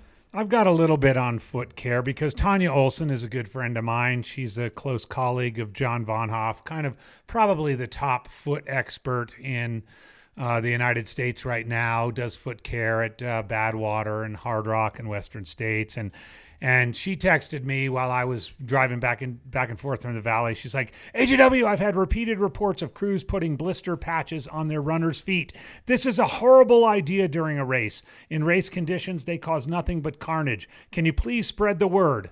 And I was like, Tanya, you're telling me this in real time? I was like, what should I encourage them to do? Here's Tanya's advice. If the skin's broken, a tiny tab of zinc oxide or antibiotic on the broken skin to protect it from the tape adhesive. Then, ideally, a layer of tincture of benzoin, skin tack or mastitol, then kinesthesiology tape. I'm saying that wrong. KT tape. KT tape. No zinc oxide or antibiotic if the skin's intact.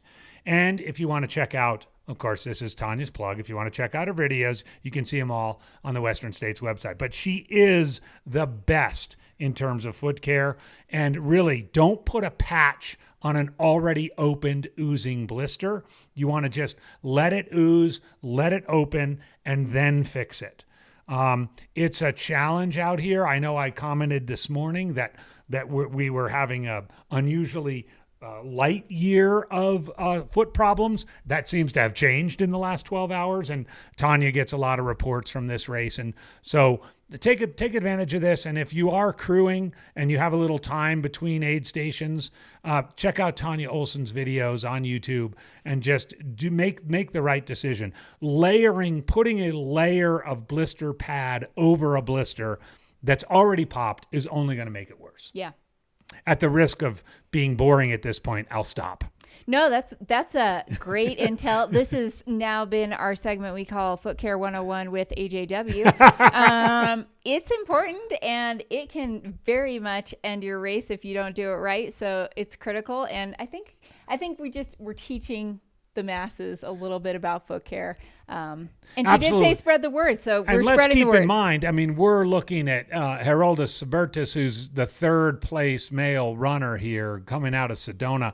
We have runners that have yet to hit mile 100 in this race and are likely to have all kinds of foot issues at that point. So, please. And yes, get those damn tough socks. I tell you, I'm still wearing them. Same socks I wore this morning that I took my run in that I'm wearing now. I mean, I'm surprised Corinne's still sitting here because they probably stink, but here we are. Shout out for Injinji toe socks. Absolutely. I mean, there's nothing that can derail a race like this or any long distance race more than foot issues. And knowing the sock and shoe combo that works well for you is also that's important. So yeah, a lot to consider, but I know that gaiters are listed on the strongly recommended gear list for this race. Last thing you want is some sand or some rocks getting into your feet, into your shoes. Just a quick comment, because I get a lot of questions from athletes about polling technique. What we're seeing, like this is Heroldus right now. He's doing the simple double pole, right? And this is kind of, I wonder if he even has a cross-country ski background. We know he's from Alaska. Yeah. Okay, he's gone. Really he's gone a little bit into a V2 alternate, which is what 1-2, 1-2, 1-2. But mostly he's just doing a double pole and hiking on what looks like kind of a gentle upgrade. Looks like he's coming into a little bit of a civilization, but he's moving well. I'm looking at him and thinking, I mean, that's probably a 15, 16 minute pace right there. And he's alternating between the V2 alternate and the double pole, and then boom, there he goes. Now he's just going to double pole, kind of drag him along, and probably on this little incline, go back to the double pole. Look at that. I mean, for those of you who wonder about polling, and a lot of, especially North American runners, we see all the time in Europe, these people that are experts at the polling. They've been running with poles since they were, infants. This is a really good example. Look at that terrain. It does not look challenging. It does not look like he's grinding up some massive climb in the San Juans, but he's just double polling, boom, boom, boom. Heart rate's probably at, 5 or 6, 50 or 60% of max. He's not using all that much more effort to pull out of there, and he's just moving. He's just being efficient, saving his Here legs he is from a the bit. other angle. There it is. Look. That is and this is the segment we like to call Pole Work 101 that you're watching right here. We got a giant high five from some crew. Loving it. Love the energy. Oh. So Thank you to a pacer. He's coming into Sedona aid station. I think this is Sedona. That's Sedona aid station. So look at that. Fantastic. He's doing well. Yeah, Love it. Wow. You know what? I'm going to make a statement right now. If those guys in front of him sleep, either literally or figuratively, this guy's going to roll them in. I mean, we're only at, I'm going to check my chart here. 100 there's 90 miles to go. Look at him. Going to drink that soda. Going to sit down. Going to collect himself. This is a bad mofo from Alaska. Take out the bladder, refill some liquids. Yep. Calm, cool, collected. Zach Allman, you're right. Watch Killian or Francois. I remember watching the kid who won CCC a few years ago, French guy. He has some French name, and he was V2 alternating up that last climb. And I thought, man, the guy is just crushing it. Yeah. Was it Petter? No. Well, Petter's really good at it too. He's from Sweden or John Norway or No. I'm thinking about I'm going to forget his name. But look, if you someone on the chat, 2022 CCC winner from France. I mean, it was just incredible. And what we saw right there, it was just subtle. It was subtle, but when you think of every one of those strides, he was just taking a little bit of the weight off his feet, a little bit of the weight off his knees, a little bit of the weight off his hips that could come in handy later. Petter won in 2022, CCC. CCC. He did, but we'll, yeah. So maybe it goes back to 2021. Time goes so fast when you're my age. It was... It wasn't Thibaut. It was Thibaut. Yep. 2021? Yep. Thibaut or Xavier. Yeah. One of the, It was Thibaut, begins with a G. Yep. That guy. If you go back to look at Thibaut Gavignard doing that last final climb of CCC in 2021, oh my God, it was a master class in poling between the double pole and the V2 alternate. Just 2021. Fantastic. Thibaut Gavignard. That's it. Yep. All right. So sounds like we are going to get some visuals on Mika now at Deer Pass. This is my prediction. I don't know for sure, but I think that is something like Talenti raspberry sorbet or gelato that she's eating. Like it kind of looks like the clear containers of that kind of high-end gelato. She had it at the last aid station as well. I don't know. That's my guess on what that is. Think about that. Yeah. Like realistically, goes down smooth. Yep. It's cold. They're still warm right now. Mm-hmm. It's cold. It feels good on the tongue. It feels good on the palate. I mean, it's sugar, the main reason we have fruit. sorbet in like a fancy restaurant when you're going between courses. Cleanse the palate, you get a little kind of. fruit kind of flavor. Mm-hmm. She may, after this, take something, who knows, a little more solid. She may not, but it's going to cleanse her palate. And I love this visual right here. Look how calm everybody is. No one's running around like crazy. No one's doing anything like, oh my gosh, you got to do this. She's enjoying her sorbet. She's a rock star, I got to say. And she has run this race from the point that Megan went out on a charge, then Rachel kind of passed her. I mean, she has just stayed very consistent and steady and doing her plan. Exactly. And this is not to say that Rachel's not going to, I mean, because we've talked about the sleep thing. The race isn't over, but just the being cool, calm, collected, smart. Foot care right here. We were just talking about foot care. Obviously, she's got her crew right down there. She's eating. By the way, it is important in these aid stations when you're a competitive ultra runner to kind of multitask. She's eating. Person's doing the foot. Again, a little bit more tape. Great footage, by the way. And this is a good example too, Corinne, of the camera, you know, Jordan, it was Mika said she wanted a little privacy, right? Yeah. Well, and now she's sort of okay. Mm-hmm. And, you know, the camera's a little bit away and she's sitting and eating and the crew's working on her. So wonderful glimpse into, you know, what it takes, you know, to get through one of these things. Again, we're still under 38 hours, for goodness sake. Yeah, we're going to be at least, I mean, we don't know for sure, but, you know, the winners of this race are going to be on the men's side potentially between 55 and 60 something hours. And the women's side, the current record is held by Sarah Ostazuski and is 72 hours and change. So they have a long way to go here. Yeah. But yes. And I just want to jump in. So cross-country skiers in the chat. I know I'm probably butchering the V1 and V2 alternate and all that. Just a full disclosure, you know, I lived in Sun Valley, Ketchum, Idaho for 5 years when my kids were really young. All three of my boys, they're now grown, but they were really into cross-country skiing, and that was like a big thing for them and figuring out all that polling. So I know I'm probably talking like I know what I'm talking about, but I really don't. Other than the fact that I know polls help. I know polls help. And you know some terminology that you were accurate. And just watching her all this go in there, I was like, okay, well that whatever he's doing, if you want to figure out how to do polls, do that. Yeah. And that's why I brought up That's why I brought up the guy from CCC in 2021, because it was the same thing. Yep.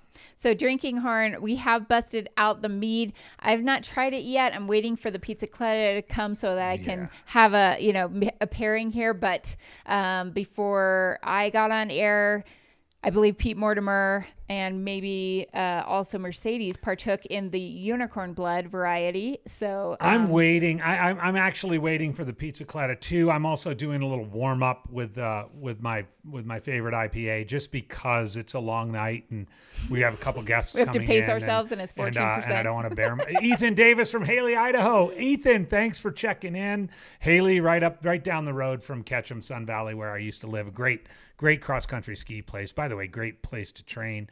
And in the years I lived there, I just went up and down, up and down, up and down Carbonate Mountain. Ethan, I suspect you probably are very familiar with Carbonate, whether you go straight up the ridge or take the switchbacks or go up to the flags or all the way to the top.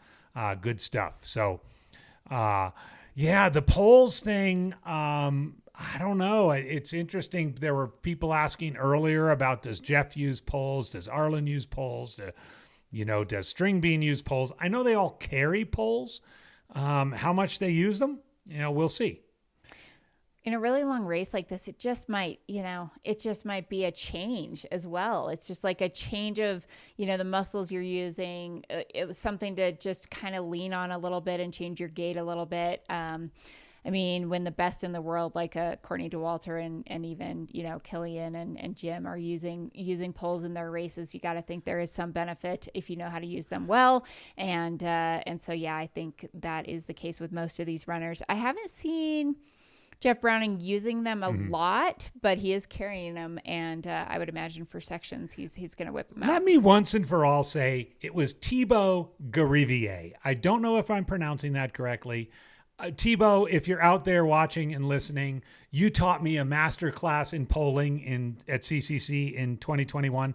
I'm going to be forever grateful for it. I'm sorry I butchered your name. I didn't mean to be an obnoxious American who screws up French pronunciations, but wonderfully thrilled. Mark, you're right. Nobody uses poles at Western States. They're not allowed, correct? Because they're not allowed. Yeah.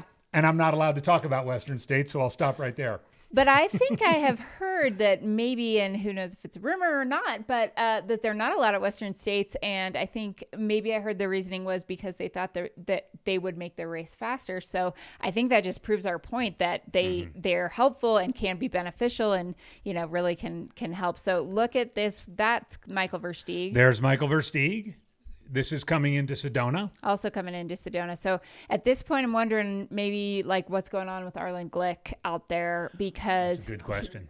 He was up in second. Again, this is new uncharted territory for Arlen. Mm-hmm. This is his first 200. Michael Versteeg is very familiar with the 200-mile distance. He won the inaugural Cocodona.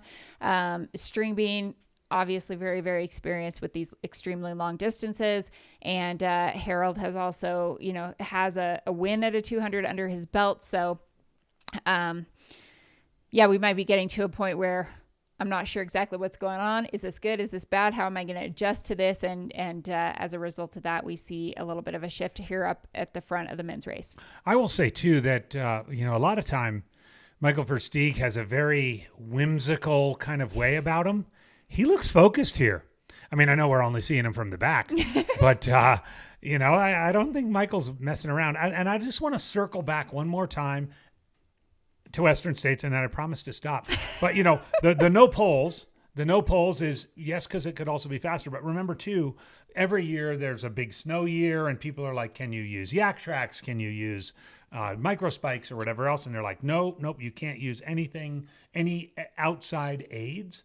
I think a little bit of it, and maybe somebody from Western States could chime in on the chat if you're on there, a little bit has to do with just the old school nature of it. Like, the race has been going on since 1974. And so everybody who's traversed, 1974 runners didn't use poles. Of keeping it a consistent race. Keeping a consistent race. And even though the course, at least for the first 30 miles, has changed over time, it hasn't. Whereas something like Hard Rock, everyone has always been allowed to use poles. They don't always use them, but you've been allowed to use traction devices. Yeah, so it's always been the same playing field. Rock Horton telling me, Andy, my first Hard Rock in 2009, pack a tent stake. I was like, why the hell would I pack a tent stake? He's like, trust me, when you go across, and you know these trails well, Corinne, when you go across these 45-degree snow fields and you start to slide down, you're going to take a tent stake and you're going to jam it into the ground and you're going to save yourself from pretty much dying. It's true. It is true. And by the way, we need to go to commercial right now because Pizzicletta just got here. Just kidding. False alarm. But we are excited that but maybe we are we're excited because not only did Zach Marion come back super sweaty from his run, but he brought us Pizzicletta. We got to get training in, man. We're all training for races, every one of us. So there's running happening. And we are right now looking at Michael Versteeg, who has also been nominated for Best Hat. I can't really tell. I mean, I assume that's a Satisfy cap, but because I see the giant label on the back. I think people have commented on that, like patchwork. That's a patchwork. Pack. Ooh, we got some. Oh my goodness! Hey, life is short. Oh Eat my dessert God! first. Speaking of gelato, we're gonna take a quick page out of Mika Thiew's book and partake in some homemade gelato, chocolate sea salt, and olive oil gelato. I would kick that. And you know what? Everybody talking about take a shot every time AJW mentions Western states. Y'all are going to be trashed by the end of this live stream if you do that. Right, and I'm not even allowed to talk about it. Before I'm off air, I got to taste the mead, so I'm going to crack it open real quick. And you got to. Yeah. You got to. This is not mead. This is kombucha. No, I'm Brett, not chugging mead Brett, right I now, have not so gotten into Pete's special sauce yet. I am still. I mean, we've got a long haul. We got 4 more hours to go. So. Oh yeah. Speaking of which, we will be on air until 11 tonight. We are on air till 11, and then off for a few hours, or around there, and then back on tomorrow for 24/7 coverage all the way through the end of the race on Saturday morning. That's right. This is a good time to mention that we are taking 2 blackouts. We took one last night from approximately 11 to approximately 5, and we'll do another one of those tonight. But once we go on at approximately 5 a.m. tomorrow, I'm looking at Zach. I think it's around 5, or once we go on at 5 a.m., that's Wednesday, 5 a.m. Arizona time, we're on through the final finisher. And we've been committed to that from the get-go. It's part of what we believe in here at Mountain Outpost and the Cocodona 250. We will honor every finisher as they make their way through the streets of Flagstaff to their triumphant finish. So we know that many of you are watching the live stream and thinking about, where's my runner? You might have a runner running the Sedona Canyons 125 that starts tomorrow at 7 a.m. We want to be clear that we're covering the Cocodona 250. Once coverage starts tomorrow, we might see 125 runners coming and going. And then once the Eldon...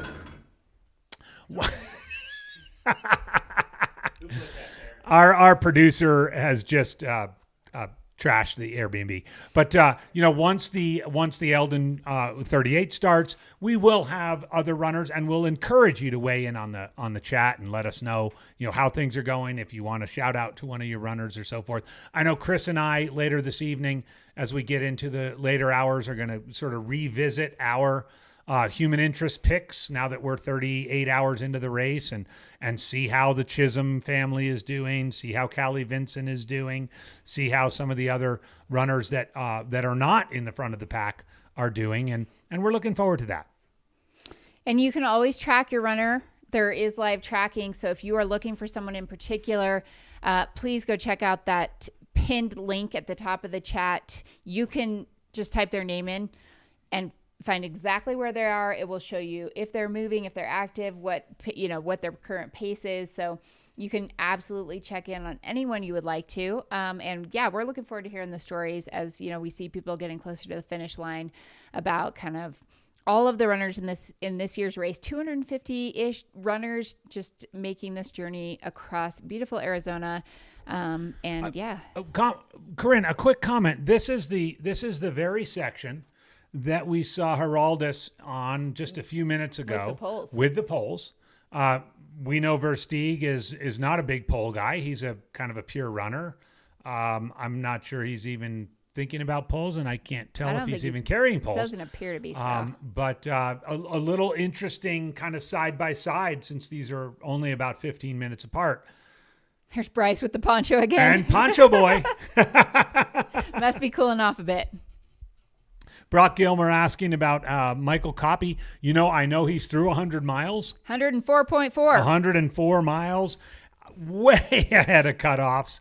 Way ahead of where we thought he would be. This is 73-year-old Michael Coppi from Duluth, Minnesota. Look at Poncho Bryce. He's Michael Coppi is 4.7 miles away from Mingus Mountain. I mean, look at that. Yeah. This amazing. is incredible. What Michael Coppi is doing. Not to take anything away from Jamie Gardner, the other 73-year-old. He looks like he's maybe a few miles behind Michael Coppi, but yeah, moving. And questions about, is Arlen falling apart? I don't think so. I mean, Arlen's a regrouper. He's definitely a regrouper. He knows how to suffer. He knows how to work. I think Michael is moving really well. According to the tracker, I mean, I would expect we'll see Arlen, not very far behind Michael Versteeg here. And it all things considered, it's like these runners are pretty dang close to one another. Oh yeah. I mean, we're talking, even if it's an hour between, three of these men, it's like, that's nothing in this race. Absolutely. So here's Michael coming into Sedona aid station. Yep. Michael Versteeg. 162.3. Bib 666. Always rocking bib 666. So when you go home to bed, you're not going to take this chart with you, are you? You're gonna leave it home to bed? You mean like back? Like in that room right over there? 50 feet away from where I currently am. I will leave you with the chart as long as you promise not to make fun of me for printing things out anymore. Again, this is Andy Jones-Wilkins and Corinne Chalvoy reporting from Flagstaff, Arizona. We have just hit the 38-hour mark in the race. This is the Cocodona 250 presented by Mountain Outpost. I don't think Versteeg is going to blow through this aid. He may, just go to his crew. You can see off to the right there, Arlen's crew eagerly awaiting his arrival. I suspect we'll see them relatively soon. But Eric, you're right. The back of the pack tails and the folks who are just getting it done, we're going to continue to ride this out all through the next 3 days, and we'll see how that goes for the foreseeable future, the next 36, 48 hours. We will focus on the front of the pack just because that's, kind of what we do, but that, we'll be here for the long haul.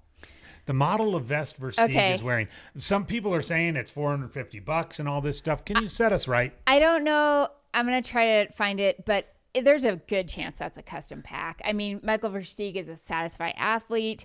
I would not be surprised at all if he said, can you make me a pack that looks like this? And they did that. So TBD if it is available. But yeah, I mean, we've seen some cool packs and unique setups in the race. And that's a great one. It's like a patchwork. It is a great one. It kind of has that sort of like look of just a quilt. Yeah, a little bit like a cool quilt. A cool quilt. Yeah. Not like a quilt my grandma would make. Yeah. Rest in peace. Rest in peace, Grandma. So Satisfy Running is definitely the brand of that pack. Ryan Nito showing it's out of stock. Shocker. They probably had 5 this morning. His hat's out of stock too. These are things that maybe Michael Versteeg gets before they come out. And then,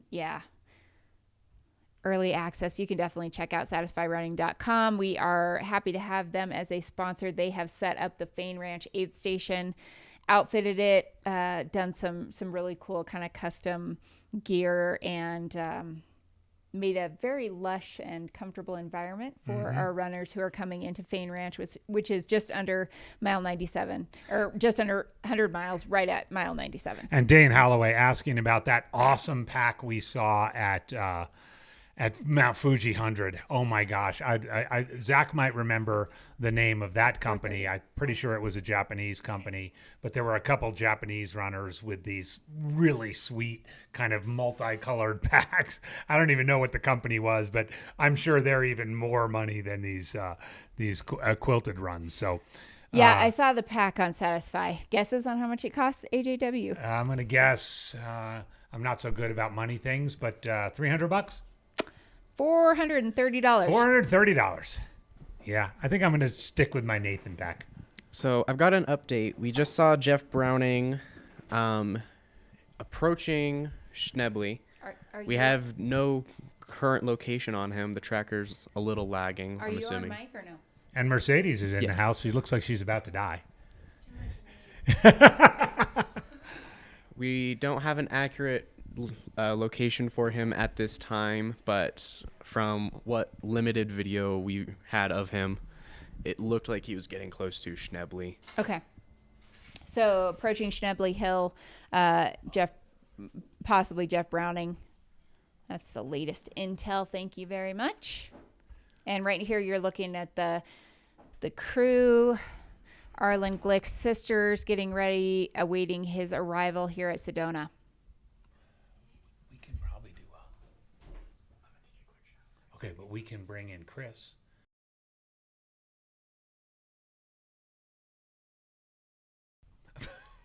Drink milk, Mercedes. Everyone's doing it. Sorry, we're talking a little bit here in the studio as we have our first special guest for the evening. While Corinne finishes up her... I'm not finishing. I'm just taking a very small sip. Finishes up her drinking... my mead. It's a... Drinking horn mead. Drinking horn mead root beer. Beer. But maybe, Jordan, we can break for a commercial. And... No, not break for... Sorry. We're going straight through. We're rolling through. We might switch out some mics here, but we are going to stay on... While we still have the light out there, we're anticipating Arlen Glick coming into Sedona. Yes, Mercedes did get out for her run. I'm sure she'll be on to talk about it in a little while. Maybe she wants to come on right now, but she doesn't look like it. Oh, my gosh. After she finishes a half gallon of milk, she's going to talk about her run. All right, if you're just joining us, it's the 2024 Cocodona 250. If you came here on accident, you should just stay around. Absolutely, and it's almost dark, which means it's almost time for Cocodona After Dark. Yeah, I don't know, getting crazy. Cocodona After Dark. Jeff is about 11 miles from Schnebly. 11 miles from Schnebly. Okay.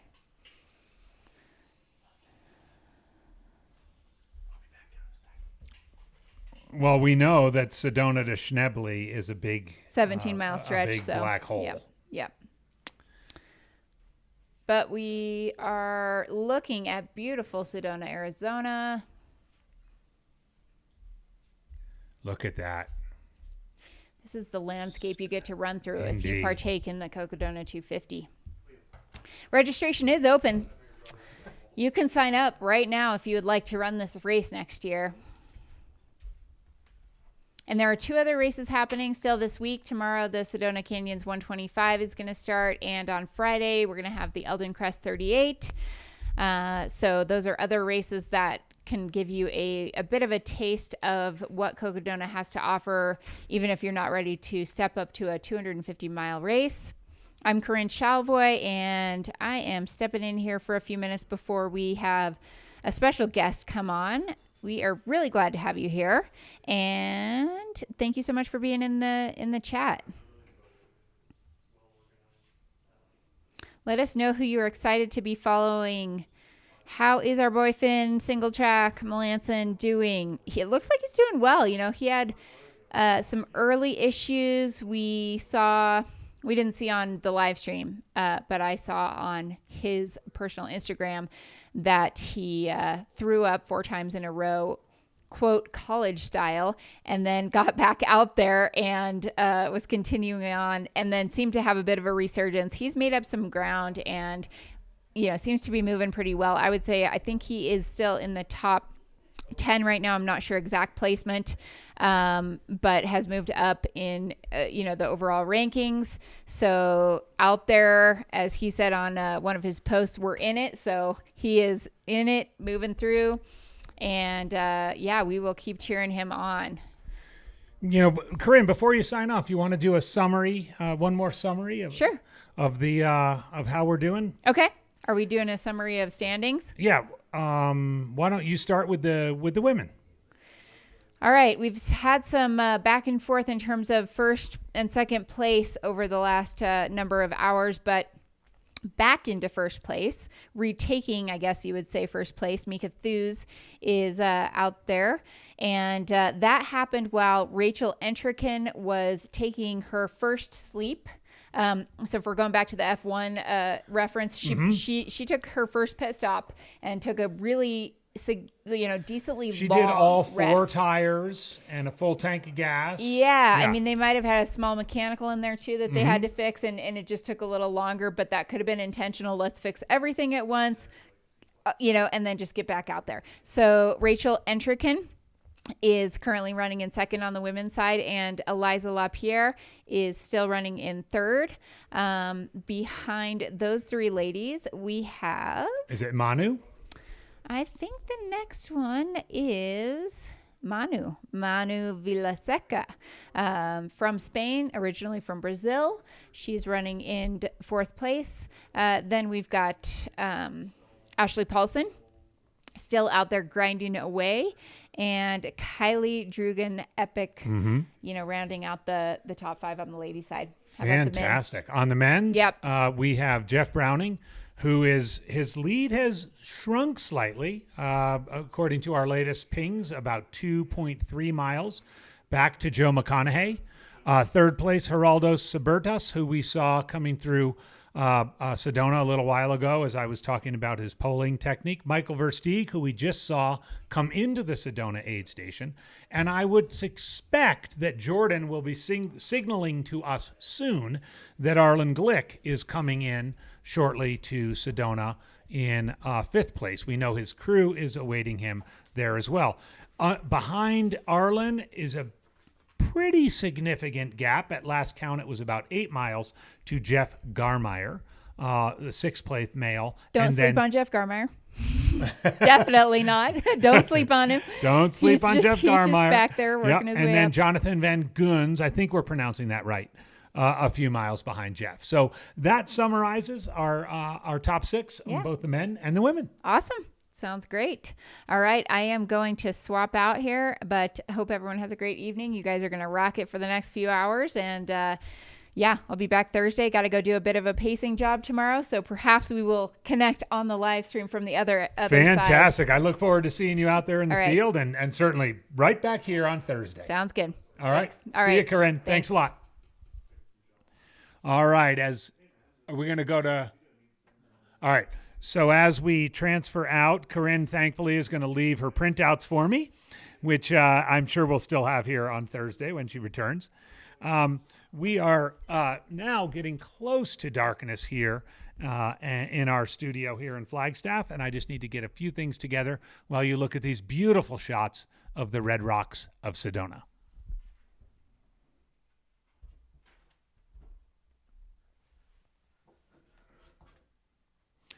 As I mentioned earlier, Chris Warden, the leader of the pack here at the Cocodona After Dark, is taking care of some family business down in the valley and should be up here shortly, I would guess around 8 or 9 o'clock Arizona time. But in the meantime, I am thrilled to bring on a special guest, if he's in the sound of my voice. Gentleman I've known for a long time, huge friend of the race, huge friend of ultramarathon running and the sport and pretty much anything endurance related. And that is Mr. Chris Thornley. Chris, how are you? I'm doing great. Thanks for having me. Good to see you, Good buddy. to see you too. I did bring some lube to the party. You brought some lube. Everyone here. Yeah. Get up close. Yeah, we don't need any headphones. Can we just get it, Jordan? Can we get a quick studio shot? Just there's Chris. Hey everyone. Chris, how are you doing I'm tonight? doing great. All right. Now, did you hauled that stuff down to Fort Tuthill and brought it back? I just brought a load down to Fort Tuthill. So what are you? What's your role at Fort Tuthill? I'm the assistant captain under Kim Casey. Yep. And what's that role look like? We start Wednesday morning, tomorrow morning, and we're there the whole time through Friday late afternoon. And you're It's a there the long whole shift. time. Yep. Kim and I, we just crash when we can. It's and fun. and have you done this since the start of the race? Yep. Yeah. Yep. It's fun. It's a great station. It's always windy, but the station inside is just, we have a thermostat and a great sleep station. And so it's 210 miles into something the race. like that. Yep. What not so much the front of the pack, but what do you see in the sort of mid and back of the pack when those folks come stumbling in? Yeah, well, most of them are they're pretty they're like zombies, totally sleep deprived and just kind of checked out. Most of them have seems like something's going on with their feet, skin problems and but everybody it's we I believe this is the fourth annual, right? Yeah. Yeah, in the beginning I thought, you're so close to Flagstaff, there are going to be so many drops, because you're right here. You could just go have pizza and beer and instead of going out to Walnut Canyon and going up Eldon Climb, but nobody drops there. Really? I love it. Yeah. They just go for it. It's almost like if they've made it that far, they're just going to get amazing. it done. Yep. Yeah. And of course, Cocodona is not the first time you've been around ultras. One of your, I think, maybe trademark jobs you do in the sport is working the river at Western States. I've been getting a lot of grief in the chat about talking about Western States about every 15 minutes. Oh. But I know having you on here as you're allowed to? as the better looking and smarter Thornley brother can talk a little bit about what you do every year at Western States. Well, we're a sponsor of Western States, and I'm also responsible for water safety at the river crossing at mile 78. And what does that mean? Well, some years, low water years, we run a cable or a rope across, and everybody goes across on foot, as you have many times. And then the wet winters, the Oxbow Dam's already filled up, so they can't hold off the flow. So we raft everybody across. Right. Yeah. So I need to tell a personal story, by the way, just for Chris and Craig's sake, that my son Carson, who's now 26 years old, yes, had this vision back when he was 18 years old to take a riverboat ride, is the only thing I can think to call it, down the Colorado River in the Grand Canyon as part of his senior project. And you happened to be going with a small group that year in January, I think it was. Yep. And you offered to take Carson along for the ride. Yeah. And then a year later, I dropped him off at the top of Driver's Flat, and he hiked down to the bottom of the river crossing and worked with you for 48 hours at the river crossing. So I guess what I'd like to ask, because I don't know what happened on that Colorado River trip, and I actually don't want to know. Yeah. I think it's a don't ask, don't tell, and my wife Shelley might be listening to this. So, but what is it? What is it about the river? Not specifically the Colorado River or the American River, but the river, the idea of the river. Well, it's neat to go down in a craft. You're self-contained, and in a group or not. With friends or friends that you become close to if you never met them, before the trip. And there's just something about the simplicity of just rolling down the river and camping at night and watching the sunset and looking at the stars, if you can sleep without a tent at night. And It's just life becomes so simplified down there, and it's so quiet. Yeah.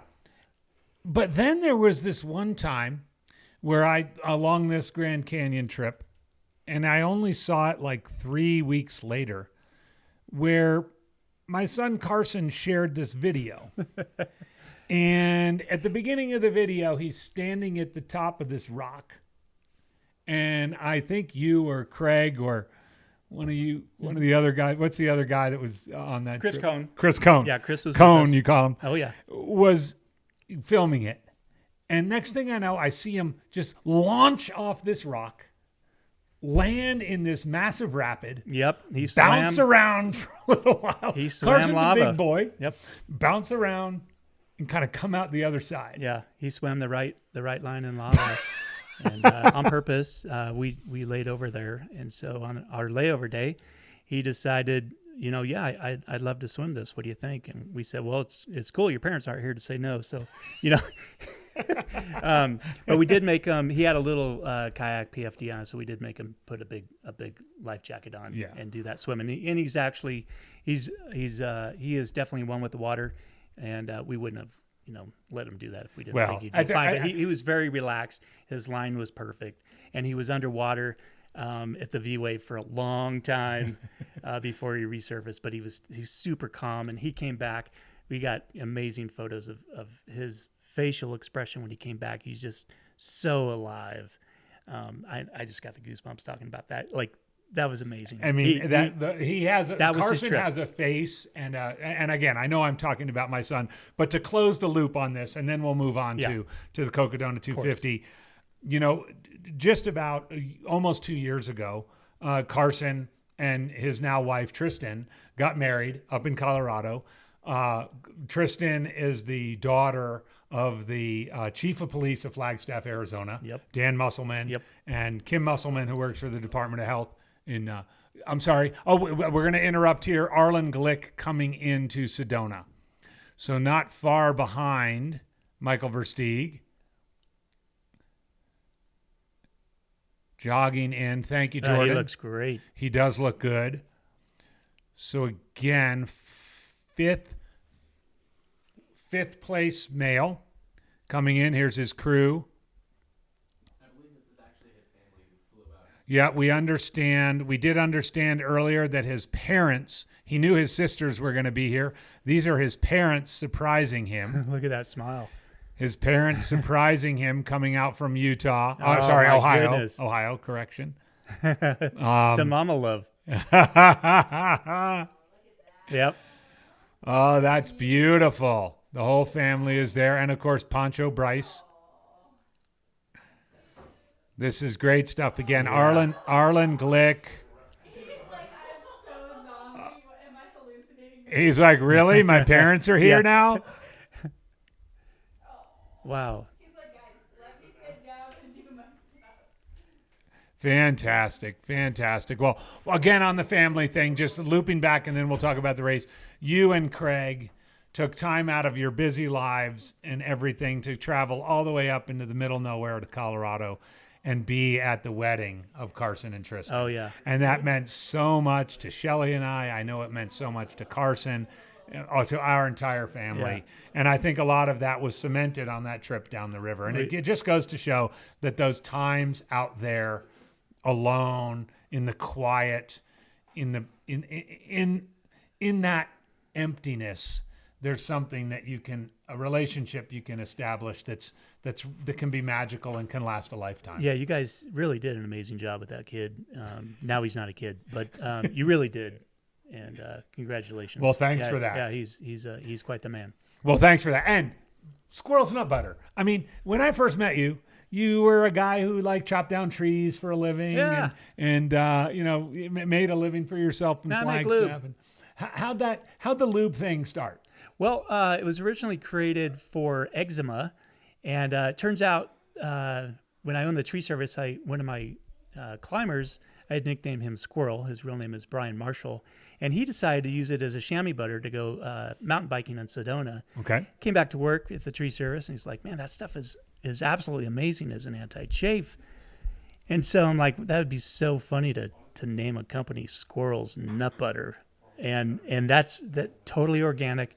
That's how we came up with the name.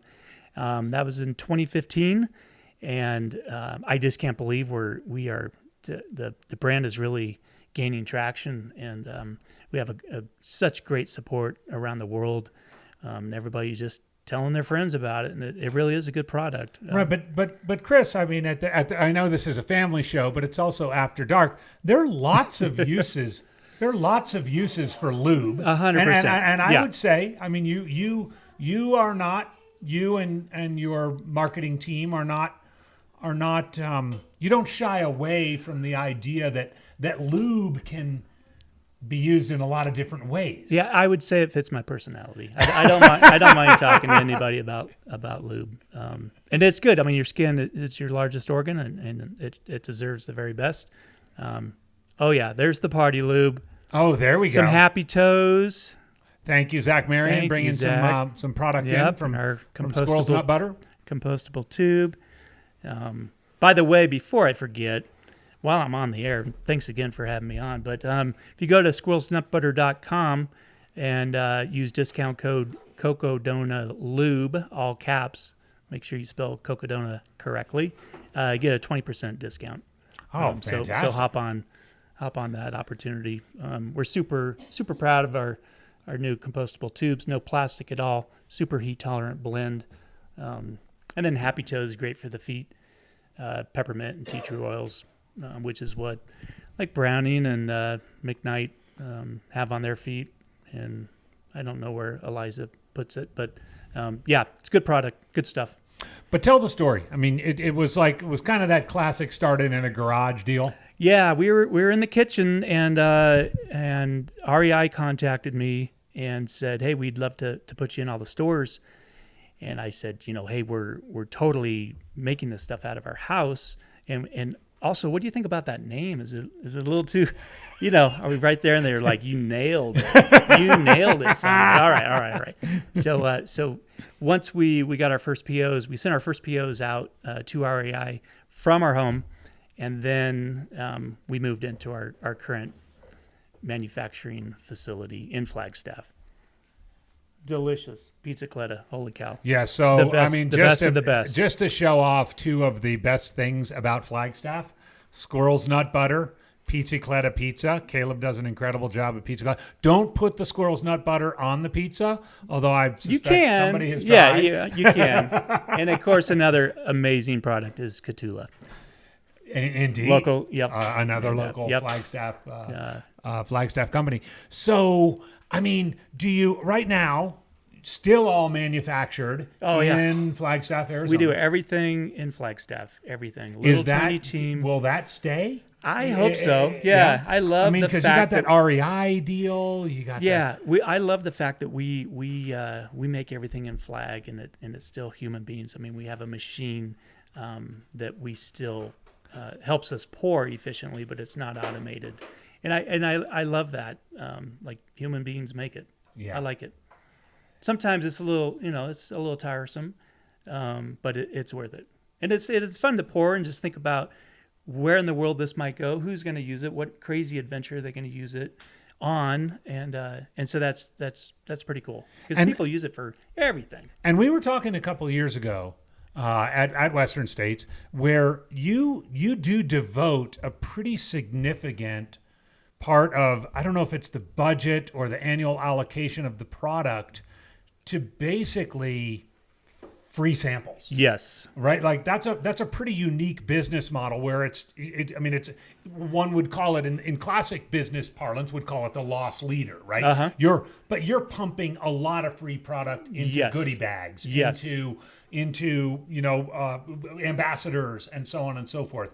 How do you balance that, that desire to get the product out there through these sort of giveaways with, trying to run a business and make at least a modest enough profit for, you to feed your family? Yeah, definitely the product speaks for itself. So if we can, I'll just say it, if we can get into your shorts, we have you, because this stuff really, really works. And so if the if we weren't capturing so many people, then we wouldn't go down that road of sampling that many.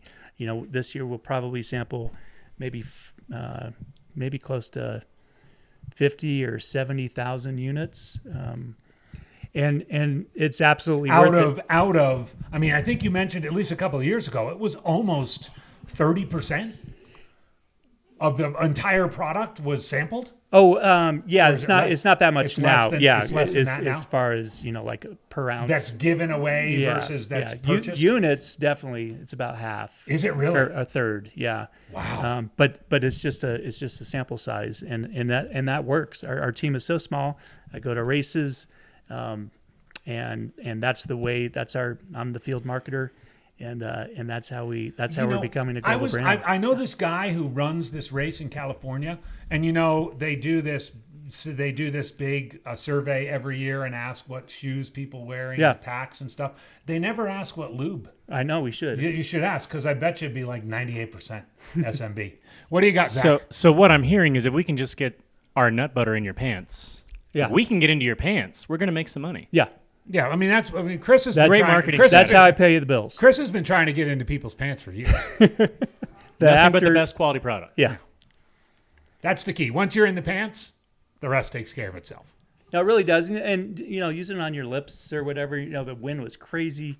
I was making sure the entrants were aware of being able to use it on your lips. Obviously, if you're doing a stick, then maybe. One more time. Don't double dip. Lots of love.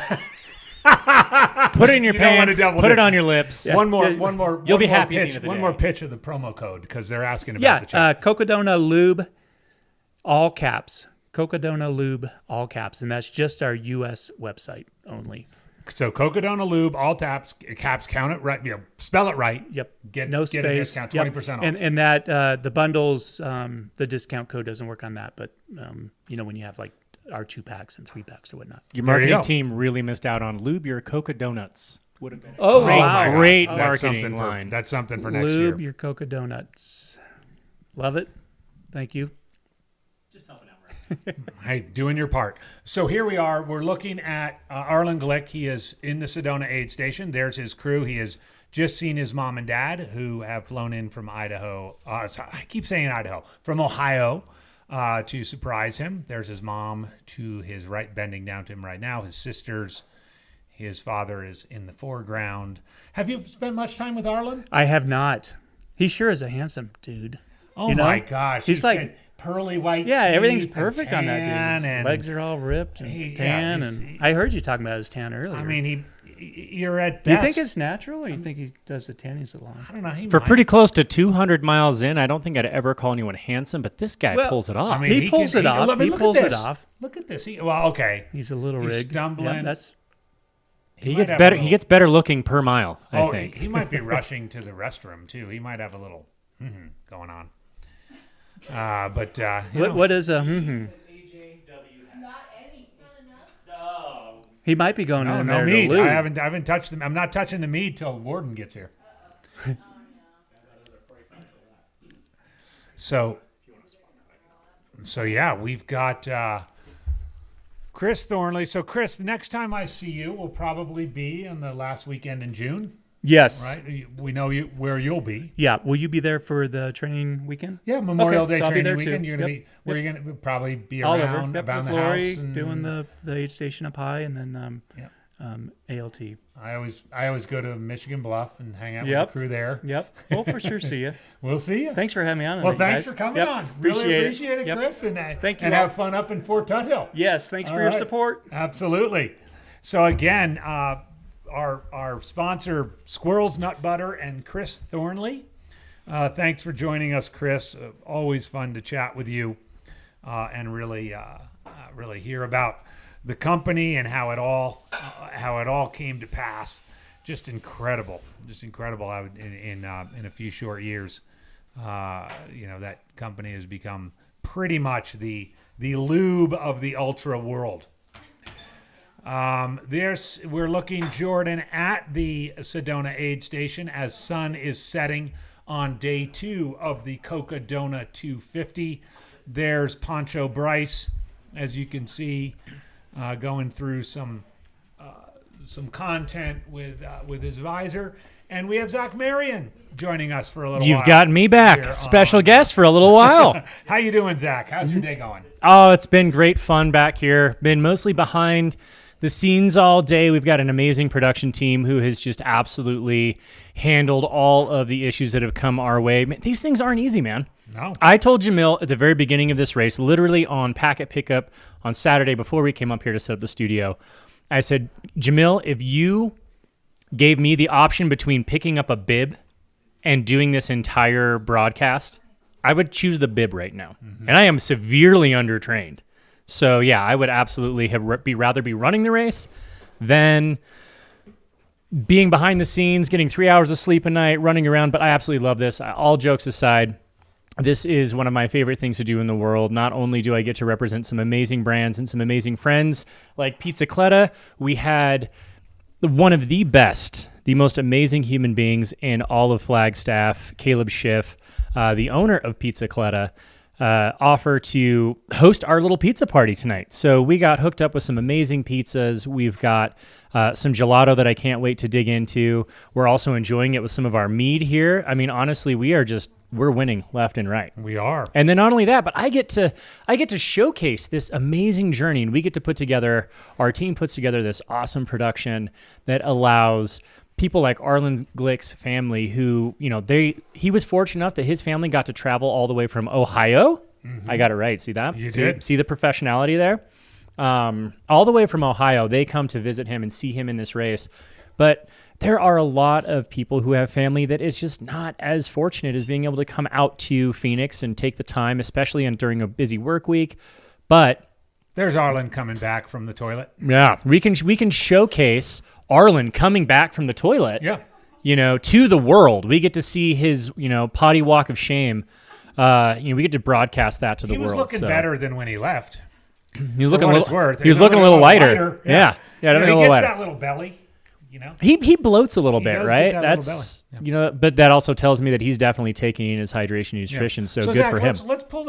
Let's open up the hood a little bit. What have been 2 or 3 of the biggest challenges in this first 38 hours in the live stream? I mean, there's always challenges, and I think we always get people on the chat wondering about how things are going. But what have been sort of the 2 or 3 kind of things that were like, ooh, didn't see that coming? Well, I mean, there's always the typical things that we run into, like we get out into the field where we have already looked through the map layers and we've determined that there's decent enough cell coverage to come out here and to put on one of these broadcasts. But then we get out there and it's just not strong enough where we anticipated it to be stronger. So we're running around Starlinks. I mean, we have, I believe, 8 or 9 Starlinks out on the course right now, dedicated strictly to our media team, that we are just bouncing all over the place. These are also extremely remote locations. So it's not like this is somewhere we can just zip up on the side of the road, or we're, Boston Marathon going down, some major throwaways, and it's just really easy. This is logistically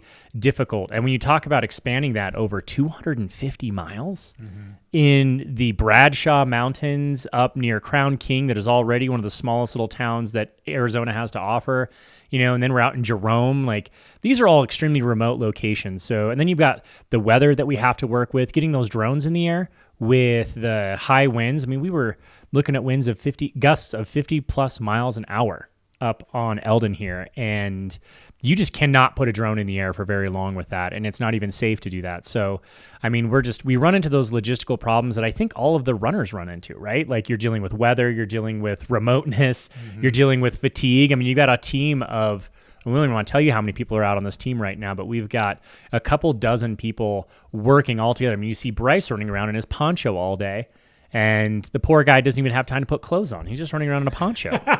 So that's the kind of stuff that we do, and that's the logistics that we deal with, on top of always having to deal with internet connectivity issues.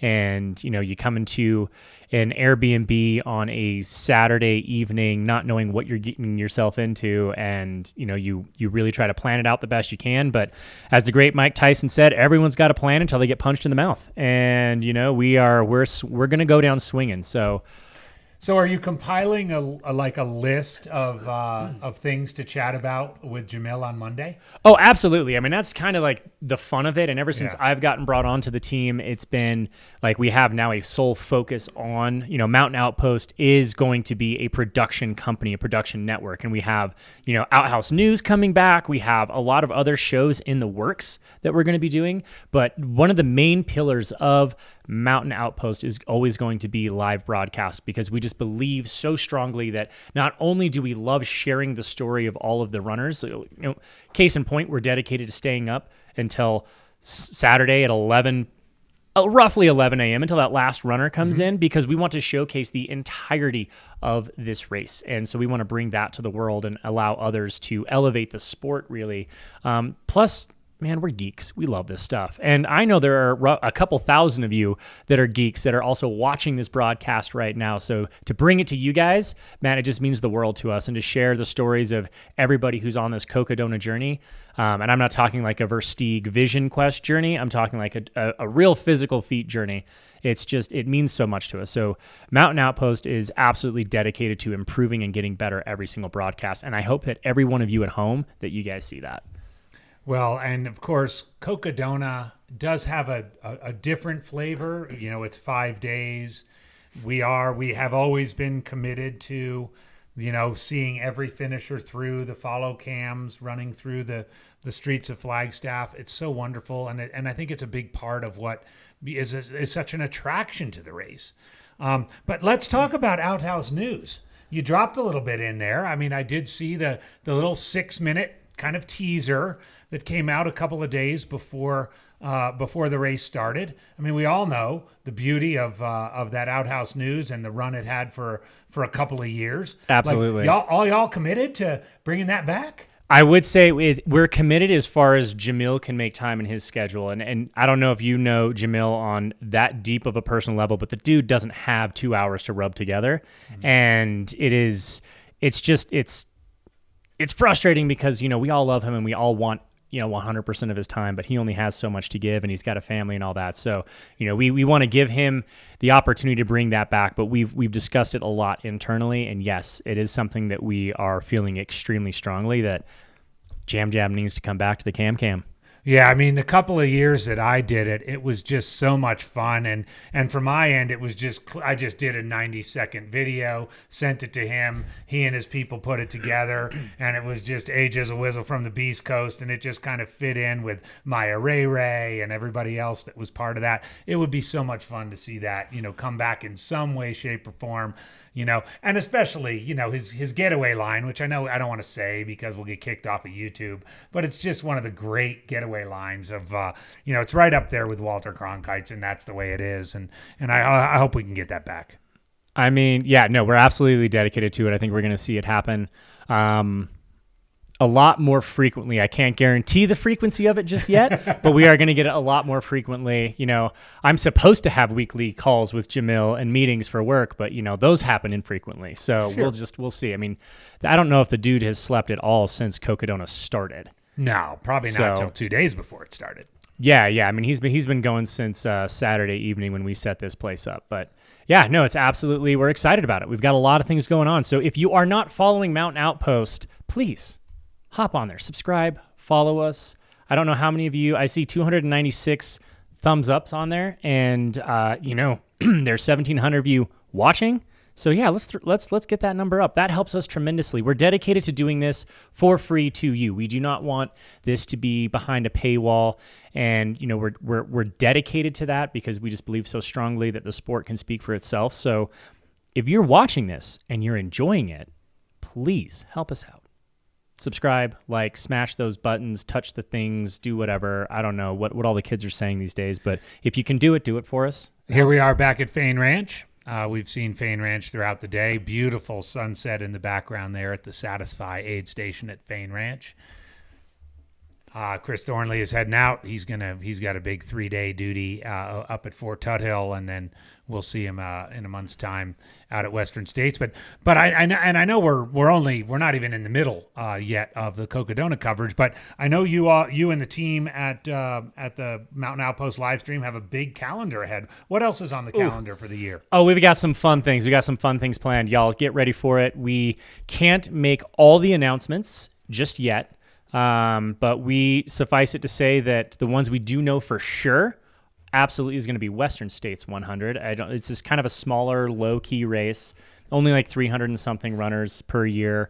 So if you're interested in that one, it's kind of older. It's got some age to it. So if you guys want to watch that one, hey, come on over, come watch it. We're really excited for that one. Billy Yang, Dylan Bowman, Topher Gaylord, and the team and Craig Thornley, the team over at Western States felt strongly that they would have been a great, beautiful collaboration, and we're honored. Beyond honored for that. Another one that really strikes close to the trail and ultra running community is Hard Rock 100. Mm-hmm. So you will see us there. We are going to bring you the best live coverage we can at Hard Rock 100. Given the constraints that we have, we cannot put drones in the air, but we are going to showcase the best we can that entire race, and we got a lot of fun things. That broadcast was so much fun to do last year, and we got so much sort of extra kind of running around footage with Jamil and Tony and the rest of the team. Yes, it's a little bit tricky without the drones, but man, that was so much fun. We're going to make it happen. Then we're actually heading out to Y-East Trail Fest and High Lonesome 100, a great race out in the middle of Colorado, just outside of Buena Vista and Salida. It's gorgeous. It's challenging. We're excited to hopefully add a multi-year deal with that race as well. We can't announce it yet because there are not contracts signed, but just think of some really great, awesome, amazing 100-mile races. Middle of August. Mm-hmm. We're shooting for some great races there. We're going to be at Run Rabbit. We're going to be at the Rut. We're going to be at Mammoth Trail Fest. We've got a lot of fun races planned out. JFK's in the works. Of course, Javelina. We're not going to get out of here without doing Javelina. Tussey, Mountain Back. I mean, we've got a lot of races that we are in contact with to make happen. We hope we can bring all of them to life. And 2025, it's just going to keep getting bigger and bigger. That's fantastic. Well, and folks weighing in on the chat, if you know of a race that might be interested in having some race coverage, let us know. We can't cover them all, but you hear Zach, he's going 100 miles an hour, and we know Jamil's going 1,000 miles an hour. Yeah, so. as always, just nonstop. So, thanks to some amazing partnerships such as Satisfy, Speedland has been really great with us. Obviously, Squirrel's Nut Butter, Pizza Clutta helping us out tonight. We have some really awesome brands that, we are also looking for partners to help bring all of these alive. So if you can hear me and you have something that you want to partner with us to make these broadcasts come true, John G, I know you guys are out there. Hit us up, man. We'd love to work with you guys. We'd love to showcase everything that we can and just kind of bring this sport, just elevate the level of this sport. This kid, Jacob Puzzi, weighing in, something about a run up in British Columbia. You know anything about that? Yeah, no, Pusey, definitely. I can promise you that we are working on that one. We've got a lot of irons in the fire, and trust me, yours is one of them, my dude. Good to hear from you, Jake. Hope you're doing well. Matt, speaking of some Arizona Flagstaff elite, Jake Pusey, one-time resident here of Flagstaff. I'm sure he's got some crowns and some segments laying around this place still. I know that his partner Brittany is out here, and they are supporting one of their athletes running the race. Manu, yep. And she's where is she at right now? She is. This is the crappy part about running a broadcast. She is between Deer Pass and Sedona. Fantastic. Yeah. The hard part about running the broadcast is that my heart and my soul truly lies here behind the mic. I absolutely love calling races, but I just when you're doing all the other stuff, you just can't focus on where the athletes are. You're more focused on where your team is and making sure that you have the coverage. So I haven't been able to follow as closely as I'd like to how the athletes are doing. But man, let's talk about Jeff Browning putting on an absolute show. And we've had so many fun shakeups here in the race. Yeah, I mean, I think Jeff Browning really making that move. I mean, going way back to the little whisper thing that we heard about with String Bean, but also in the women's race, you know, this bouncing back between the two of them, a little bit more sleeping from Rachel, a little bit more like hammering. So I don't know. I mean, and let's remember, I mean, even the front runners still have 80 plus miles to go. I mean, the race is by no means determined. By no means over. No means determined. You know, so many things can happen in a 250-mile race. I kind of liken it to, it's kind of like almost exactly the same idea, but at a completely different perspective of the principle. But you know, when you're on like a mountain bike or doing a super fast trail race that's like a 28K or faster, some of these golden tickets races, or not golden ticket, the Golden Trail World Series, I apologize. Like, they're just so incredibly fast that like your margin for error is minimal. You cannot make a mistake. If you ever run a mountain bike, you know, your opportunity to make an error is extremely minimal because there are catastrophic damages that can happen. Now, same thing applies here at Cocodona 250. You just don't realize the error until hours later. You get a little bit behind on nutrition. You get a little bit overheated. It's going to play off down the road. You know, it could be, you know, 6, 7, 8, 10 hours later when you start really falling apart. You forget to throw on a little squirrel's nut butter and you chafe somewhere you don't want to chafe. That's going to make the last 100 miles absolutely miserable. And if that doesn't take some of your mental strength and your mental fortitude away, I don't know what would. That would be extremely challenging for me. You know, I've chafed one time in a 100-mile race, and that's a mistake. You don't make the mistake of not lubing twice. Yeah. It's a mistake you make once. Yeah. I can promise you that. So what's the worst mistake you've made in a long race? Oh God, I mean, how much time do we have? I got lists. I've got Corinne Chalvoy-esque lists that I can pull out. They're printed out for mistakes that you can make in a race. So let's top 3 mistakes. Top 3 mistakes is very first one, thinking that I was going to be as fast as I want to be. And you go extremely minimal and you carry just enough to get you to the next aid station. It doesn't take more than, you know, one wrong step and a fall, a tweaked ankle, something like that, and you slow down 15, 20 minutes. That's enough to get behind on your nutrition, on your hydration. You know, underestimating the difficulty of the course and thinking, you know, a little bit more egotistically and thinking you're better than you are. You know, at Run Rabbit Run 100, this was back in the day when, you know, another Flagstaff legend, Rob Krar did the Triple Crown of hundreds. And, you know, him and I had both, we were kind of laughing because we had both done 300s that summer. Both of us won the first 2. And then we were just, you know, making jabs back and forth of like, okay, who's going to take away Run Rabbit, you know? And obviously his were much higher profile than my races, you know, Ray and Bryce 100. Compared to his Western States and Leadville. I don't really think they really compare, but at mile 22, 23, Rob Krar goes ripping past me at Run Rabbit Run. And I just remember thinking to myself, like, oh crap, that was Rob Krar. What was I ever doing in front of Rob Krar? And so that's another mistake. Never go out in front of Rob Krar. That is a mistake you will not make twice. And, you know, I will have to say, my very first 100-miler, no one taught me the value of lube. Really? And that was something that I don't think I paid for during the race, but I can tell you the next 3 days were a healthy reminder that I ran a 100-miler. Yeah. So, not walking very comfortably. No, you know, it's every time. All of those bodily functions were not every well. time you have a seat, you're just reminded of how amazing that 100-mile adventure was in the worst way. I think we have eyes here on, sorry to interrupt that wonderful lesson, but I think we have eyes on Brody Chisholm from New Hampshire. Yeah, that's our young dude. 17 years old, who's out here along with his brother Ben and his mom Jenny. A family affair, I love it. And Jordan, are they rolling into Sedona? This is Dead Horse. Dead Horse. Okay. All right. Yeah. And again, many of you have posted on the chat about this family from New Hampshire, come from a through hiker background, real strong hikers. They all came out and signed up on race morning for Eldon Crest last year. Amazing. All did Eldon Crest last year, and of course, it's a gateway drug to doing Cocodona. I guess I skipped over Sedona Canyons, but it looks like Brody's going into the RV. I mean, that's another downfall of being in this position is that I go to every race and I'm like, I want to do this.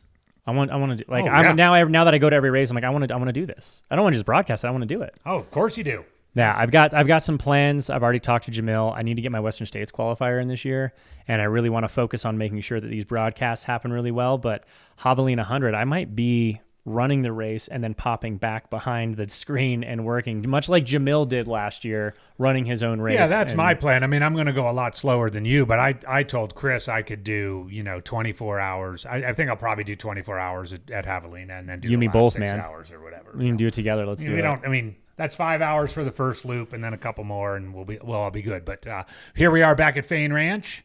Thank you, Satisfy, for hooking us up with that aid station. Fantastic aid station, and we've seen those lovely couches all day. That's a death trap, dude. Going into that aid station and sitting on those couches, I don't know that I'd be getting back up. I mean, that just seems like, let's just call it Cocodona 90 and call it good. Yeah. I mean, just do a couple laps around the parking lot and call it Cocodona 100. All right, we have word that Brody is going to snooze. Yeah, speaking of snoozing, game plans. What do you do in a 250-mile race when you know that you need some of that alertness?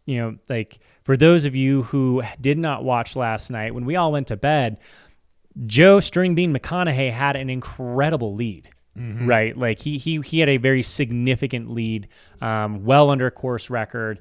And at some point, we believe it was going around the Dells, he, for whatever reason, and I know that Brooks Running posted something about it that kind of explains it better than I can. But he ended up getting turned around and went 25 minutes. He had an hour lead and went about 25 minutes backwards on the course. Met up with Jeff Browning. Ended up going into the next aid station together there at Satisfy Fain Ranch. And they ended up both taking, their strategy was to take a little bit of a nap. And, as you alluded to earlier, Jeff Browning pulled the college Tinder date move and had that little quiet sneak out before his buddy could wake up. And it was a beautifully executed move. And, it allowed him to get out a little earlier. I'm sure there's a lot of frustration with Joe, like with himself, just like, dang it, how could I have let that happen? Like, literally took my hour lead and cut it down to 0. So the race essentially started over at Fain Ranch. It was so it became a 160-mile race. Exactly. Yeah. So, that happened last night. We had Mika and Rachel, who do a flip-flop because Rachel took more sleep than Mika. Yeah, I mean, it's like, so this goes to show like your strategies are going to be very different. Now, Joe and Jeff Browning have very similar strategies, it seems like, but we also have we have Mika and Intrican both doing the opposite strategies, taking little naps versus taking a large sleep. And 200s are still kind of the Wild West, right? Absolutely. Everybody does something. Some people are like, I want to try and make it all the way to the second night before I have to sleep. Others are like, no, I'm going to bank some sleep, 20, 30 minutes, which is obviously what these guys were doing at Fain Ranch. Some people are going to do something in between. We saw 2 athletes taking a sleep at Mingus Mountain Camp, so that 105 miles, which was daylight again, but they were like, okay, I need a little bit of sleep right here. Maybe they're taking a little bit of sleep because it's sort of the most quiet, sort of chill, mellow place they can. I really think is cheers. Oh, well, ooh. I'm not ready for that stuff yet. That was solid. I'm going to leave you on the mic and that was solid. They're deploying different strategies. I spoke to Jeff Browning a week and a half ago when we were doing Mount Fuji 100 commentary, and we went on a run together during the break there. And I asked him, I was like, "Hey, what's your goal? Like, what are you thinking? Like, how are you going to handle this, like nutrition and blah blah blah?" He brought up the raw milk, of course. He almost had me converted to OFM and raw milk chugging contests by the end of the run, but he did tell me this tells you what kind of runner that Jeff Browning is. He gave me an exact time to the minute that he wanted to be at the finish line. And he told me 62 hours and 19 minutes is what he thinks he can get it finished in. So, but he also told me his plan was to make sure he took at least 20-25 minutes of sleep the very first night and want to do the same thing on the second night, and obviously is not going to go into a third night. So, yeah, these are all different strategies that I think we have a lot to learn still. So yeah, eyes on Fane Ranch there. Satisfy hooking it up for all the runners at Fane Ranch. Also a huge sponsor of the race. We are super stoked to have them help us out and take care of our runners. Also, they've got some incredible product for those of you who've seen Versteeg's awesome shorts and gear and his pack that if you haven't seen it, go scrub back to the kind of middle of the afternoon yesterday. He was wearing his pack like a waist belt. It was awesome. Totally awesome. So yeah, so many fun things happening. I think my personal strategy, speaking of Mr. Versteeg, there he is. Kicking it there. Is that Sedona that we have him at? Yep. He's chilling in Sedona. Getting ready to head into the second evening of his race. I think it's more clothes than I've ever seen that dude wear. That tells you what kind of temperatures we're dealing with. Huge shout out again. Thank you to Pizzacletta for keeping us fed, giving us energy to sustain this broadcast all night long. We've got some special guests in the house. Yeah, we're going to be bringing special. We're going to try to bring some special guests all throughout the week.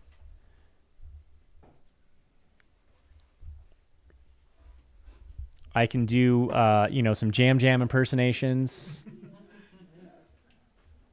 For those of you who keep thinking that it's Jamil on the mic, I apologize. They thought you were. It's me, Zach Marion. What do we have here, Jordan? Versteeg. We got Versteeg. It's Sedona. Just took off out of Sedona. Leaving Sedona. Wow, took a long time there. Crew has a nice little camera. They're going to get the action out there. We've got some fun special guests. We've got Sense Daddy will be in the house Thursday night. Eric Sinsman, he will be coming in and commentating. We're stoked to have him. It'd be good to ask him about his retirement, how it's going. I'm kind of jealous, man. If his shuffleboard is getting better and pickleball. He's just sitting on his front porch on a rocking chair, just enjoying it, scheming his next mayoral candidacy here in Flagstaff. He's got a strong local government career he wants to pursue.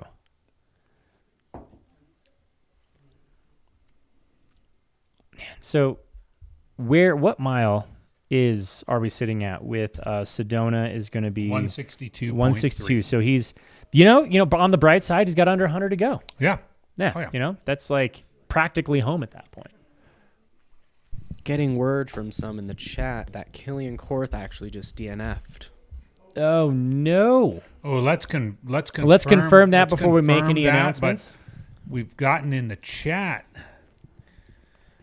Chatter's getting kind of loud on this. We want to get confirmation before we bring you any kind of official word, but rumor has it that is what happened. So, yeah, for Versteeg going out with poles, not a lot of people knew that he used poles, which is something that I didn't anticipate seeing him rocking poles this year, but there he is getting out of there with some poles. He's got that trek. So, really, once they make it to Sedona, it's kind of like, they have a fairly sizable climb out of there. Obviously, you've got to come up to this plateau, but then pretty rolly until you hit that final nasty climb, which, honestly, we were joking about it earlier, but I would not be shocked if we see 3 runners over the evening pushing to get to up here in Flagstaff within an hour of each other. And that, sounds like a huge commanding lead, but in a 250-mile race, we might see 2 people hitting the climb up Eldon at the same time. Yeah, and that's not a commanding lead. I think anybody could. Well, anybody could win it at that point. We saw an hour lead disappear overnight. And especially with the running, the lot of running between pretty much Munns Park and the base of Eldon, there's a lot that can still happen. Yeah, no, they've got a beast of a climb getting up out of Sedona, and that's going to put a lot of lead in those legs. So if you approach it correctly, if you approach it with that mindset of maybe giving up a few minutes to save a few hours, that's going to be like, I would happily give up a few minutes per mile to save a few hours at the end of the race. 100%. And it's a massive, like 18 miles, I want to say, or 14 miles. Nope, 18 miles between aid stations. There's just a water stop halfway between. So yeah, they're carrying a lot of gear. They've got that pack, that fancy quilty pack, is filled with a lot of stuff. So The I do Sedona have quilt pack. confirmation. He's DNFing due to breathing issues. It is assumed to be due to allergies to the local flora. He's been having some breathing issues in the same place as he did last year. Yeah, I mean it's those pines, man. Those pines are pollinating. They're dropping all sorts of allergens out there. Happens to me every single year when I come out here, and also Western States, man. I can't get out to Broken Arrow in Western States without just being completely inflamed in the face, just with all those allergies. So I get it, man. My heart goes out to you to make it this far and to have to pull out for something like that. And another thing that you don't think about, all those little things like. That I experienced the day after running 100 miles, like you get the lung cookies from all that dust in the air. You don't recognize it's there until you turn on your headlamp at night and you see all these floating particles in front of you, and you're inhaling all of that. That's like going right down. It's like collecting in the lungs, and you get that hack. Like if that shows up the next day, they're dealing with it now and still have 125 miles to go. So. That's Again, something. Yeah, quick update. We've been wondering about Killian Korth. We do have confirmation that he is a DNF at about 150. Just to give you a quick update, Jeff Browning is in the lead with Geraldus Subertus in second, Joe McConaughey in third, Arlen Glick in fourth, and Michael Versteeg, who we see on the screen right here, in fifth. All of them through the Sedona aid station at mile 162. We expect... probably not shortly, but within the hour, Jeff Garmeyer, and then first place women Mika Tews and Jonathan Van Goes.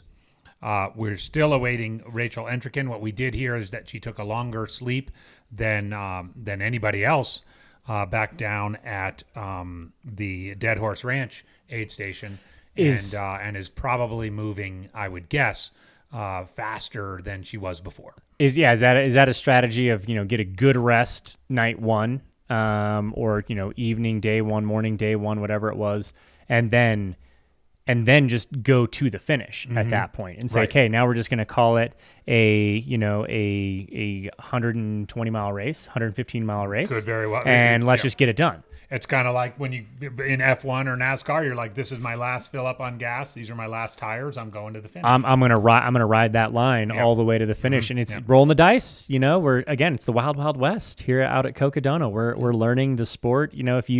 I'm sure. AJW, I've heard you've been in the sport for a few years. You might know a thing or two.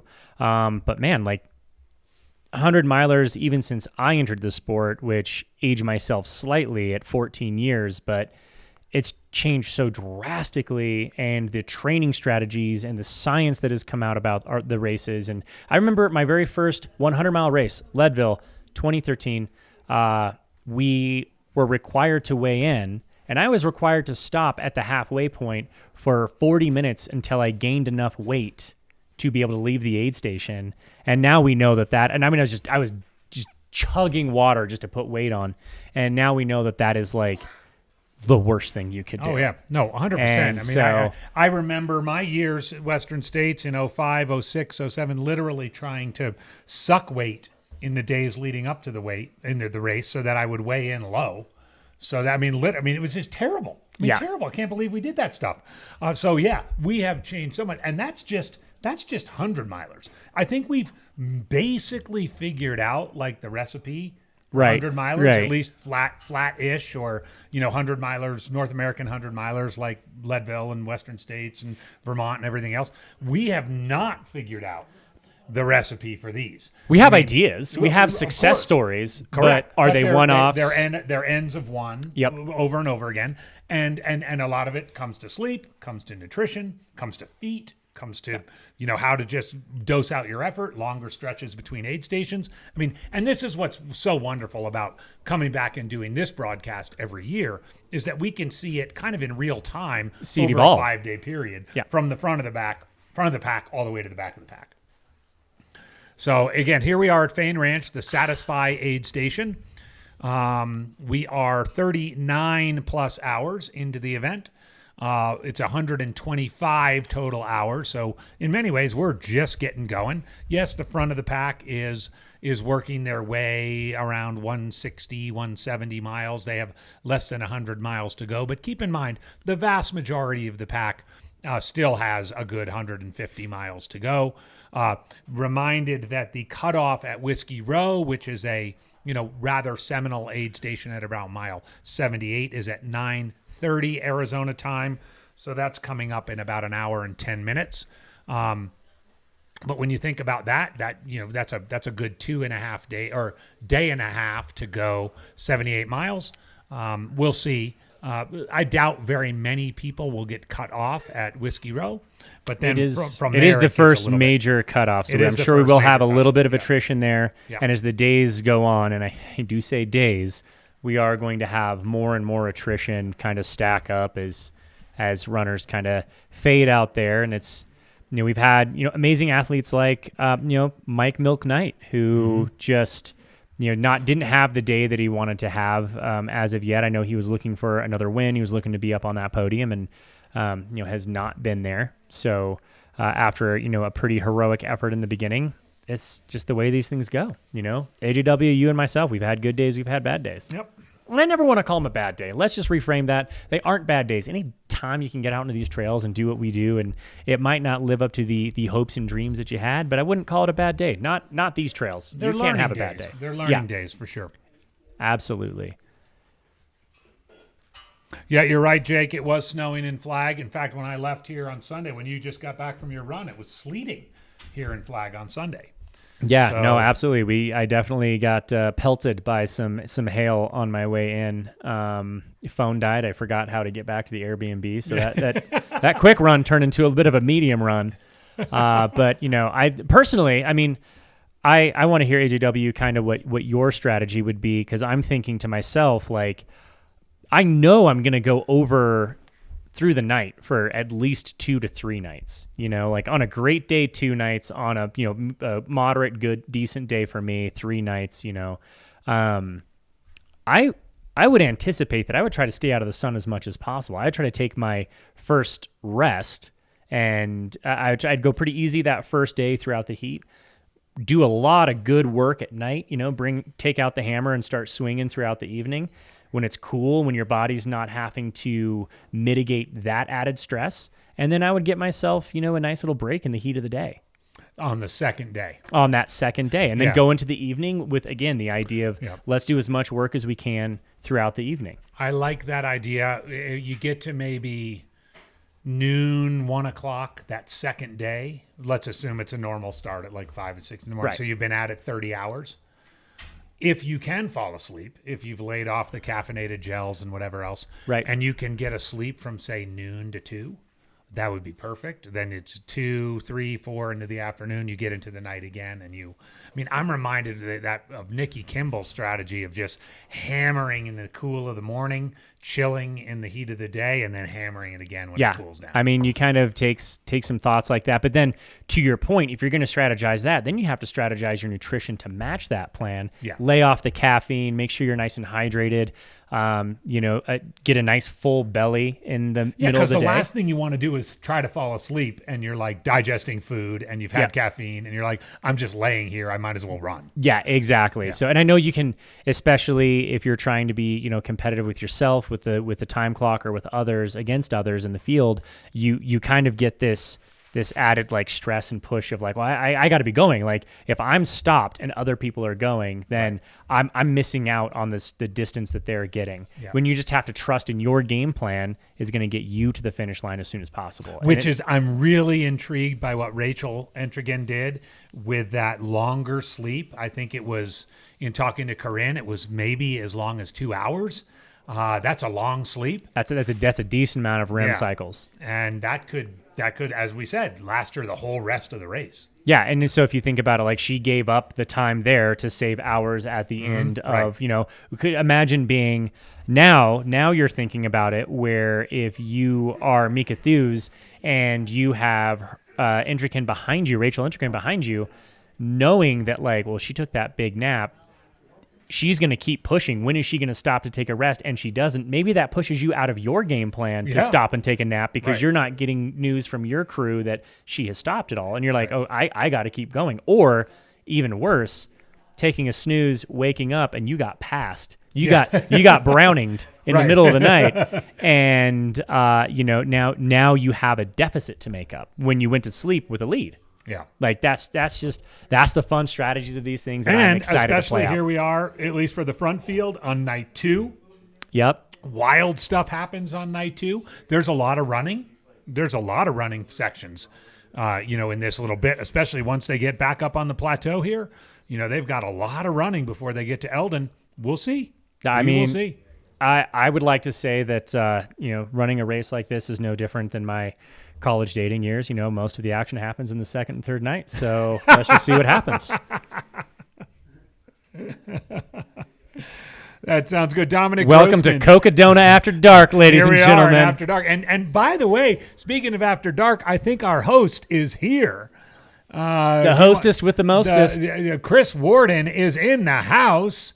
Would you like me to step out, or would you like to step out? You know what, AJW, you got so much energy, man. I'm gonna have to enjoy my mead and take a little break, have some more pizza coletta. All right. I'm gonna let you and Chris do your thing because no one does it better than AJW and Chris Warden in the Mountain Outpost After Dark. Here we go. Here we are. Cocodona After Dark. Zach Marion, Director of Live Stream Media here at Mountain Outpost. Zach, thanks for spending some time with us. This was fun. I know this won't be the last time we do this week. This is not the last time you will see me. I don't know whether that's a great thing or a terrible thing for you guys, but for me, it's a lot of fun. So thank you all for your comments in the post, your love in the chat. I will definitely say, please, please, please, support us as much as you can. If you want to see us at other races, we need the love. We need the support. We're here for you guys. Please be here for us. Subscribe so you can get all the updates on the amazing races that are coming down the line. And if you feel so inclined, maybe donate a little bit to our pizza fund or at least tomorrow our pancake fund. So, hit us up with some donations in there. Thank you all so much. I appreciate it. I'm sure we're going to catch you guys tomorrow. Or Mercedes Cookie Fund. She's making fund. cookies for us tomorrow morning. Yes. I love it. Thank you all so much. Or buying them at Whole Foods. I appreciate you. And I'll see you guys tomorrow. All right, let's do it. Thank you, Zach. Fantastic.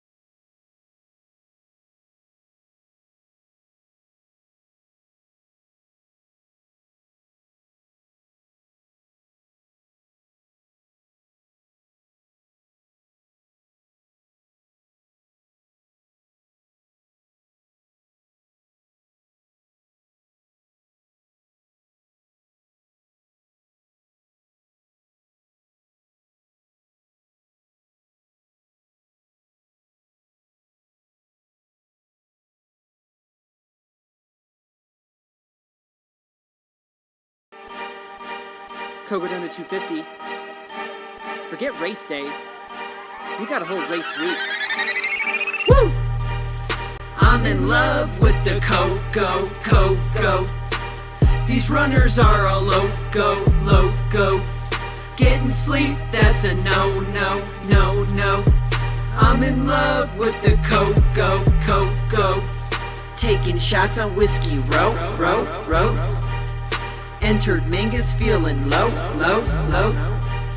Seeing ghosts all in Jerome. Hit Sedona, almost home. Year 2, let's do it again. Tune in with a few of your friends. Yeah, runners, hope your crew is a 10. Chins up, these views are a gem. Trash legs, nights of despair, but you proved your fight is so rare. A tough race ends right in the square. Now let's rage or find a nice chair. Woo! I'm in love with the Coco. These runners are all loco. Getting sleep, that's a no. Will I run this race? That's for sure. One of these years.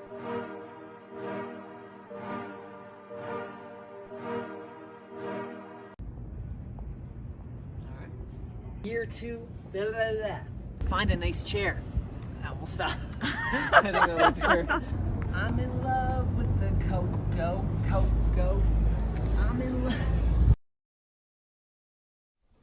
Good evening, everybody. Thanks for joining us here on Cocodona After Dark, courtesy of Mountain Outpost. I'm Chris Warden. I'm Andy Jones-Wilkins. And we have a special guest here. You just saw him cutting some lines and hanging out with last year's 2023 Cocodona winner, Sarah Ostaszewski. This is the trail gangsta himself, Rory Monahan. Rory, thanks for joining us. Hey, thanks for having me. I'm excited to be here. Yeah, we've had Rory on with some of our live streams before in the studio hanging out with us.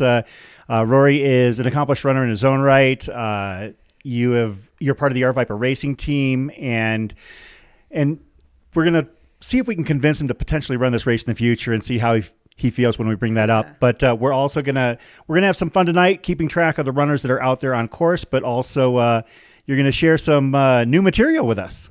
New material, we got bars, we got a brand new music video world premiere. I would love to speak to my experiences, with the past winter and just pacing today. I paced today. Yeah. And yeah, we go way back, Chris and I. How did that pacing gig go today? I mean, I'm happy to talk about that right up front. I was pacing Cam Harder, good friend. He's my physical therapist, actually, of Ridge Athletics here in Flagstaff. I'd say he's probably mid-packer right now, maybe just a little bit ahead. And he was going through a rough spot with some knee pain, and I think I lifted his spirits a little bit, but also I'd say he was looking a little bit happier than some other runners on course. He's one of those runners. I'm sure there's examples out there. This is good to talk about those people who didn't train like crazy for this. Even though he's a PT, he had a injury leading up that slowed him down, and his training was just very minimal. So he was worried and still decided to toe the line. And that's something we don't talk about as much, I don't think. By minimal, how minimal? I mean, I see him once a week. I have a Achilles injury I'm dealing with currently, and I just be like, hey, what's your long run this weekend? He's like, well, the longest one I've done is 20 miles with Georgia Porter on the Black Canyon Trail. I'm like, that's an okay training run. What else? That's a stout partner to have as on a run. Yeah, right. Georgia Porter, excellent training partner. But I think that was his peak run, and the couple weeks leading up to it, I don't think he was able to run. He actually had to check something out in his foot. So anyway, he might tell that story once he gets to the finish. I know he's going to make it. And that's part of what we do here at Cocodona After Dark here on Mountain Outpost. We are covering the race, and we will definitely be flipping around to as many camera shots as we get. We have a handful of we have a handful of cameras we have the ability to show. However, we are limited compared to the daytime. Not a lot of drones, if at all. The follow cams might trip and fall and break a leg when they're out there on the trails. So we keep that to a minimum. But we try our best to keep things going while showing who we can in aid stations and in more visible areas, as well as telling our stories, our experiences with this race and the people that are running it and that surround the whole Cocodona week. And this is one of the reasons why I love bringing you in here, because you're a Flagstaff local, totally abandoned us down in the valley for higher elevation. I did move here in 2018. I think this is the same studio we had last year. No, it's actually literally 5 houses up. Oh, 5. Okay. Well, the point is, I think I mentioned it last time. This was the neighborhood where I first was able to get a spot, and I had to rent a room from a runner. And it's just such a in this nouordeal. You must have been doing very nicely. These are some nice houses. Like I said, I was renting a room. It was like a mutual connection. I couldn't, necessarily get a house. Definitely couldn't get a house. Couldn't get an apartment out the gate. Didn't have the contacts yet. Didn't have a job. So if you're someone from like Phoenix, a lot of people want to move up here from Phoenix or elsewhere. Like if you go in for a job interview here, they want to know that you have a residence already. Mm-hmm. So it was kind of hard to do that. So I had to rent the room first, then apply for the job. So this neighborhood just reminds me of like the first 6 months, just kind of grinding. I also didn't have a car, so I would bike. I would bike everywhere, bike to school. I taught in an elementary school. Even though I'm a high school teacher, I just had to take the library position, and it was like hourly and just read to kids. So you made it work, though. Made it work. You like made a it lot work. of runners out here, that's what's so impressive. They have full-time jobs and tough jobs at that, and they're still able to train and perform. Yeah, there are people all over Flagstaff. I'm monitoring the chat. Seatown fan, has Chris Warden run the Cocodona? No, but I have witnessed pretty much every start, every finish, and a lot of the miles in between. Chris Warden is a legend. I mean, there's all kinds of stuff coming up on here. Finally, Chris Warden is here. So, talk a little bit about your experience. I mean, you've been part of this. Not to take it away from you, Rory, but you've been part of this event and the live stream since the beginning, right? Yeah. What have you seen in the evolution? First of all, as we roll into After Dark, the barriers to entry and production have come down a lot, and I'm sure you see that. Of course, Rory is a filmmaker and video maker, content creator. Filmmaker, yeah. and I'm sure you can speak to that as well. The fact that like trying to produce and create content, especially around the trail scene. I mean, it used to like be a pipe dream, and now if somebody is ambitious and clever enough with what they can buy, like basically with their phone and a laptop, they can create a lot of content. And also bringing this to us. I mean, we have a pretty nice setup here. Don't get me wrong. We're not going bare bones at all, as you can tell. But the idea that we could broadcast something like this would have been far more expensive. You're talking 2 commas as opposed to 1, in terms of the price barriers. So that is probably the most significant thing I've noticed in terms of like us bringing this sport to the viewership. The second thing I've noticed, these runners are just getting so damn fast. Yeah. Like I remember the first couple years, the rule of thumb we used for day one was, if we're lucky, somebody will hit Whiskey Row by midnight. Last night, we're scrambling to make sure, oh, man, it's like 8:45. Do you know where Joe McConaughey is? Yes, he's on the screen in front of us on Montezuma Street, So, like, the runners themselves have gotten so much faster. I mean, look at what Sarah Ostazuski did last year, running home, like basically leveling up her times in each of the 3 years she ran it and climbing from 5th to 3rd to 1st finally last year. These runners are showing out this year. I mean, we talked last night about Killian Korth. Unfortunately, his run did not turn out to, the way that we had hoped this year. But last year, he was the leader into Whiskey Row. And we were talking about how when he came in 5th, 6th, or somewhere in there, about how he had seemed to be playing it smarter and being cool. He was 2 hours faster than he was last year. Mm-hmm.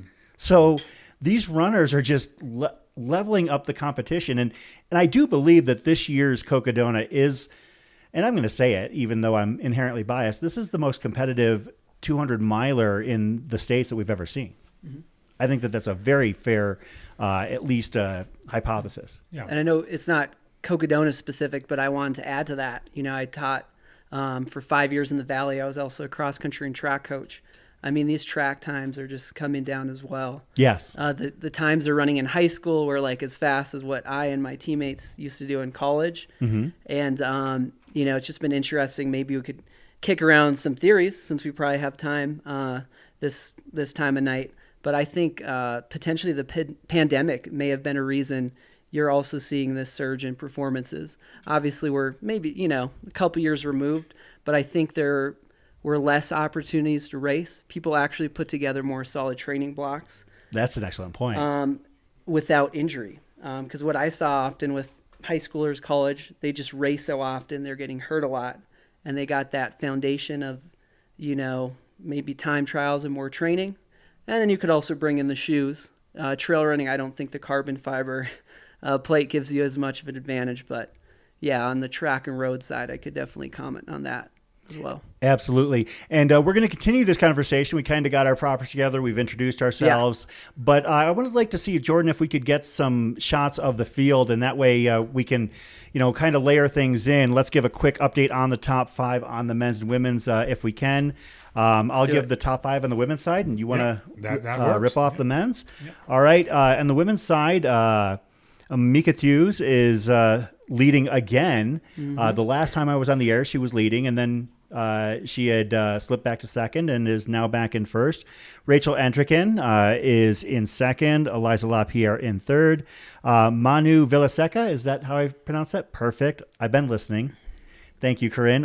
Is in fourth, and I believe in fifth now Ashley Paulson. So that is our top 5 from the women's side. And on the men's? Well, on the women's side too, Corinne is not gone to sleep yet. You know, she was going to go to sleep, and now she's still awake, and you know, her eating habits mirror my or sleeping habits mirror my eating habits. Ice cream or some shit. She went off the air, and now she's just still hanging out. And she's here for me. So. Thanks to Corinne, we have data. We have data. Also, all right. On the men's side, we have Jeff Browning in the lead.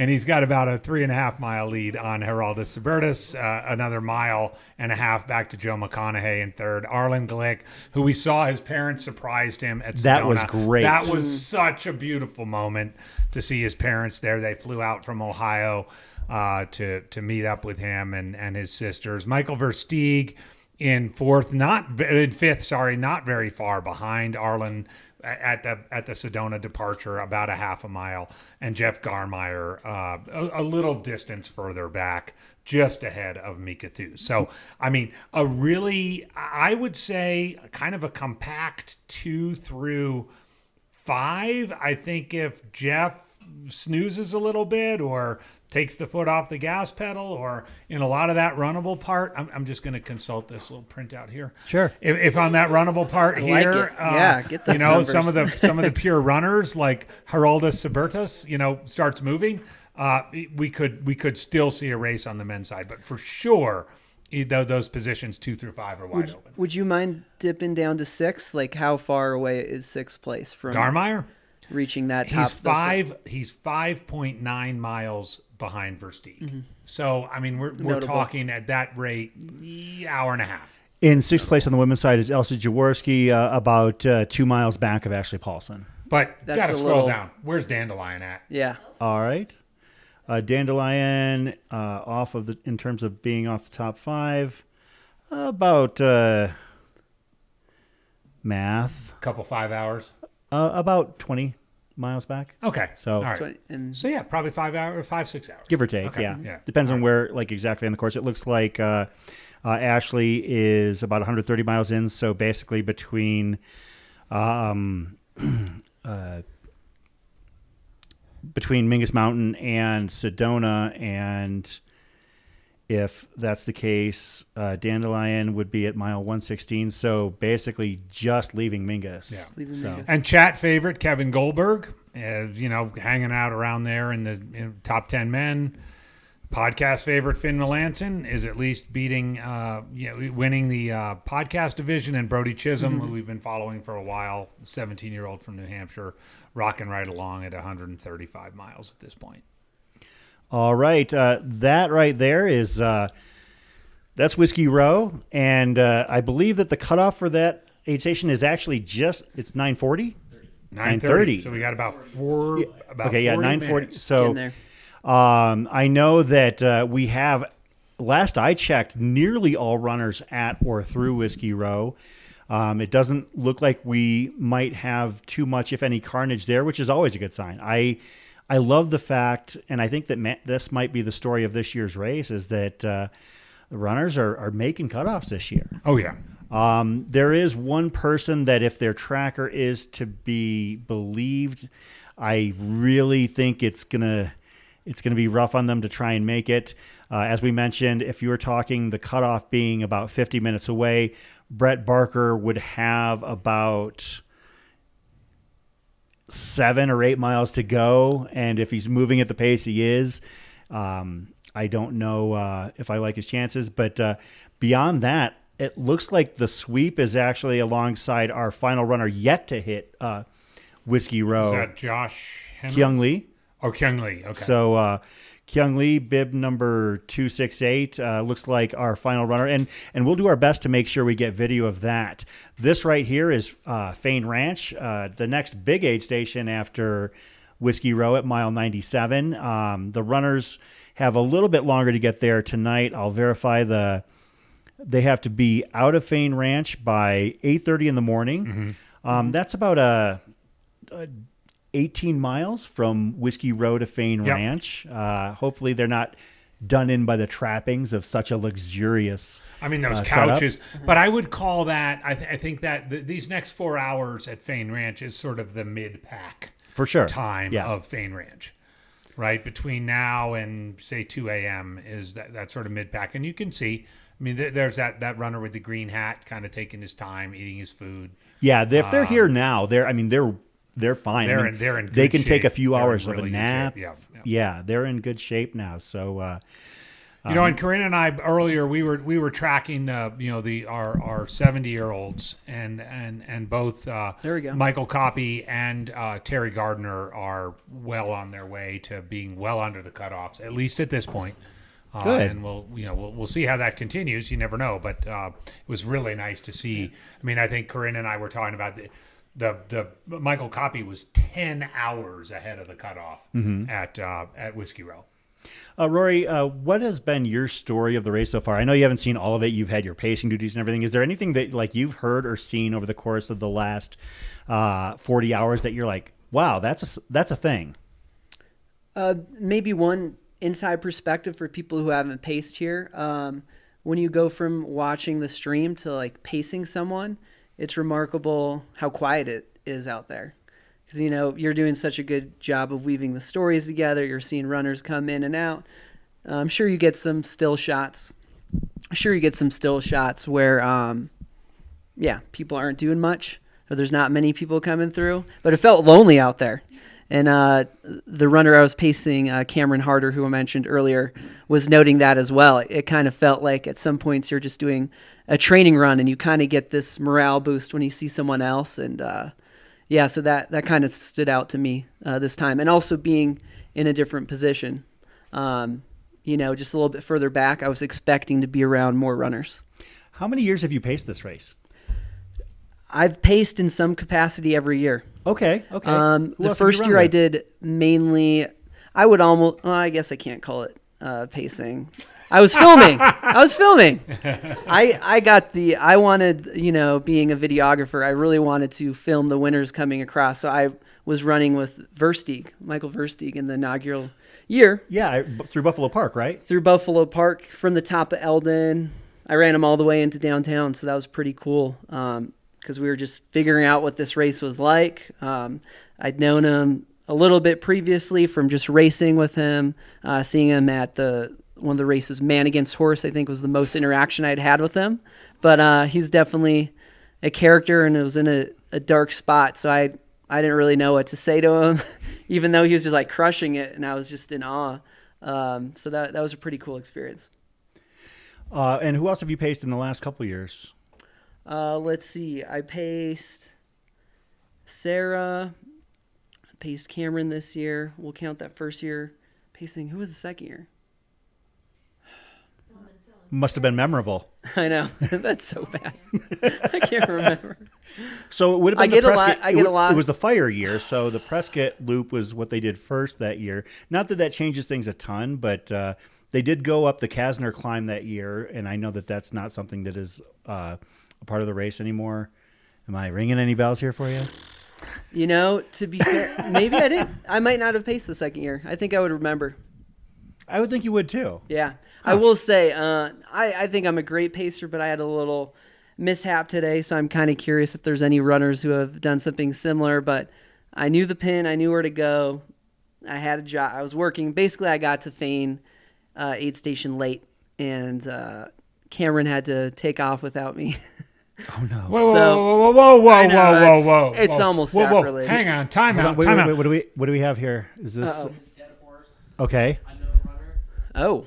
UKR? I thought you were reacting to me. This is you're important. rescuing him from telling this story? No, not at all. I just look at Jordan swooping in. We've got rescue. I'll take it. Rory as from much telling as it's his embarrassing. fail story. I'm hanging out here with two of my. I'm all about the fail story. So you missed your run. I have a couple epic fail pacer. stories. You're the pacer. I did. And you didn't get there in time. I did not get there in time. What the hell? It was messed up, I know. But What'd you do? Get a flat? But make up a story.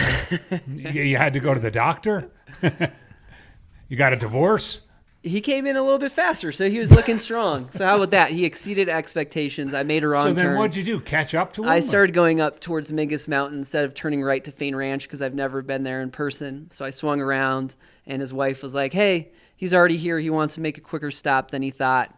He's just going to leave. So I ran like 2 miles. A pretty good clip to catch him, and then you did catch him. I did catch him. Oh yeah. Oh well, there you go. That's what I mean. But it was a it's rescue stressful job. because I didn't want him to even be alone for those 2 miles, and oh man, it's just something. And don't get me wrong, I'm so thrilled to be here with two of my favorite people to hang out with and talk trail running with. But yeah, no, I wasn't trying to rescue him. Oh no, but that stuff happens. Yeah, I mean, you take a wrong turn. You do. This is why we do this. In Absolutely. real time. It's like, I mean, this is just the same as an ultra. You told the story like, oh man, I screwed up. Pretty epic one. Zane Gray as well. I'm trying to recall the year. Was it like 2014, 2015? I was pacing Nick Curry for the last. I think it might have been 18 to 20 miles on that. Well, that was a stupid idea. That was stupid. First of all, I didn't know what I was getting. I mean, I paced him at Grindstone. Yeah. He dropped my ass.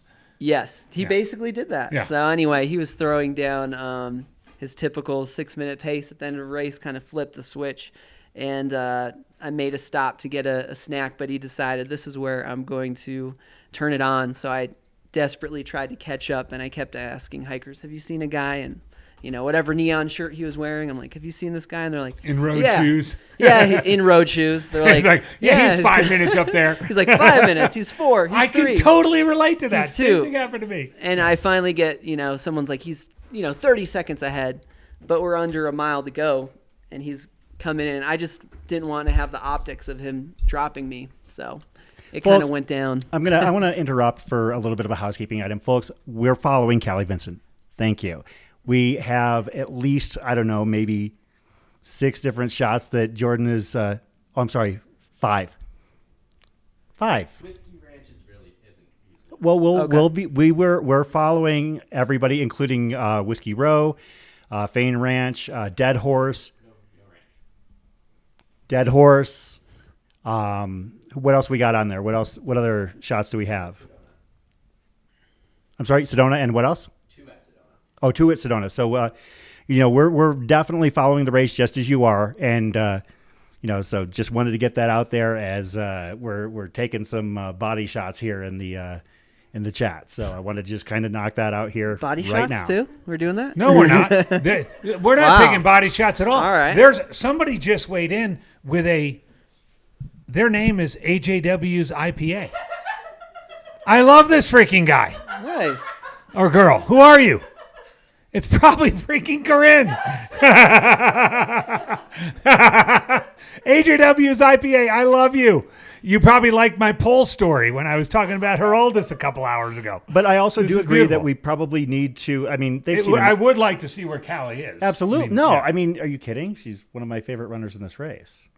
And we'll talk about our personal vested interest stories. But I do definitely want to keep the big shot. And they've seen enough of us. They can hear us. That's they fine. don't need to see us. Yeah. That's always been my feeling. Like, once they can see us and identify us, that's all they need to see of us. Was it is a face for radio? Is that the saying? Oh yeah. That's why I was in the industry. How long? I was never a TV guy. I was a radio guy for 10 years. Chicagoland, right? Yeah. 10 Yeah. plus years? Was it longer? Cut my teeth at 670 The Score in Chicago, and then retired after. Thanks for Liam's bailing us out a little bit. That's good. Well, and that's kind of part of the transition story to Aravaipa After Dark and Cocodona After Dark. We don't have drones at all these places. We don't have follow cams following these runners in Mercedes in the just dark. gave us a buck. Wow. What a bitch! Whoa. Oh, we are after dark, baby. That's gonna get us kicked off YouTube. Okay, so we are at Fane. Thanks for the buck. This is Fane Ranch. Yeah, that's Fane Ranch right there. That means I have a lot more wiggle room with my rap, huh? Okay. That means I'm about to get fired. Corinne wants to go to bed. She's like, I want to go to sleep. After she gives us a buck. I mean, well, you know what? That's more than I've seen. It's Cocodona After Dark. Yeah, and we do get a little bit loopy. We do get a little bit silly, whether we've gone Oh, yeah. days without sleeping, eating, or whatever. That's just kind of how it works when you're covering 100+ hours of 250 miles worth of Exactly. Arizona trails. You all shut up back there in the back row. I used to be a principal. You guys go to detention. Whoa. Yeah, I don't really have a teacher voice. So. The people in the studio, when they leave the when they leave the inmates in charge of the asylum, this is what happens. People. Let me tell you. All right, Rory, what do you got? Bring us back. Now we got 99 cents from AJW's IPA. I love it. It's beautiful. 99 cents. Keep it coming, Sarah Newberry. Bring it in. 50 cent. Come on. Here we Keep go. it coming. Keep it coming. I see the big dollar donors have made their way to the chat. Indeed. I was a big fundraiser private school guy for a long time. So.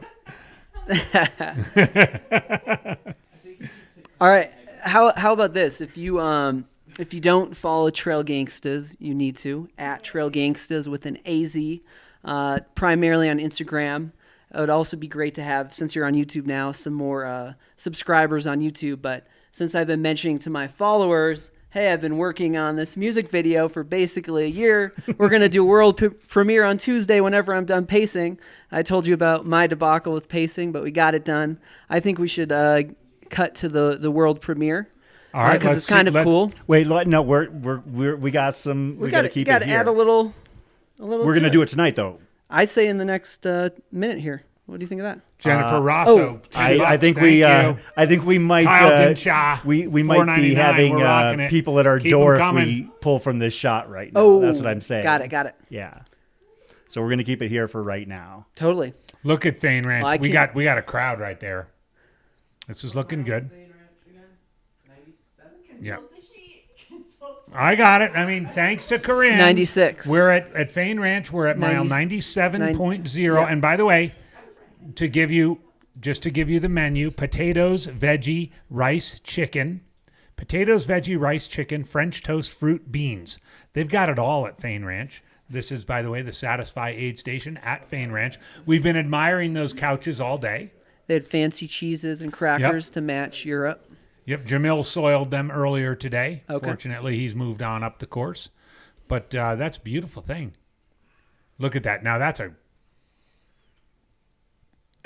like very nice couches. Yeah, that's very like nice Jackass. setup, That's like Jackass Junction in Manhattan. If they have the cutoff till 8:30, wouldn't it make sense to snooze here? Yes. Oh, I would totally snooze. And actually, although I have spoken with the crew for one runner that's actually, I believe she's currently the DFL paced female at this point, Courtney Scher. Courtney has just recently, no, actually she's second to last. Courtney Scher just left Whiskey Row, and I spoke with her crew, and one of the things that they said is that they don't want Courtney to see the couches or the massage chairs at Fane Ranch, because they want to keep her focused on moving forward. So that's the double-edged sword of having a place such as Fain Ranch, yeah, it's cool. It's great visuals. And man, you can tell those runners have a great setup there. Yeah, However, they really do. They really do. This is, this is also it's a double-edged situation when you're talking about the Satisfy aid station at Fain Ranch. I love V Vega. AJW was a school principal. Was it Burning Man School District? When people mention the School of Hard Knocks. Yeah, I think it was Burnt Man School District. Yeah, we'll definitely, we'll do the world premiere here in just a few minutes. But yeah, it looks like, no worries. I've seen, estimates that Callie Vinson might be within the next mile or so of Fain Ranch. And I do definitely want to make sure because she was one of your personal picks. She was one of my personal picks. And I think she's been, watching her through the day, she has been taking her time at the aid stations. I would suspect knowing that that's an important thing to do. Yeah. And I think she's also taking advantage of the night. She's, just getting going, moving along. And yeah, I can't wait to see how Callie comes in to here. I think, and do we have it on good authority that she's going to roll in here soon? According to the tracker, she's expected to be. Yeah, so she should be rolling in here fairly soon. So that's why, that's why I wanted to. Yeah, and Jordan hasn't screwed this up yet. No, that makes sense. She's also in the video too. She's awesome. See? Really generous with her time and her profile. She's so friendly, and her and Scott Trier started that. I don't know if you talked about her mug club. Yes, mug club. Yeah, love it. Yeah, I was just down there in the valley. If I'm happen to be down there, I definitely like to stay connected with the run clubs. I think that's so important, and she's just adding to that community.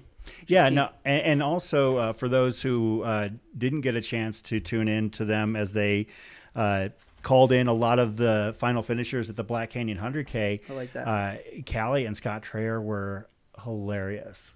They were doing their own Today Show thing, and they're always, if they're not on the microphone and cheering on runners that way, they are out at races in costume and cheering on runners that way as well. So, that's one of the reasons why I know people are invested in how she's doing in this race. And I get it because she's one of my favorites as well. And I have it on good authority that we haven't heard the last of Scott and Callie on the overnight broadcast. No. That makes me smile right there. They are awesome. And that comes naturally. That's how they are off camera too. Talking about stories in this race, one of them that I wanted to mention that you had brought up in your race preview as somebody you were interested in following. This is somebody who's blowing my mind, and that's Brody Chisholm. Yeah, man. 17-year-old kid. Oh, yeah. Running the Cocodona 250. Finished 5th last year at Eldon Crest. Had a great race there last year. Is running it with his brother and mom here this year, all doing the 250. We kind of wondered whether or not he would be running with the family, like it would be, them going together, and what would happen if somebody was having a bad day. No, they're all doing their own thing, and man, when we went to Camp Wamatochik at mile 70 last night, and all of a sudden we see, oh, hey, wow, that kid looks so young. That's got to be Brody. And I checked the tracker, and it was. And then they kind of panned the camera a little bit, and he's sitting across the table from Mike McKnight. I was like, well, there's a vibe right there. You got, the grandmaster of the 200-mile discipline in the United States, and then you've got a kid who hasn't even finished high school yet. I'll give you another little insight on this because I got my eye on Brody Chisholm. It was only 4 or 5 days ago, but I know this kid down in Phoenix, and he's a 16-year-old kid who wants to run ultras. He's going to do a backyard. He wants to do javelina and eventually do this, and he's a great kid, really cool kid, still in high school. And I was talking to him, and he was like, yeah, I know a guy who's doing Cocodona, and he's 17 years old.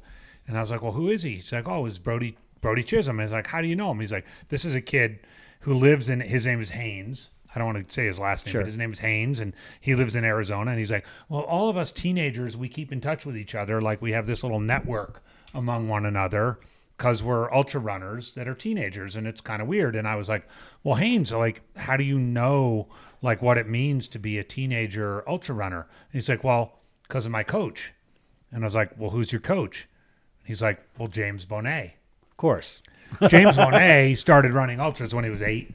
He's an Arizona legend. He's now 39 years old. He's Jim Walmsley's coach. Oh no, he's like 35. The Curry's well, he keeps saying he's almost 30. 40. Well, that's a smart move. He's prepping for 40. He's been almost 40 for because that's a time-killing topic right there. Does James Monet have a third act to his running career? Does James Monet have a third act? But nonetheless, Haynes is saying, well, my coach told me, I could do this. And anyway, one thing leads to another. He's like, look out for Brody Chisholm. And I was like, well, okay, I'll look out for him. And sure enough, here he is. Absolutely. Yeah.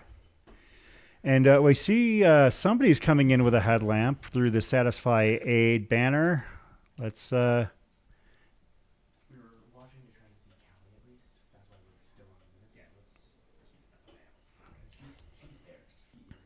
But I thought that was so cool.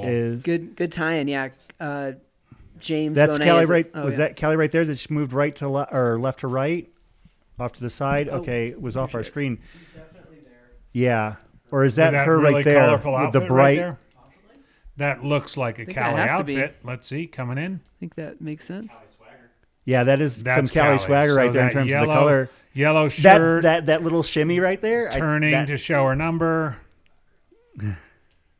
Scott shining a light in her eye. Is that Scott Schreier with her? I don't know. Is crew allowed there at Fain Ranch? I'm going to check my little printout here. I believe crew is allowed there. Guessing that's her in the yellow right there. I mean, I'm sure she's got to have posted her outfit to the gram. So if somebody wants to do I'm sure someone will know. In the yellow, Jennifer Russo Rosso coming in. It is hot. yellow? Thank you. All right, cool. That's Callie. All and right, I think that is Scott with the backwards hat. Mm-hmm. Yeah, that's Scott It's right the there. description. It has the Scott Traer look. So here we go. Callie Vinson has hit Fain one Ranch. One of my human interest stories, hitting Fain Ranch just under 40 hours. Again, this Mile 97. is the mile 97 aid station. Plenty of time on the clock for Callie. Chatting, looking good, wearing the stocking cap. Yeah, I saw her at Whiskey Row, and she looked really good. Aaron Barber confirming Callie's outfit, so we know it's true. Thanks, buddy. Aaron, our good friend. Ran this race last year. And cost me to have to eat a shoe. Race director of a bunch of events. And yeah, that's definitely Scott. Look at that hang dog on his butt. Yeah, that's Scott. What? Look at his pants. Right there. Yeah. Is that principal talk for saggy jeans or what? Saggy jeans. I'd tell that boy to pull those puppies up. or go see Mrs. Smith in the nurse's office. She's got a special pair for you. That's a write-up. Yeah, the fact that they were just right there hanging out. All right, everybody on the chat. We're going to make a little bet here, some deals.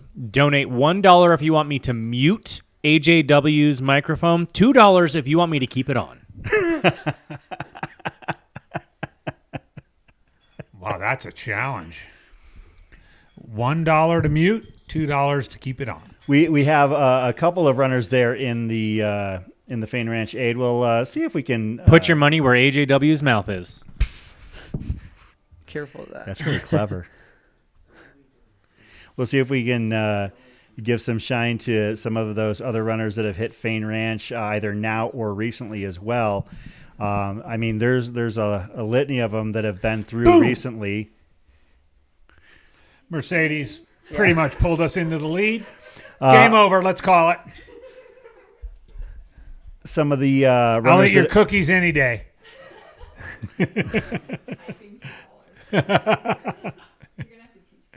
Some of the runners who have hit Fain Ranch recently include I know Prescott local Harley Guy, Kumiko Redpath, Lauren Theodore, Cameron Miller, Jada Freer, Brandon Holzak, Sean Kolowich, Chris Prairie, T.R. Jamar, Nadia Haas, Stephen Epifano, Randy Knight, David Kobos, Caitlin Johnson, Victor Lacasse, Jillian Smith, Scott Allred, and of course, as we mentioned, our friend in the yellow, did she take a seat there or did she move off screen?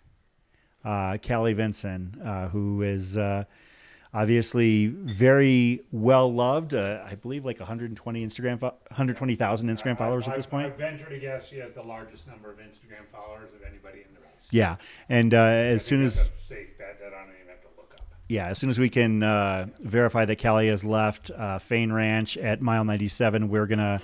By the way, Terry Gardner is one of our 73-year-olds, so just shortly behind Nice. Callie. Eli Webb has 364,000 Instagram. That's right. so Yeah. Oh. Thank you. Eli Webb also Bring in the dropped the stats. first of the 7 words at the beginning of the broadcast. I'm sorry, AJW. We're having a hard time hearing you. Something seems to have happened with your microphone. Oh, what? Oh, all the dollars are coming in. Oh, there it is. Of course, I don't know, the New Zealand dollar should come up. what is the exchange rate Yeah, with New we- Zealand right now? Do we know? Could check that out.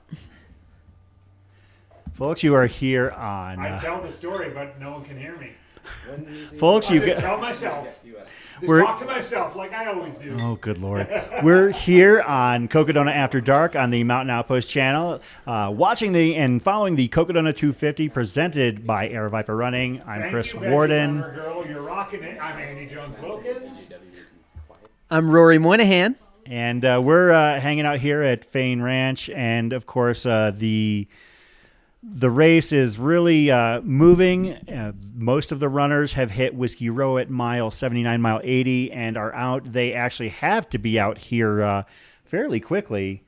If not, actually... I want to touch in on another human interest story, maybe 4 to 5 miles behind Callie, Zach Bates. Yeah. We talked about Zach Bates, autistic runner, 22 years old. He is on his way into... Fane Ranch. I suspect we'll see him in the next hour, but good to see him still moving along. A great story, by the way. Zach, I ran into him at the training run. He ran Western States last year. Just a fantastic person, incredibly supportive family and mom and brothers and sisters. So Shout out Zach Raina, Bates, his keep mom going too. after it. I know she's probably watching. Yeah, I know. Is that Mom's Joe watching. Corcione we see on our screen right With now? that hair, it's either look at that hair. Mm-hmm. And the pacer, like, aren't you going to get up soon? Look at her. She's like, Is that Lindsay Dippold with him? Looks like It does could look be. like Lindsay. It does look like Lindsay. Good spot. She's fast too, so she knows what she's doing. She's Not gonna let him sit there very much. Yeah, she will definitely crack Yeah. it. If that is Look, Lindsay, I'm not now quite she sure. yawned.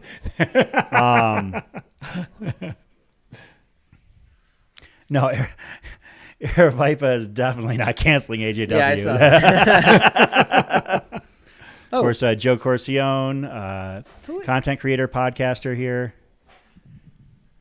What up? Do we have the ability to pull that mic? Or Roy won't be here to hear him, but I will. We've not. Okay, you, that's you fine. might be able to get it. Yeah, that's what these earpieces are for. I know, That we haven't been able to get a lot of voice from the field. reminds you who is driving the car here tonight. Product placement right there. Oh, we haven't got Gelato. Yeah, that's chocolate sea salt gelato from Pizza. Zach, do you have a desire to be a hand model? Because you were holding that right there. Last night you tried to take Pete's whiskey off the screen by just grabbing it from under the table. Oh, that's yours. Okay, things just got really awkward. Let's get back to the race here, and Oh, Joe Chris, we know Corcione each other here. well And enough. where's That's not a pillow.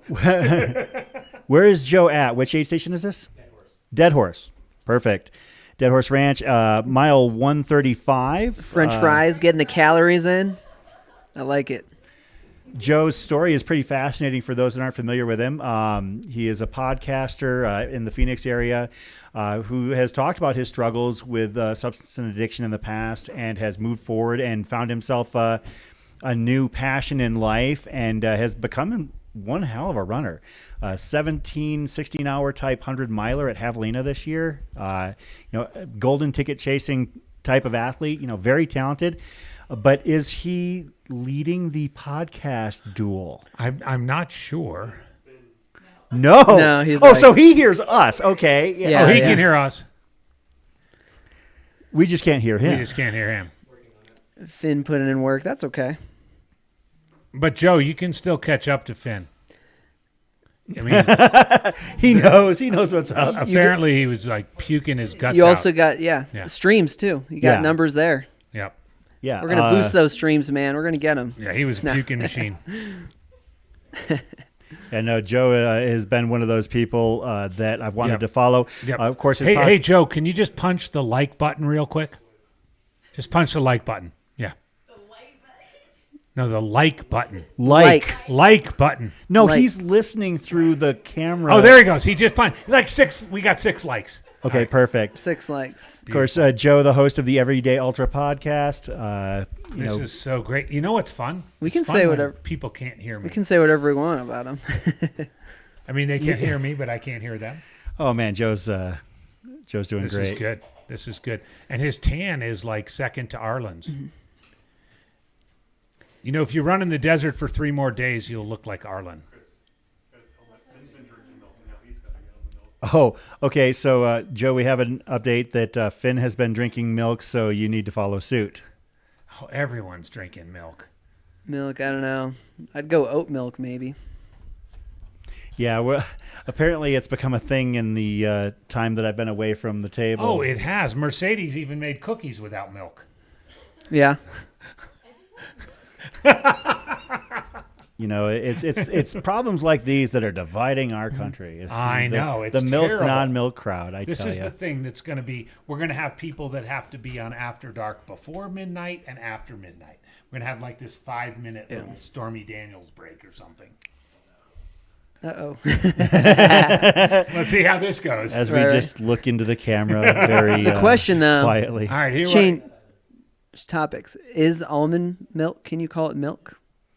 You know, there's a stay whole away thing from- the dairy industry. I stay away from divisive conversation. Right, like the Cheerios. Have you Is ever, it like have you ever almond milked juice? an oat? Yeah. I It's mean, oat You know, juice. questions like, is cereal soup? I mean, you know, these are things I don't want to have conversations Hot dog, about. a sandwich, sure. We don't, we Yeah. don't need that. Whoa, We were whoa, just- whoa, whoa, whoa, whoa, whoa, whoa. We're going there? No, I just We're said going to we're hot dog not. and sandwich? I was saying examples right of ones now, we this shouldn't. early? I was saying examples we Okay. shouldn't talk about All right. now. Not yet.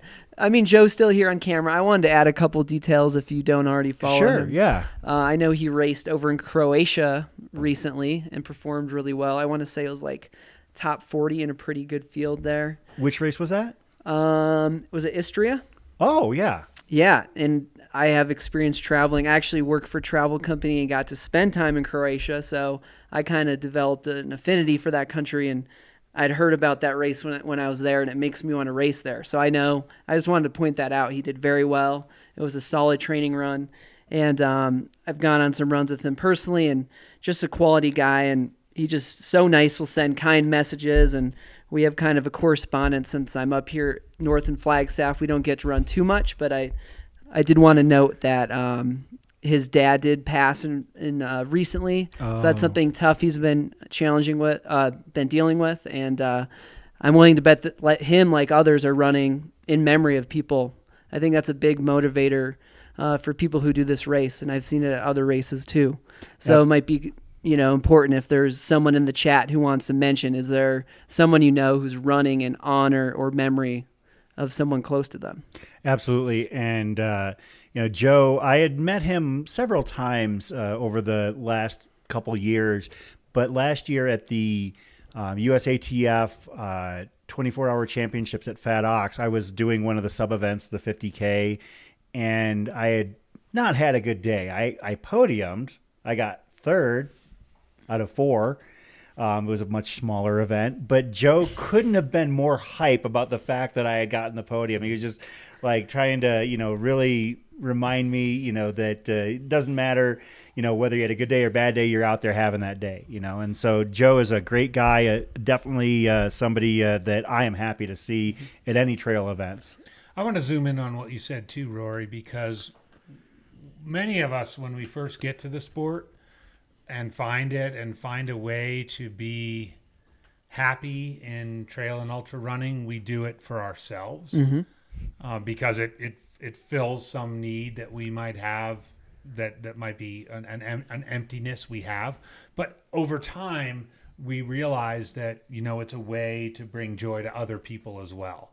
Maybe other people who can't do what we can do. Right, or they can enjoy it by coming and crewing for us, or pacing for us, or watching us do it from afar.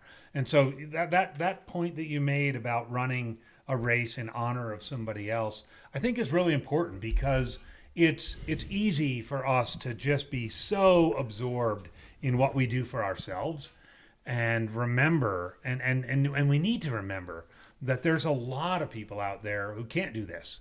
And when we can be even a small little inspiration for somebody else, or click a box for somebody else, or make somebody want to do something that they might not otherwise want to do or be able to do, we can like move the ball down the field. And so I really appreciate that story. And I think I'd love to hear from the chat if there are people who that are running the Cocodona 250 or the Sedona Canyons 125 that starts tomorrow, or the Eldon Crest 38 that starts on Friday, that might be running it in memory or in celebration or in understanding of other people, because we are such a better community when we do it out of something larger than ourselves. Yeah, and as we watch Joe Corcione and crew here, I mean, when you get into those dark hours, especially if you're solo, you need to run for something else besides yourself. So just recalling the name of people, even people who are living. A race strategy that I use, like in the late miles of a race, I call it dedicating a mile. Like the last maybe, let's say, 5 miles of a 50K, I'll like dedicate each mile to a person in my life who's important to me. And until I see that next mile marker, or I get a beep on my watch for the next mile, I'll recall memories of them. What would they say if they were here cheering me on? Stuff like that. And it just removes you from the moment temporarily, and you're just running for something larger. And I would say too, just looking at Joe right there, we're back at Fain Ranch, but like watching him sort of playing into the camera and whatever else, that gave Joe a little moment to be like the Joe Corcione that we all know from his podcast and everything else. But we also know that he's going to have to go out there into the dark, into the cold, and just keep getting this done. And so along those same lines, it's like what my friend said, run the mile you're in. Run the mile you're in. You might be in mile 20, you might be in mile 80, you might be in mile 160, but run that mile you're in, and the rest will take care of itself. And whether you're unemployed, whether you're trying to figure out your relationship, whether you're trying to deal with, some sort of family conflict, whether you're trying to just deal with, a busted up car. Like I say this to my kids all the time, like run the mile you're in, guys. It's all going to be okay. And maybe it's not going to be okay, but even if it's not okay, you get to the next mile and you get to the next mile. And this is a metaphor for that. Absolutely. I mean, here we are, mile 98, Fain Ranch, 40 hours in. Mind you, there are still, help me with the math, 85 hours to go. Yeah. Yes. Yeah. Let's all be, and I think that's Dylan Harris, by the way. Oh, that is definitely Dylan That's Harris. Dylan Harris for sure. By the way, side note, I'm going to get another plug in. This Dylan Harris, gray sweatshirt right there, brown cap, is an incredible filmmaker. I know I'm not allowed to talk about Western states on this podcast or on this live stream anymore. Yeah. But I'm going to do it one more time, because Dylan Harris made a film called Lucy's Dad. Oh, yeah. And he made it based. He can't hear me, can he? No. Okay, good. Thank God. He's kind of looking at the camera. He's looking though. like he can. What up, Dylan? Dylan. But watch Lucy's Dad. It started as just a bunch of IG, reels. And next thing you know, it became a 30-minute movie. Corinne and I talked about it for probably half an hour earlier today. An incredible movie, not just about Western states, not just about running, not just about the love between a father and a daughter, but just about the beauty of sharing life together. Sharing life as a family, as two people who care about each other and love each other. And Dylan captured it brilliantly, so it's so cool to see him among the couches at Fain Ranch. That's what you have to do in a race like this, draw on others. So another reason you're seeing people, when you select your crew, your pacers, chances are they're family, loved ones. You need to be able to lean on those folks. Is that Dead Horse that we're coming into right now? Dead Horse. Awesome. All right, now we're back to perhaps the middle of the pack, Chris? Something like that. That's or bib frontish middle? Yeah, that's bib number 162. That would be Adam Williams. Thank you. Thank you very much. Appreciate it. Jordan on the production table letting us know. That's Jose Sosa right there. I recognize that man. Hey, this is his guy. third shot. Fourth. He is a 3-time finisher of the Cocodona 250, leaving Dead Horse Ranch. Jose always does well, and for those who are not familiar with Jose Sosa, he is easily identified as he crosses the finish line by having about 20 people wait for him, because it seems like he's got a whole posse of friends and family there just waiting to hang out. He's got a squad. If there's anybody in the chat, or what's Dead Horse Ranch? It looks like kind of a state park sort of set up canopy thing. What's the deal when they get there? Is it kind of just like a rest area off the side of the road, or? No, Dead Horse State Park. It's a state park. Yeah, where it's a state park. the aid station is. Yeah, it's a Ramada Big Climb, or the top of Big Climb, or. I mean, it's hard to tell. I can't. Thanks, tell Andre, by the way, for that. I mean, it looks like the bottom of a big climb, but not in a town, or. Yeah, it's a little bit remote, if I remember correctly. remote, To be honest, I think that last year and this year were the first times we actually had decent shots of Dead Horse Ranch. So it's. I mean, I know it's out of Clarkdale. And Corinne and I have basically called our shot here on this one, as we're kind of chuckling under our breath here. We're pretty sure that wasn't Dylan Harris at Fain Ranch, but you were speaking so glowingly about him. Who was it? Well, it was somebody who wasn't carrying a camera and wasn't following Jeff Browning. Oh, okay. Well, nonetheless, I'm going to go with it. But that's okay. It We was like someone Dylan who Harris. looks like Dylan It's Harris. totally fine. We love Dylan Harris. It wasn't even Dylan. He's getting all having this connection with them. Hey. But yeah, no, but that's why I didn't interrupt him, because he was, praising his amazing efforts. Sentiment holds, and absolutely. That's why I gotta didn't say, interrupt. especially in that, I mean, Corinne's the ultimate corrector. people are wearing the big. Aaron Barber from last year's race giving us some intel on Dead Horse, because I've actually never been there myself. It's one of the few places on the course I have zero familiarity.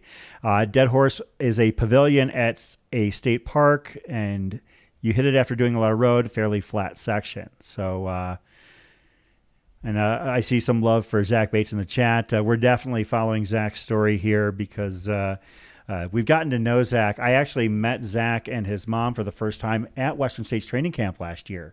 Actually, right after. Right up in Michigan Bluff, right? I didn't meet him at Michigan Bluff. I met him at the film that we saw later that that's day. right, yeah.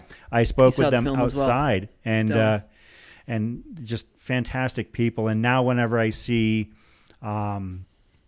Zach and his mom, Raina, who's I'm sure out there crewing and helping him in some fashion, I always have a happy conversation with them. Saw them up in Crown King this year. So shout out to Zach and his family for all they do. Chris, let's do a review of the top 5 men and women. You got it. As far as the top 5 women, I'm going to double check as I go here to make sure that my information is accurate. But I believe that Mika Thews is still in first. Rachel Entrican in second. Eliza LaPierre in third. Manu Villaseca in fourth. And Ashley Paulson in fifth. And in the time that it took me to read that off, I haven't found any mistakes. So we'll just roll with that for the time And being. I've got Jeff Browning leading the men's race by about 4.5 miles over Geraldus Subertus. And third place, Joe McConaughey, about a mile behind Geraldus. And then Arlen Glick, 3 miles a rear of Joe. And Michael Versteeg, bib number 666, just about 1/10 of a mile from Arlen. So assuming the trackers are correct, and I know Zach will check on this in a second, Versteeg and Glick are very close together, and then, as has been the case for the last several hours, it's about a 6-mile gap back to Jeff Garmeyer in 6th place, and then another 7 miles back to Jonathan Van Guns. But it looks like, for now, Browning's got a good solid lead in the 4.5-mile mark, and then a mile between Geraldus and Joe, and a very close gap between Joe and Arlen and Mike. And again, we'll get an update on that, I'm sure, in a little bit, but that's a competitive men's race for sure. Absolutely. And actually, I'm kind of getting a little bit of a twitch in my shoulder because it looks like Eliza Then you La- need more mead. Well, maybe. We'll talk about that. And actually, that is one thing I want to talk about here shortly. But I'm looking at Eliza LaPierre's tracker, and it looks like it's on a trail that is not on the course ever so slightly. So hopefully Race Command can hopefully verify. You believe that, though? I don't know. Sometimes. I would not be as quick to believe it if her tracker were simply off course, but it's off course on a trail. And that's why I'm a little bit concerned. So Aaron over at Race Command, who does aces of a job, I see it right making there. sure, I see it You right see what there. I'm saying Yep, I right see what there? you're saying. Oh, yeah. So just wanna, Eliza. hopefully Not a race that you is want not bonus the case. mileage. Eliza, you've No, done thank- this race enough. Come on, people. No, thank you. I see in the chat, Bubba Patrick Kavanaugh has made a solid verbal for the 2025 Cocodona. Great job, buddy. Congratulations. Hey, for those Bubba. interested in signing up, the registration now, if you do it between now and May 14th, you knock an extra $50 off the price. Love it. So just as a heads up for all those who do not know this, we have several team or Race Command captains who are watching these GPS trackers, and if they do get off track, like Eliza St. Pierre, who might be off, or LaPierre, who might be off onto another trail there, pretty easy to make that mistake at 150 miles, Absolutely. in. So we have Race Command keeping an eye on all of these trackers, and every single athlete is required to carry their cell phone with them, and their number is with Race Command. So the second they see that, they are trying to get in touch with these athletes immediately, let them know that they are off course, and to double check their GPS maps. And if it gets too far off, we will have someone go out and chase her down pretty quickly. That is absolutely true. Of course, last year, as Aaron Barber points out, when I was arguing with people in the chat about runner Aaron Barber not being off course and saying that I would eat my shoe if he was, the sole was not delicious. Yeah. I want to tell you, too, I think I'm not going out of school here. We all know Pam Reed. Yes. Pam Reed's a legendary runner, fantastic person, spent a ton of years in Tucson, currently splits time between Scottsdale and Jackson Hole, Wyoming. She got one of those texts from Steve in last year's Cocodona where it was like, apparently you're off course. Her phone buzzed. She looked at it and she was like, oh, I'm off course. So it really works. We've got Ashley Paulson. We have coming into Dead Horse. Dead Horse, Jordan? Yep. All right. Ashley Paulson at mile 135. She is the fifth woman to make it there. You can see her husband and Pacer there with her. I think that at this point, Ashley is approaching uncharted territory as she has two previous Badwater wins, but this puts her at about mile 135. Right around that 135 mile mark. And gosh, she still looks like she has that bounce in her step and that. We'll keep eyes on Ashley as long as we can here at Dead Horse Ranch. Bars. We've seen Ashley race quite a bit recently, of course, multiple Badwaters the last 2 years. Last year, laying waste to the course and to the competition. She won at Jackpot 100 across the years, 24-hour. Incredible race across the years. Absolutely. So we're following Ashley here as she is making her first attempt at the 200-plus mile distance. By the way, we've been doing this from time to time. Dead Horse Ranch State Park is rather low-key with their menu. Burritos, potato soup, oatmeal. So they kind of cover all the bases, breakfast, lunch, and dinner. They don't go crazy, kind of like Mingus Mountain Camp with lasagna, salad, pasta, or This sounds a little safer on the stomach. I like mashed that. potato bar with sloppy Joe topping, tomato soup, and pancakes. But they kind of keep it simple at Dead Horse Ranch with the burritos, potato soup, and oatmeal. You never know what you're going to get at a Cocodona aid station. I know that there was a chicken and grits aid station a couple years ago. Of course, you have the buffet of barbecue atop Eldon, which is, I think, just the coolest reward for making it that far in the race. It absolutely is. It absolutely Can't beat is. that And, one. and by the way, Walnut Canyon, which is a full 13.5 miles before the Eldon, you get burritos, roll-ups, turkey and cheese, hummus, avocado, potato soup, spring rolls, oatmeal. I mean, this race doesn't mess around. Yeah. And especially when it comes to making sure the runners are taken care of late in the race with their protein needs, their caloric needs. I mean, it's second to none. And by the way, as I've said multiple times through the day, always a vegan option, always a vegetarian option, always a gluten-free or gluten-intolerant option. It's what we're all about.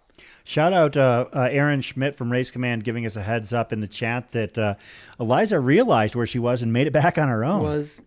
Well, there you true. go. Yeah. That's excellent. That's Thank I'm goodness. glad to hear it. Well, that's good to hear. So we got that data. So Eliza was, in fact, off course, but she is now, in fact, back on course. Yeah, that makes me happy to hear. I would assume that probably makes you feel better than like being told that you're off course. First of all, you saved yourself however many minutes.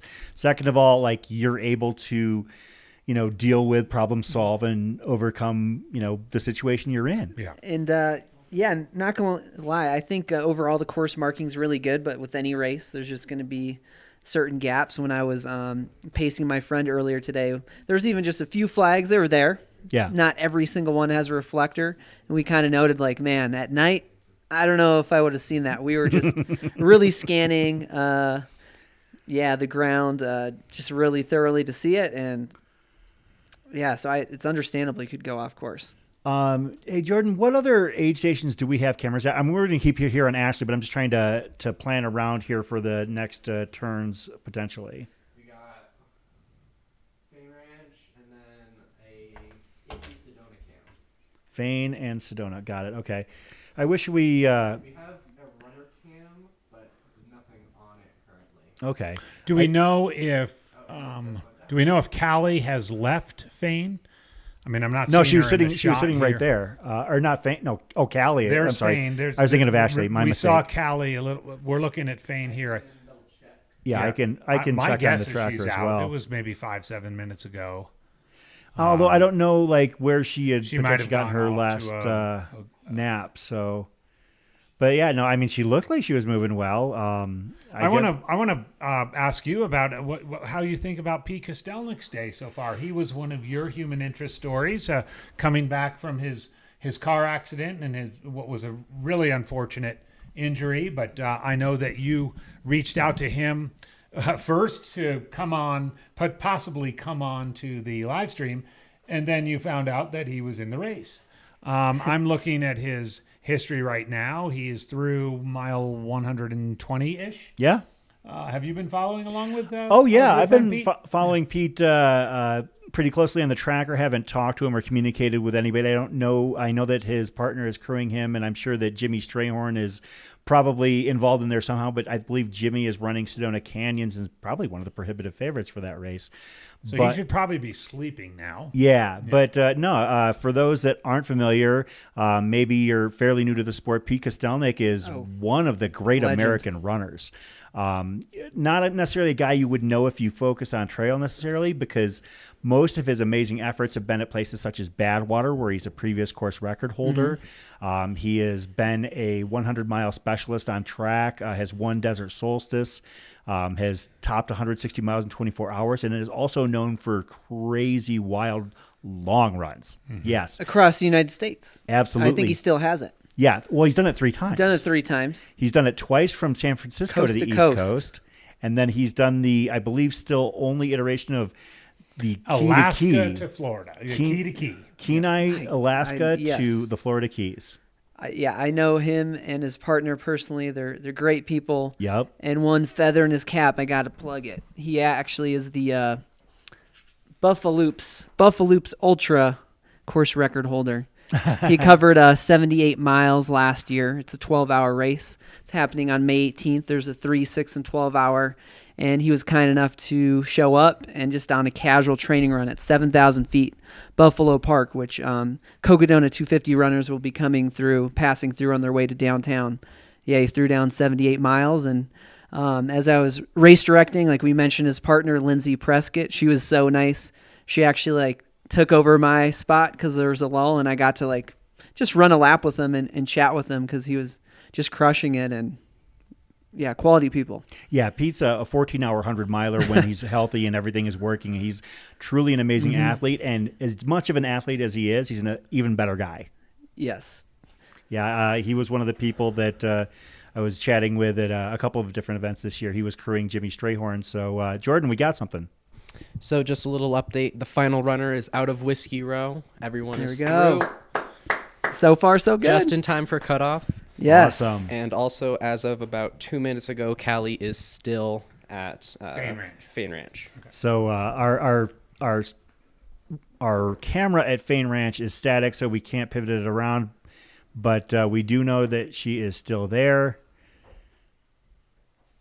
And as we mentioned, all of our runners have all the runners that are still out there have made the current cutoff at Whiskey Row, which was at 9:40 tonight. So Ace's job by all of these runners who are still out there in the course. One group of runners that I got made aware of is our Native American runners that are out there in the course, and I would like to give them some props. Of course, we mentioned Callie Vinson, and we just saw Jose Sosa a little bit ago, but Susie Stephen, Scott Flatlip, Brandon Bowie, Deshauna Joe, who was mentioned in the chat, seems to be one of our favorites amongst people in the chat, Deshauna Joe, Randolph Curley, and Greg Secatero. The Cocodona 250 does traverse multiple native lands, and the belief with carried by Aravaipa and Cocodona 250 and Mountain Outpost is that thriving communities and caretakers of the lands, past, present, and future. So let's support these runners as they make their way from Black Canyon City up to Flagstaff. 100%. And again, here we are back to Ashley Important Paulson reminder. at Dead Horse Ranch. Taking her time, regrouping. See some questions about McKnight. I know, remember, McKnight came back from nowhere last year, so I know some of you are asking what happened with McKnight. Who we got here? This is... Oh, that's Garmeyer. Those that is coming into Sedona. Tiger King sighting. Good view here. And that's Allison. We saw them run for 48 hours together, I think, a couple of years ago at Jackpot.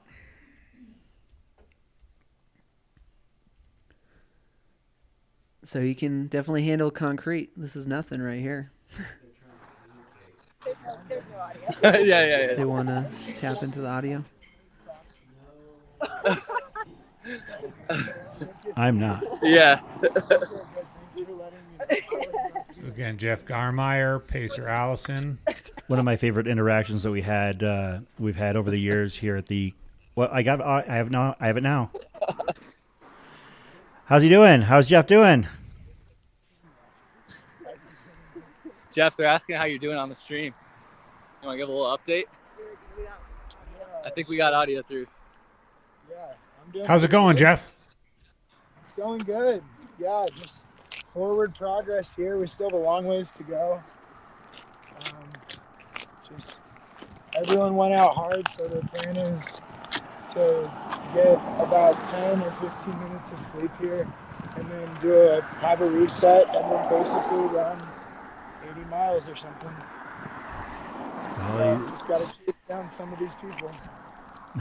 Well, it's for those that can't hear, Jeff is chasing down a handful of runners. He is currently in 6th place, I believe. So Jeff is moving very well. Of course, one of the legacies as well. Compared to other years? Way faster. Way faster? Oh, yeah. It's insane how quickly everyone's moving. Yeah. I'm above very low pace, and I don't need to be going as fast. Everyone's ahead. So, I don't know. Kind of weird. Yeah. We'll see how it shakes out. I think it's going to be very exciting the next, 24 hours? Probably. Yeah. Totally. I think we're going to have epic meltdowns and epic success. Yeah. That's sweet. Where's If you missed that, oh, sorry. We got Jeff in Browning front, and then Joe. No, Joe's in third now. Okay. Harry, the other guy. Yeah, he's in second. Of course, we're here with Jeff Garmeyer. It looks like Ashley. Pretty close, even. Yeah.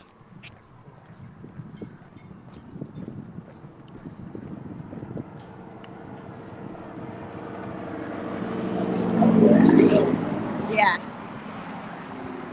You're so crushing it. Yeah, man.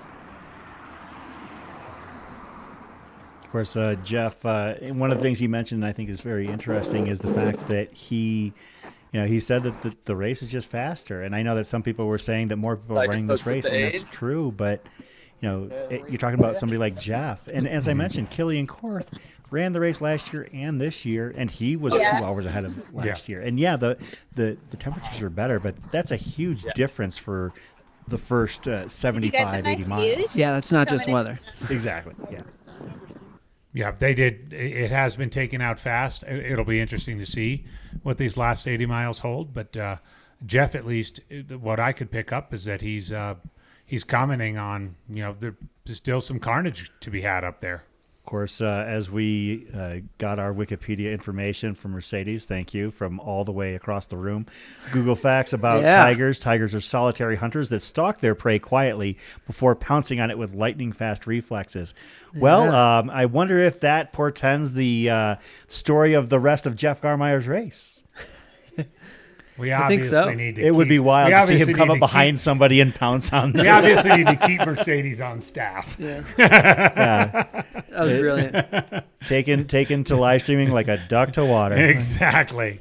Hey, better and running 20 miles a day or whatever. Better him than a mountain lion out there. You never know. You never know. And he is from Bozeman, Montana, I believe. And I don't know if it was him I was talking to, but just another level of trail running. There's some very remote races out there in Montana where you have to be worried about grizzlies. And I think, was it him describing? I can't remember the race. But there was one aid station where they had some food.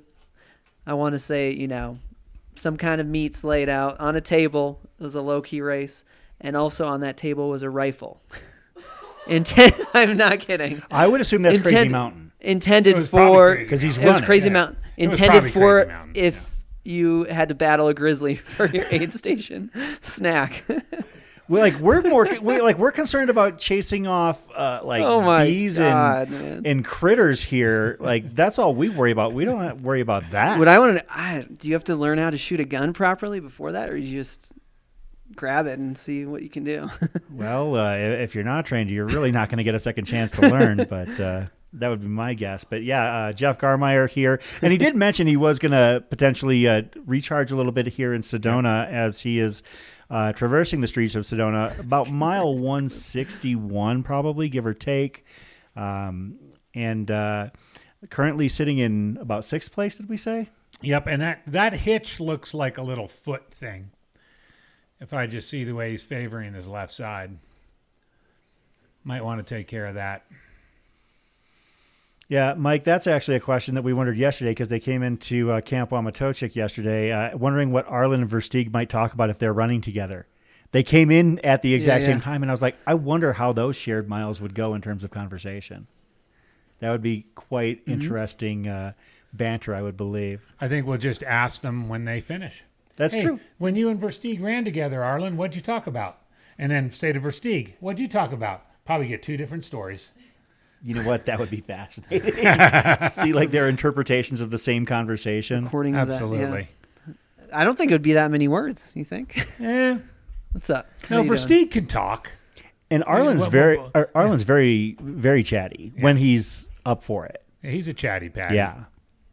So that would be a lot of fun. Hopefully, both of those guys are in here in Flagstaff sooner rather than later. Chris, Andre Lee in the chat.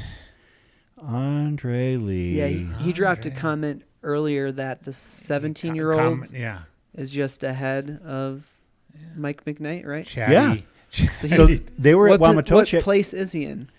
He's like top 20 maybe. Top 20. Yeah. Okay. So Incredible. yeah, they were. When I said they were in Wamatochik yesterday, one of the things I didn't say was the fact that as they were sitting at the table, you see him get up and Brody Chisholm, that is, rather, the 17-year-old, stand up and just head out the door. McKnight's still sitting in the chair. Yeah. It's kind of a moment.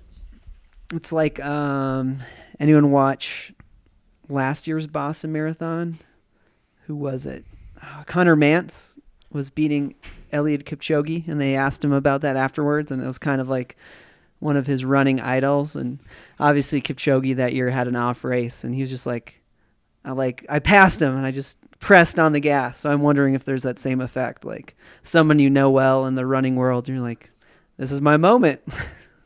You know what? Sometimes that's a lot of fun. Actually, fun story about that. Of course, I've never won a trail race, but we were up in Flagstaff. Are you sure? Check that. I'm pretty no, I want positive to check your ultrasound. I've never won a trail race. You popped into those short ones. You've been a podium. I podiumed by attrition. Podium. Like, I can make the podium if there's only 3 finishers. Okay. So, hey, but this was at Big Pine maybe about 7-8 years ago, and I'm dating myself by this reference. See, I was going to bring up Big Pine because they have some nice short distances. Yeah. So I ran Big Pine one year. I run Blackout 6K the night before, and I was doing Big Pine, and you were in the field, and Larry Klein was there. Oh, a yeah, friend of ours. And Larry Klein Larry pulls me over and he goes, "If you sprint out ahead of Rory, I will take as many photos as I can, and I will post them all over social media." And I declined because I was like, man, I want to have a good day. I don't want to gas myself on the first 100 meters trying to, for a gimmick. Don't undersell yourself. I think you could sprint out for 100 meters. Remember at Camelback Track, I used to be able to hoof the 150, but that was about my limit. I remember, yeah. I know these that track workouts. Don't doubt Chris's speed. There were turnover. D1 athletes that got mad that I would beat them in the 100.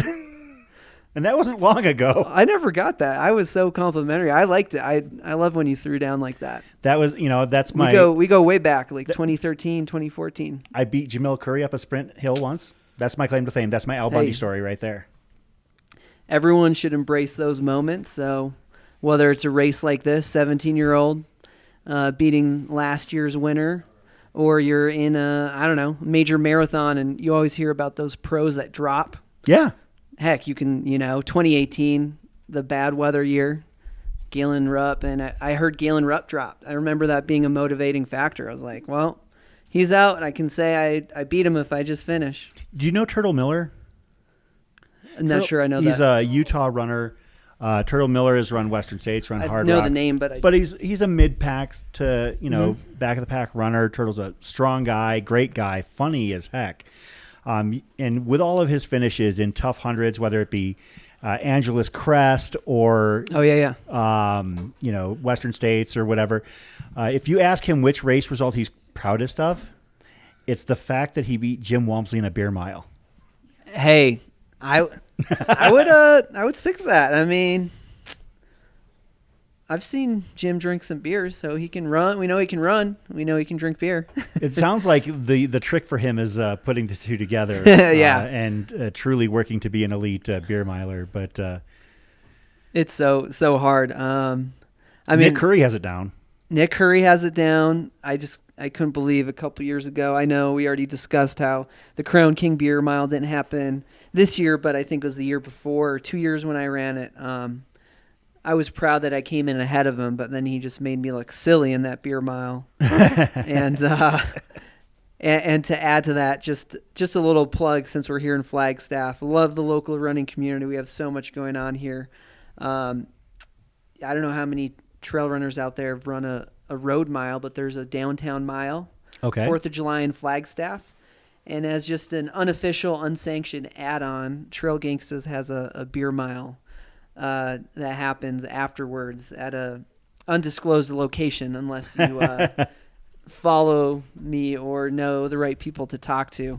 And during COVID, we actually had, I think maybe 2 years, we had a virtual beer mile. So on 4th of July, I was thinking I might bring that back, just see if does anyone want to do a beer mile on 4th of July, just for kicks, and throwdown because we're going to do one here in Flagstaff.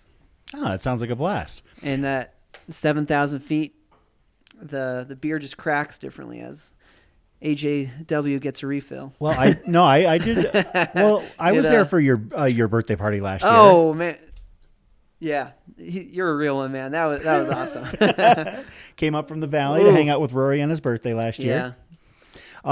Beer Olympics. One of the things that, talking about Flagstaff, I love coming up here, and the more I come up here, the more I like it. I mean, I'm a Phoenician and Valley area resident, I believe, for the rest of my days, but I have gotten to the point where I just love coming up here so much. And one of the things that I love about it is the unique businesses that we have up here, and I want to give shine to a couple of the businesses that are here and are taking care of us here, right here in the studio. I mean, we've got Pizza Clutta, making sure that we're full, and shout out Caleb. Yeah, absolutely. There's Drinking Horn Mead Hall that has generously donated mead. Mead's not cheap out there, so this is probably a fair value amount of mead that we've got here. Shout out Nick. Speaking of bars, we collaborated for a music video.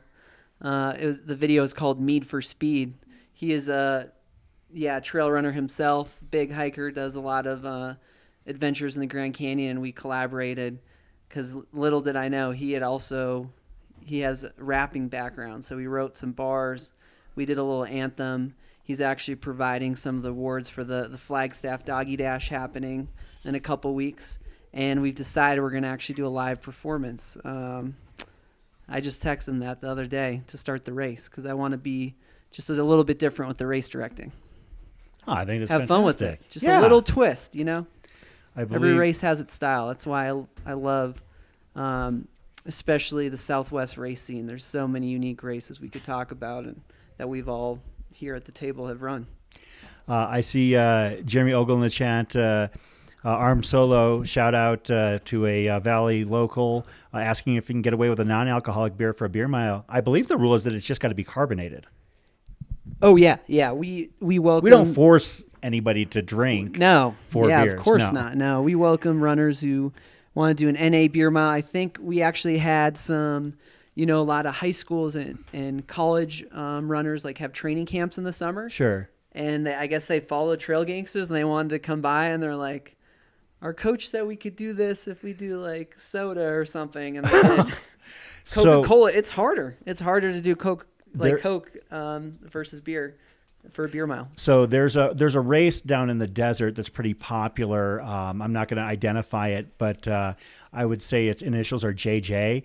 And every year there had been a beer mile associated with the race. And there was one year where a friend of mine, Raul Olmo, shout out Raul, who has moved back to the Beast Coast, showed up and he chooses not to partake, which, Raul is his choice. And the man. He shows up with 4 bottles of cream soda.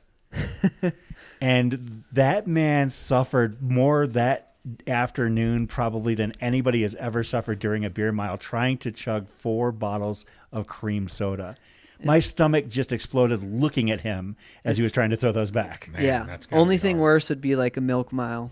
That would probably be the only thing. I've heard of people trying to do that one. I don't even want to explore that. As we see, speaking of exploration, Jeff Garmeyer making his way through the trail systems in Sedona. That means he's fairly close to the station. This is this section. There's a little double track.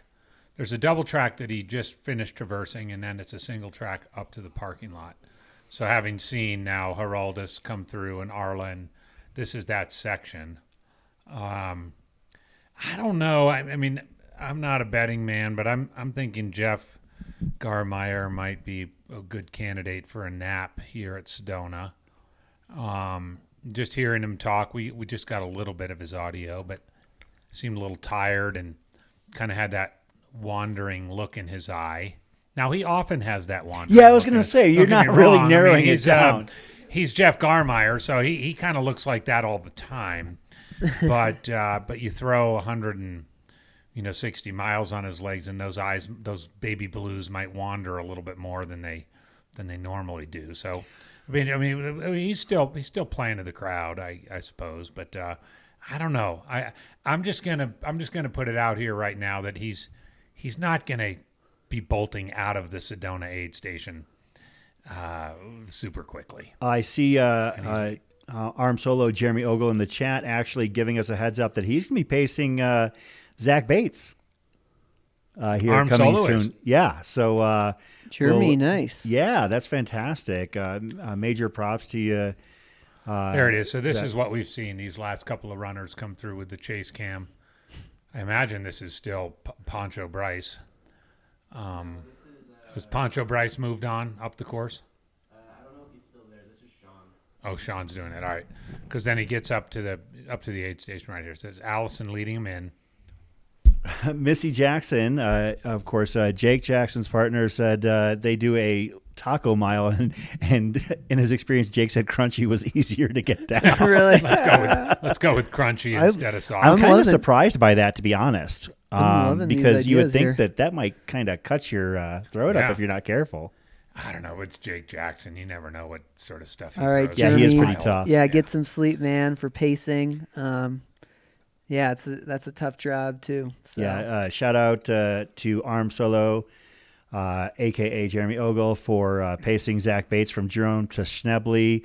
We appreciate you doing that, helping one of our favorites to follow here in the Cocodona 250 get it done. Ooh, and then I'm seeing something. I think I'm correct in this. Didn't Skylar hold a half marathon beer mile? He Or did. half marathon. How do you say it? Half marathon. Beer half marathon. Beer half marathon world record. He did at one time. Oh my God, that's just where I draw the line. So he kind of stole that from me because. Oh, really? So I happened to look it up as we see Jeff actually very close to the aid station here. here we yeah. Good Skylar, footage. I mentioned to Jamil, I believe, that I was thinking about trying to take a crack at it at Across the Years one year. Okay, so somebody talking about Jeff Garmire's gait, he just hopscotched. He's doing all right. He's fine. So Skylar, well, I told Jamil that I was interested in doing it. He asked what it was, and at the time it was something very modest because there was a website that tracked that kind of stuff. Mhm. It was like 4 hours and change, or maybe Oh, 3:30, and I was like, "Oh, I can do that. I can knock at least an hour off that." How many beers did you have to drink? 13. 13. Yeah. Okay. And yeah, I'm waiting for you to get to his time. I think it was crazy fast. It was like 1:40. I cannot. Oh, really? Yeah. I remember That's he fast. got a little blurb written about him because that time was just insane. And he held that record. I won a world record for at least a year. Yeah. Like somebody, I mean, the thing is like with all of these, like the beer miles and the beer half marathons, we're not encouraging. We're just making note of that those times kind of weirdly paralleling races like 200s and 100s. The times are coming down very quickly. Like nowadays, like to be a world-class beer miler, you have to be under 5 minutes. Yeah. Oh, yeah, Yeah, for sure. It's insane. And you have to stay in that little 2 meter zone when you drink the beer. And Yep. You have to prove Much that it's more empty and- official. yeah. But it's the way half more beer mile, I mean, I don't think any viewers half have marathon? had 13 beers in the last 2 hours, but just sitting there drinking that many would be 13 carbonated beverages, unfathomable. period, is I can't a do tough that. thing. hard You to know, do. whether they are and then you're running LaCroix or- 13 miles on top of that. Yeah. Whew.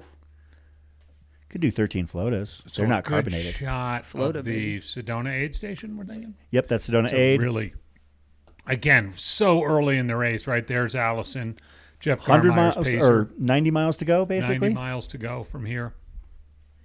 Mile 160 plus.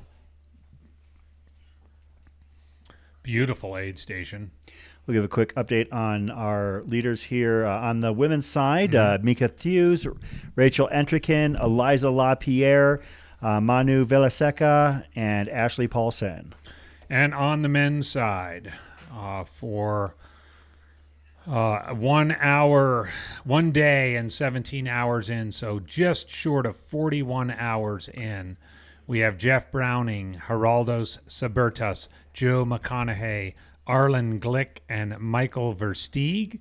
All 5 of them are through the Sedona aid station, and as we're just seeing, Jeff Garmire in 6th place, just into the Sedona aid station. We are expecting to see Mika Thews into this aid station next. At last call, she was about 2 hours behind Jeff Garmire, so it won't be imminent, but she would likely be the next runner into Sedona. Ashley Polson, I think we're zeroing in on her van. Looks like her van. Yeah, it looks like maybe she had gone down for a quick rest there at Dead Horse Ranch. Yep, she's just putting on a little layer. She's standing up. Ashley Paulson again at Dead Horse Ranch. Yep. We've circled back to Dead Horse Ranch, yeah. I'm actually pretty impressed by the fact that that Jeff Browning is approaching Snebley, because that's a long way. I mean, there's a stretch of trail there that the Cocodona runners are going to do that the Sedona Canyons runners are not going to do. Mm-hmm. We'll probably get to talking about that tomorrow. I'll save that. Yeah. That'll be a story that we'll bring about here in the morning as we see the Sedona Canyon 125 runners head out in the morning Absolutely. from Jerome. But yeah, Schnebly is about 180 miles in. Basically, the first time they cross to the east side of I-17 here in Arizona. And then they go from there in a big loop around, come back to the very affluent or bougie, some might say, Munns Park town/aid station at mile 191 from Munns Park. Lots of folks from Phoenix have, places they go Vacation to homes. to get out of the heat. It's and the stuff. it's the Arizona version of the Hamptons. Exactly. And then they do cross back under the 17 right before Fort Tuttle. Yes. Which is a little bit more of like the working class side of the freeway. And then they cross under it one more time and over and to Walnut Canyon. Under through Walnut Canyon. Yep. And then under the 40 and on to that Eldon climb. Hey, you know what? We are about an hour away from signing off, and this is a great time to hear where all y'all are from. I know some of you are up tomorrow already in Europe or the Far East. Let us know where you're from. If you're cheering on any runners, if you're following anybody along, you'd like us to find out how they're doing. Here we see Ashley Polson and her pacer just getting ready to leave the aid station at Dead Horse Ranch. Dead Horse Ranch, I'm just going to consult my little printout here, is at 134.8. Where did our guest go? I just got to look. Our guest stepped away. I was going to say, now's the time to pop the music video in. The UK. Okay. South Africa, that's tomorrow morning there for sure. Budapest, Hungary, thanks for watching. Fresno, California. Ogden, Utah. Devil's Lake, North Dakota. I hope it's finally spring up there. Cape Town, Davis, California, Western North Carolina. Be more specific. Raise Bryson up. City, Asheville, where are you at? Across the room. Across the room. Where's Mercedes? She's going to weigh in from I'm in Asia. Edinburgh, Scotland, South Carolina, down the street, Travis Loncourt. You're not here? Come on, people. Vevey, Switzerland, thank you. Martin Sengo, Auburn, California. I'm definitely cheering on Martin. John Osaka, Ice. Japan tomorrow. Kazakhstan. Sydney, Australia. Houston, Texas. Liechtenstein. That's a pretty small state. Country. I heard you whatever. mention Kazakhstan. Australia, I heard that was the Altadena, greatest country in the California. world. Yep. Toronto, Bend, Oregon. Ventura, California. Seattle, Calgary, Silverton. I never heard of it. Romsey, the UK. Portland, Bloomfield, New Mexico. Surprise, Arizona. I see what you did there. Peoria, Arizona. Prescott, Arizona. Pueblo, Colorado. Fillmore, California. Wiesbaden, Germany. You're probably a skier. The snow's probably just melting Or in the right now. military. Absolutely. Eugene, Oregon. Healdsburg, California. Denver, Colorado. Tucson, Leeds, the UK. Hey, you're back. Time for the world premiere. Oh, wow. You had to do that to me. Aberdeen, Corvallis, course. Oregon. Fernley, Nevada. This is Cocodona After Dark on the Mountain Outpost, representing, I guess, Air Viper Running and the Cocodona 250, Chris Warden. Andy Jones-Wilkins. And Rory Moynihan. A.K.A. Little runner boy, a.k.a. fastest rapper alive. Literally. I will challenge any rapper to any race distance. 100 meters, I'll beat you. All the way up to Ultras? Ultras, yeah. Yeah. I've done 100K. Yeah. I haven't done 100 mile yet, but I bet I can beat. I'd like to see a 100-mile throwdown with you and Eminem. Eminem, I was about to say, yeah. That'd be sweet. Well, who would? Okay, in your opinion, Claw, Asheville, Dead Horse, Djibouti. Let's start the B. Yeah. Before we go to the world premiere of your new Kanab, video, Utah. which rapper, which high-profile rapper do you think would probably give you the best race in what distance? All right. Like, is there somebody who's run like a half that kind of raised an eyebrow as a time or something like that? Because I mean, and you're not just like throwing smoke there. I mean, you're a 2:22 marathoner, you know. So we're not talking about some, scrub here. 2:21 exactly. Yeah. No, I'm playing. Hello. Every minute counts because I've By been the way, trying I to hit think, the Olympic I think trials. Borat has broken in. Everyone's telling us. Well, to go there's to like Kazakhstan. famous rappers, one who's probably going to jail who just finished a marathon. Who's famous. I won't even say his name. Fair. Diddy, but yeah, fast ones. Actually, I want to say Young Thug has, Anybody run in high school or college, perhaps, maybe?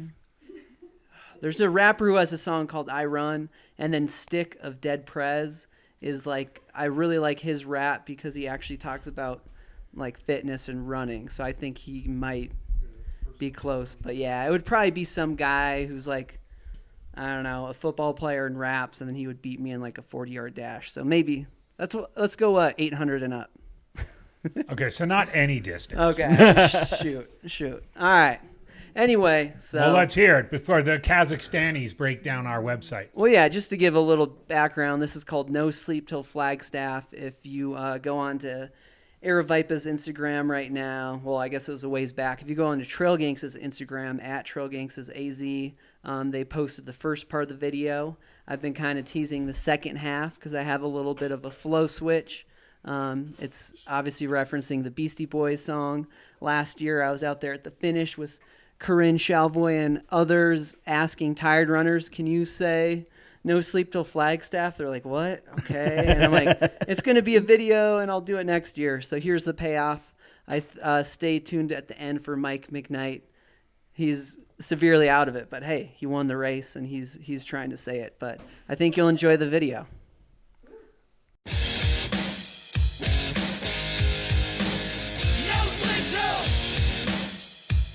The Cocodona 250 is underway. No sleep till Flagstaff.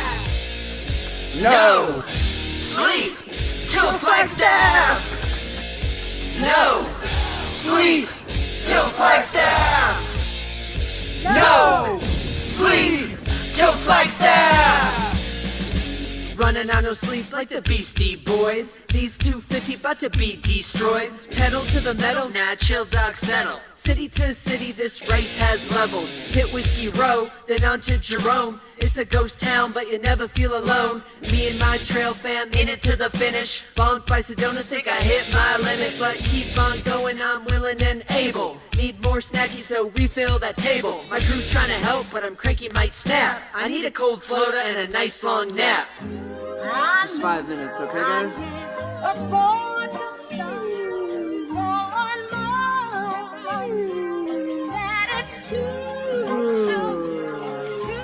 Feeling fully charged, grab my packets going down now. Eating up the single track, I'm back to snatching crowns now. Blasting 90s rap so loud, others think it's surround sound. Body so trash, can't do the math, I'm reaching downtown. Flagstaff, please, can we really be done? I mean, all this for a buck, oh Jesus, really be done. I get my swag back though as soon as I see the sun. And then I cross the finish, that's a hell of a run. Woo! Okay, next year, no naps, for real. No sleep till Flagstaff. No sleep till Flagstaff.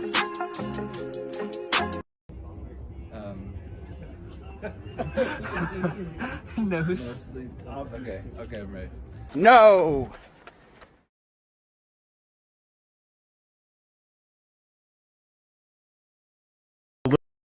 Rory Monahan, the Trail Gangsta, for sharing Thank that. Obviously, you said like a year in the making. Literally, that is, of course, last year's winner, Mike McKnight, trying to bring his contribution right there.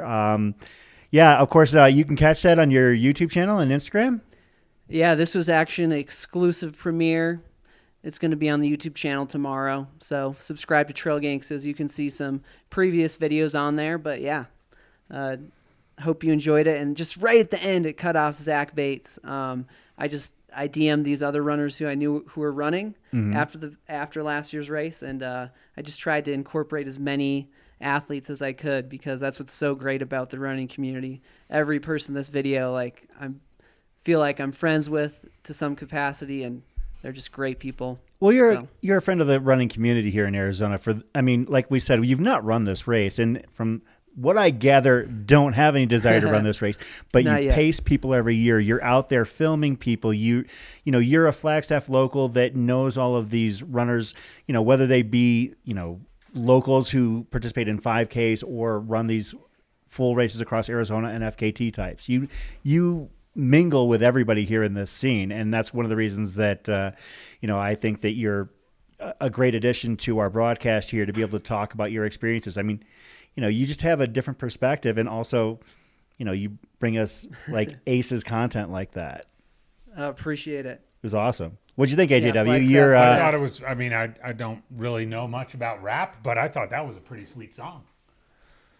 I love the footage too. I love the way you integrated in the footage of the race and quotes from people, and just sort of, I think you kind of put a little synchronicity into the experience of the Cocodona 250, and maybe you should do one for this year too. Or maybe he should maybe he should spit some freestyle if he's got the energy a little bit later on. We'll talk about that. Last year he did one here in the studio, and it was great. I have a verse in mind, yeah. Or we could freestyle. If you hang out till the very end, I say, well, that's good. I say we do it. I mean, we still have some mead left. I got mead. I think Mercedes. I got my probably out for favorite another beer. run, so Yeah, she'll probably be back that's soon. how it started. Freestyle Friday is a thing that I've done since pretty much I was like a teacher in the Phoenix area, and I would just like post these videos at the end of the week on Friday because I was tired. The kids drove me crazy, as I'm sure you can. Fellow educator. I would literally just have to go home. Molding young minds to Friday. a more focused worldview. I'd go home Friday, have a drink, and just put something like on my story or a post. I'm gonna give me some words to rap about, and I do this little rap, and I called it Freestyle Friday. And then I was like, okay, I'm just rapping about random words. What's something that people aren't talking about in rap? Physical fitness, like taking care of yourself. I mean, I do reference drinking beer a lot in videos, but overall, it's about the running community and being a better person and athlete. And we're going to touch upon some other things, some other content you do, because you don't just do that. And I want to talk about some of your other things here in just a moment. As soon as we can grab some shots here on the field, I want to bring shots. Is bring that the body race shot we talked about? Man, I can't say that. I'm just going to shot. ban myself from saying the word shots the rest of the broadcast. I say every time someone says shot, you have to actually take a shot. You want to see what's going on. So Absolutely. Here we are at Dead Horse Ranch. Yeah. Fireball. Yeah, and we can head back and kind of circle back around with what you were talking about. Yeah. You have another show that you put on YouTube that I think is very interesting, and you've had it blow up in some ways sometimes. Some of your episodes find themselves a much larger audience if people happen to end up with Olympic medals, right? Yeah. So tell us about this show. You know what I'm talking about. Absolutely. Well, AJW and I will have to talk about this too. I know you have a Crack a Brew podcast. Mine is Runners Rate the Bars. So it's and how does that roll? So Runners Rate the Bars. What I do is I typically get more high profile runners. They're going to be rating. First of all, we'll start with a beverage. They'll have like a drink that they have to rate on a scale of 1 to 5. I do episodes where it's not necessarily alcohol, but if they are drinking, it does usually lead to a better episode because you kind of get to know the athlete. They're feeling a little bit more relaxed. Second part, they rate the bars as in rap lyrics or music lyrics. And usually I tie the lyrics to that runner's personal story, and they have to, again, rate the lyrics. It's sort of like modeled after Hot Ones, which is a great YouTube show. I don't know if you've seen Hot Ones, where the celebrities eat spicy wings. Basically, you want to catch them with their guard down. So the music will get them to talk about something they wouldn't normally do, or the beer, maybe they're a couple beers in and they'll share something they haven't. So I started off with like James Bonet, Nick Curry. I've had Grayson Murphy on there, Molly Seidel. I've had Jeff Browning and Pete Mortimer together, which was great. Great. They did. We drank bourbon and whiskey, and that was the real deal. So I feel like I leave these episodes and I know a lot more about the runners. So as I'm watching the stream, people in this race. If I've had the interview with them, you get to a more intimate level. So Andrew Glaze is scheduled to do one with me. He was like out of it. He's like, man, we got to do that podcast. I'm like, yeah, just do your race. But I got to say, shout out to the content creators out there. I am just slacking on the podcast. I can't figure out how to do it in addition to Freestyle Fridays and a real job. And I do video style. So it's like Hot Ones where you watch it on YouTube. I personally like to see like this dynamic happening. I don't like to just listen to it. So, and then I keep the episodes tight, like 20 minutes, 20 to 30. So I have to edit it. So if there's any chance someone out there wants to edit for me and we could collab, I think that would be the only way I can get more episodes out for now. No, it's one thing that, I mean, I'll admit I haven't seen all the episodes, but if I see somebody I know or somebody that is interesting to me, then I definitely tune in. And the one that I was talking about in specific that seemed to blow up after the fact was that you caught Molly Seidel like on the upswing, like in terms of her profile. That was nice, yeah. And she got some clicks. Got tipsy, had some fun things to talk about, and it was cool. Yeah, and that's you don't have to get tipsy to make it fun, but you'll get more out of the person. And that's one thing I was thinking about. I was like, man, there could be like some sort of crossover collab between Crack a Brew and Runners Rate the Bars. Like there's some meat on that bone right there. Like that's definitely. I'm down, Chris, and I've talked about you being a guest. Maybe we could give a little sample towards the tail end too. You talked about high profile runners being on there, so you don't want me on there. Like podium at Big Pine, high profile. Blackout night runs, sir. Thank you. Let's not give me any more credit than I deserve. Anyway, I have some lyrics I might run by you that it would give a sample of what the show's like, and we could talk about it. We'll see. We'll circle back around to that. Circle back. That's absolutely. The tail end. Of course, we see right now that is that's still Sedona Aid. Okay. Is that banner like congratulating Cocodona graduates? I think it's class of 2024 graduates. Oh, okay. Hey, it's better than the Bush mission accomplished banner. Can you imagine? Like that would actually kind of be funny to have it at Heritage Square, though. Oh, true. I think that'd be kind of fun. No, at the one at Eldon. Oh, it's like a misstep. He spoke when it wasn't over. That's true. Well, and we've seen multiple placement changes on Eldon that affected the podium. I mean, last year Michael McKnight passed his final competitor on the way up Eldon. I believe True, that was Killian Korth. Mm-hmm. And back in the inaugural race in 2021, Pete Mortimer passed Dax Hawk for second place up heading up Eldon. Now, they weren't going to catch Versteeg that year because he was, I was going to say on a different level, but he was on something. And then was heading down Eldon at that point. But right. Yeah, I mean, a lot can happen even with just 15 miles left because you've got a climb to 9,400 feet. Absolutely. Like we said in the chat, there could be a sprint finish. I'm all for it. That would be the wildest thing ever for a 250 race. But I remember what was recently, I think it was last year's Whiskey Basin for the 93K. Mm-hmm. It came down to 3/100ths of a second. Oh, yeah. I think there's a video of it, right? Yeah, 3/100ths of a second for basically a 100K, which is just absolutely insane. Like the two of them.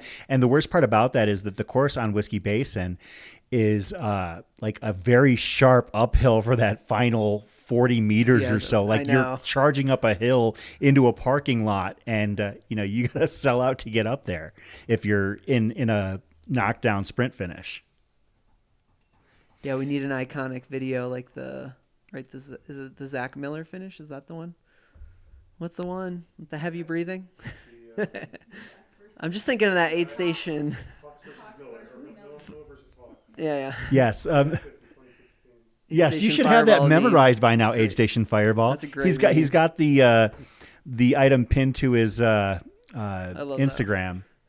He's got a meme pinned about that. So if you're looking for content, we've actually got a bunch of. We've got a podcaster, we've got a video and music creator, and we've also got the master of the memes here over on the other side as well. On the other side of the glass, as they would say in the radio business, because folks, I tried. I get him to. I was even willing to buy him a nice fancy suit or a bowling shirt, but Aid Station Fireball has elected to preserve his anonymity and protect.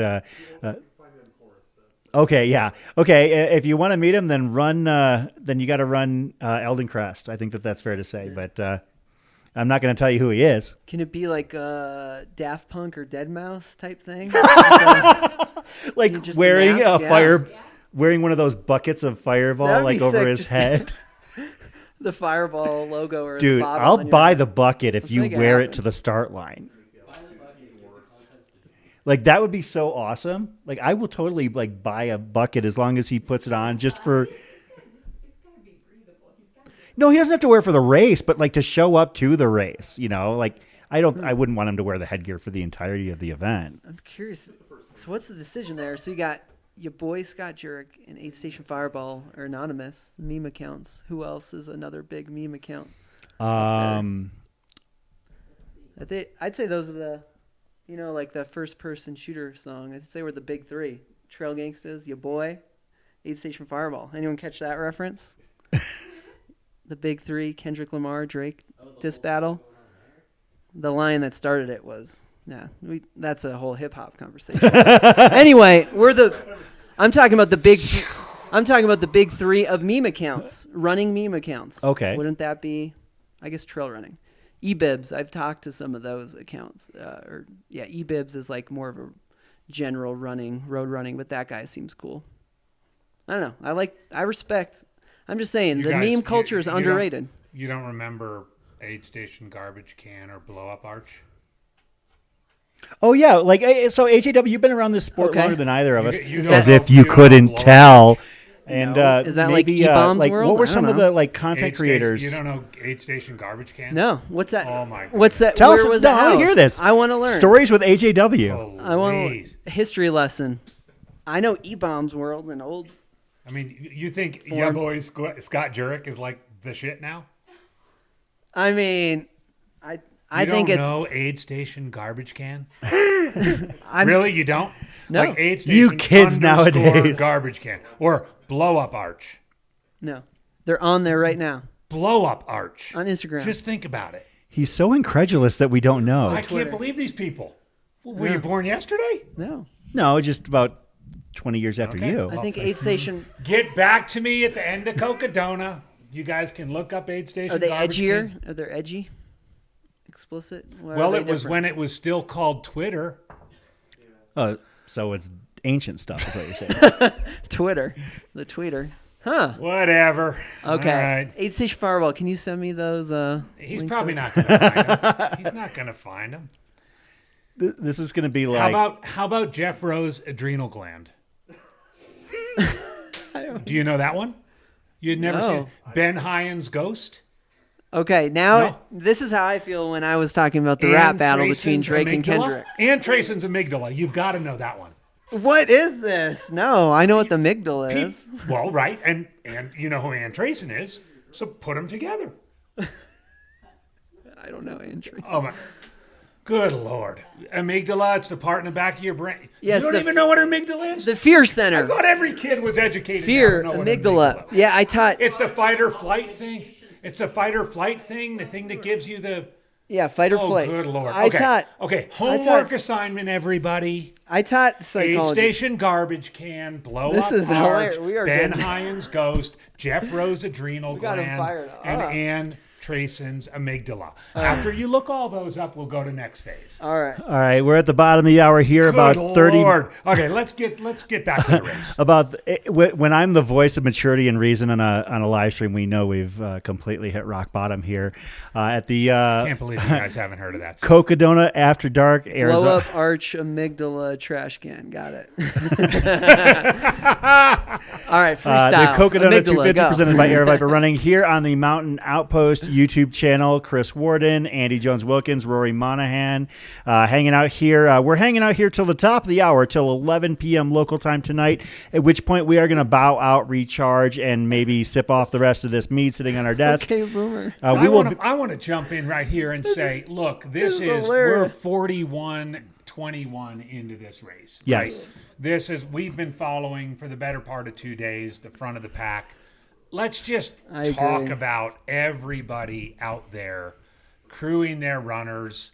You know, they're all through Whiskey Row, right? But from everywhere, from Mingus Mountain to Jerome to Dead Horse to Deer Pass to Sedona, there are people spread across Arizona right now, central Arizona, trying to keep up with their runners, staying awake, trying to figure out how to get this race done for their runners. And it's just phenomenal. And I love the fact, look at this. Look at it. Someone's just doing some sort of dance that some younger person is going to know what the name of it is.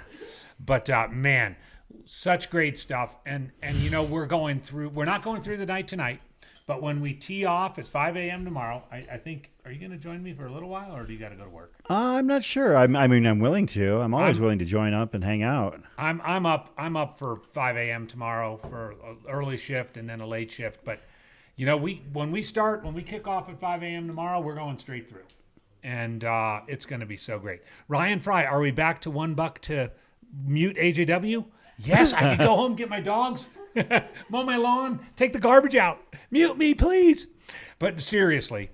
I'm just saying, some people said they thought you were making stuff up. I'm not the only one. Hey, Roy. How can you make that up? How can you make it up? Rory, check your texts. Oh. Yeah. Of course, that's Elsa Jaworski. That was actually one of my pre-race picks to. Right, we still have to do that. We have a little time left. No, that's the rest of your got human it. interest. We've talked about. No, she was one of my picks for the podium. Oh, not your human interest. No, and she's coached by some guy named Zach Marion, I guess. So. Oh, really? Yeah. Is he any good? I don't know. Yeah. If you ask him, How's he'll probably she say doing? yes. You can really tell a racer. Or a coach, whether or not they're like amazing by how they can focus on one single race that changed their life. Western States 2005 or Uray 2014. You people. Can we put some tallies on the wall there? It'll look like wallpaper. But real quick, we only have a half an hour to go, but a little bit more of the human interest stories. We've seen Callie come through. We've talked about the Chisholm family. Those are two of mine. Yep. Michael Coppy, 73 years old, still going strong, well past 100 miles right now. Mm-hmm. How about some of your human interest stories, if you remember them? Jordan? Real quick update. Yeah, thank you. Jeff Browning is, as of 3 minutes ago on the tracker, 1,086 feet from Schnebly. Okay. Do we have boots on the ground there? We unfortunately do not have any cameras out there. I believe it's just too late. And Schnebly's also really kind of not great reception out there. I mean, that would require a dedicated Starlink to have anything out there, because it is convenient to drive to, because it's like right off of I-17, but it doesn't have the greatest reception. That's one of those dead spots as you're driving up to Flagstaff from Phoenix. So all right. So what we can report before we sign off, though, is that Jeff is within you pretty much at 1,000 meters of Schnebly, 179.5 miles. So he has about 70 miles to go. You were asking about my human interest stories. One of them is Aylin Davis, who actually works for Air Viper Running. For those that aren't familiar, Aylin is a deaf runner. I believe she is trying to be the first deaf finisher of the Cocodona 250. She is currently working her way towards Iron King Aid at mile 92, which means she'll be shortly thereafter hopefully hitting Fain Ranch. And if she doesn't hit it tonight, we'll hopefully be able to catch her a few short hours later tomorrow morning when we actually come back on for Wednesday morning's broadcast. And I want to jump in with Gina Harcrow. We talked about her in the pre-show. Gina was one of the final last female finisher at Hard Rock when we did the Hard Rock broadcast last July, and she's still going strong through Whiskey Row on her way to Fain Ranch, and can't wait to see Gina come down the road in Flagstaff. one of my other personal favorites in this race. On a personal level, Courtney Scher. Courtney Scher is a Phoenix local who I've trained with in the past. I no longer train with her because I can no longer keep up with her because she's kicking ass and taking names as she prepared for the Cocodona 250. She was one of the final runners to make it to Whiskey Row and hit that cutoff, but she did so by about 40 minutes. I mean, I don't think that that's necessarily cause for alarm because the longer this race goes on, the more generous the cutoffs become. Yeah. She is making her way through the Granite Dells right now towards Iron King, and then we'll be hitting Fane Ranch as well. So shout out to Courtney Scher, bib number 232, somebody who I'm personally keeping eyes on. I've got direct contact with her crew, and I told her if we ever get to the point where she is being chased by cutoffs or sweepers, that we'll be in direct contact with them to probably try and get some intel in regards to the back of the pack. Let me do a quick shout out. I don't Sure. know if any other runners are celebrating birthdays on the course. Austin Corbett's birthday was yesterday, his 30th. Good friend of mine, works for Catula, one of the sponsors, and we also co-founded Peak Trail Runners, which is a run club in Flagstaff. We try to do mostly trail runs, which is not usually the norm. And I'll stop here because we got an update. That's Bob Miller. For those who run with us at the Aravaipa Group Trail Run, Bob Miller is one of our locals, and has finishes at most of the tough races in the area. Ross spotted him right now. Good, yeah. Ross Kiewit, shout out Ross for being one of our group leaders and ambassadors in the Aravaipa Group Trail Run community down in Phoenix. So. Yeah, that is Bob Miller right there. Bob is a great runner, and looking forward to see how the second half of his race goes. He's at Dead Horse Ranch right now, so he's moving really well. Looks alert. Yeah, I think he had a top 10 finish at Mogollon last year. I mean, he's tough. He's real tough. So another guy that I'm definitely looking forward to seeing how they do this year. My last one, and I know we've talked a little bit about him already, my human interest story, Zach Bates.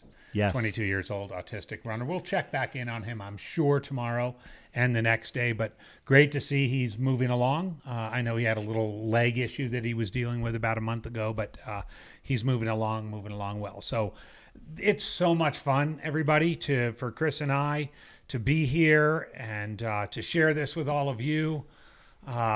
It's Cocodona. You told me, Chris, I mean, I haven't done the full week like I'm doing this year, but you told me that it was different.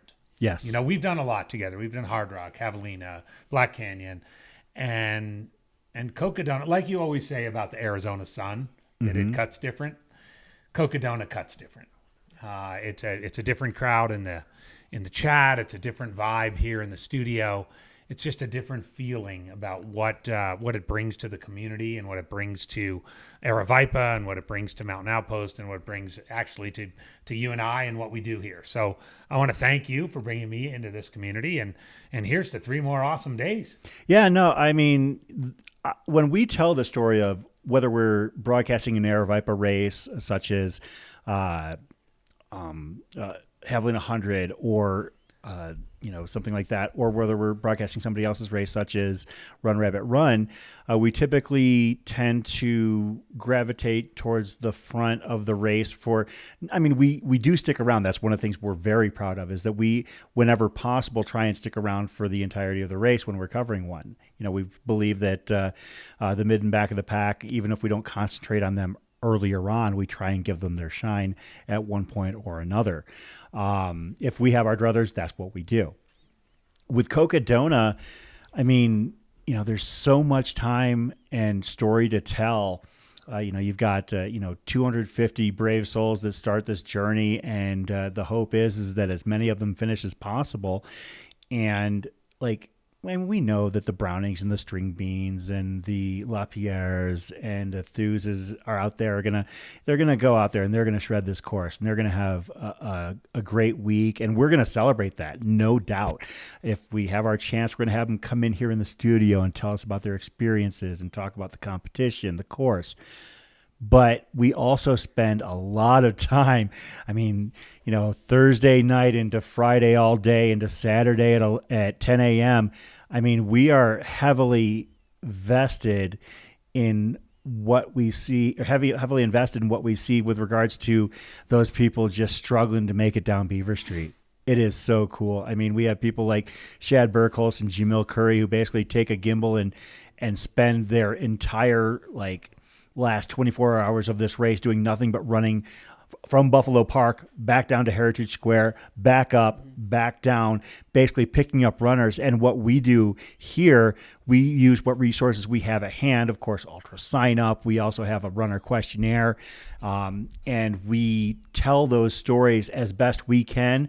And nothing makes me happier while covering this race than finding out there are friends and family that hear and see these runners and get so excited, and you can feel with their words and with their reactions when their family crosses the finish line. If they could be here, they would, but this is the next best thing they've got, and we do our best to try and bring it to them. And Chris, I want to just direct your attention. I know we just have about 18 minutes left till we're about to sign off, but this is a good example. Yeah. Here's a runner at Dead Horse Ranch State Park, Bob Miller, local guy, sitting alone on a picnic table.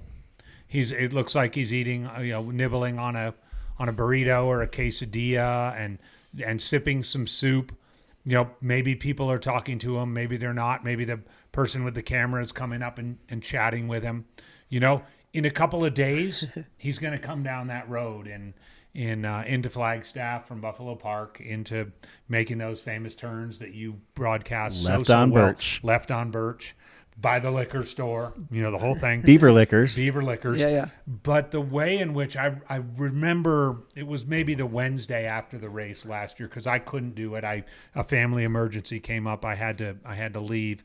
But the way in which when you and Matt and I went out to lunch and just did a little debrief on Cocodona, and you guys both got emotional about it, not because you had any necessarily personal investment in the race other than covering it, but just the 250 individual stories. I mean, if we just kept this static camera right here and had it on for the whole rest of the night and just sat there, some other person's going to sit in that picnic table in 15 minutes, and then again 15 more minutes and 30 minutes, and maybe talk to this guy in the sweatshirt, or maybe not, or maybe he's going to have 5 crew around him, or nobody, or it's going to be daylight again.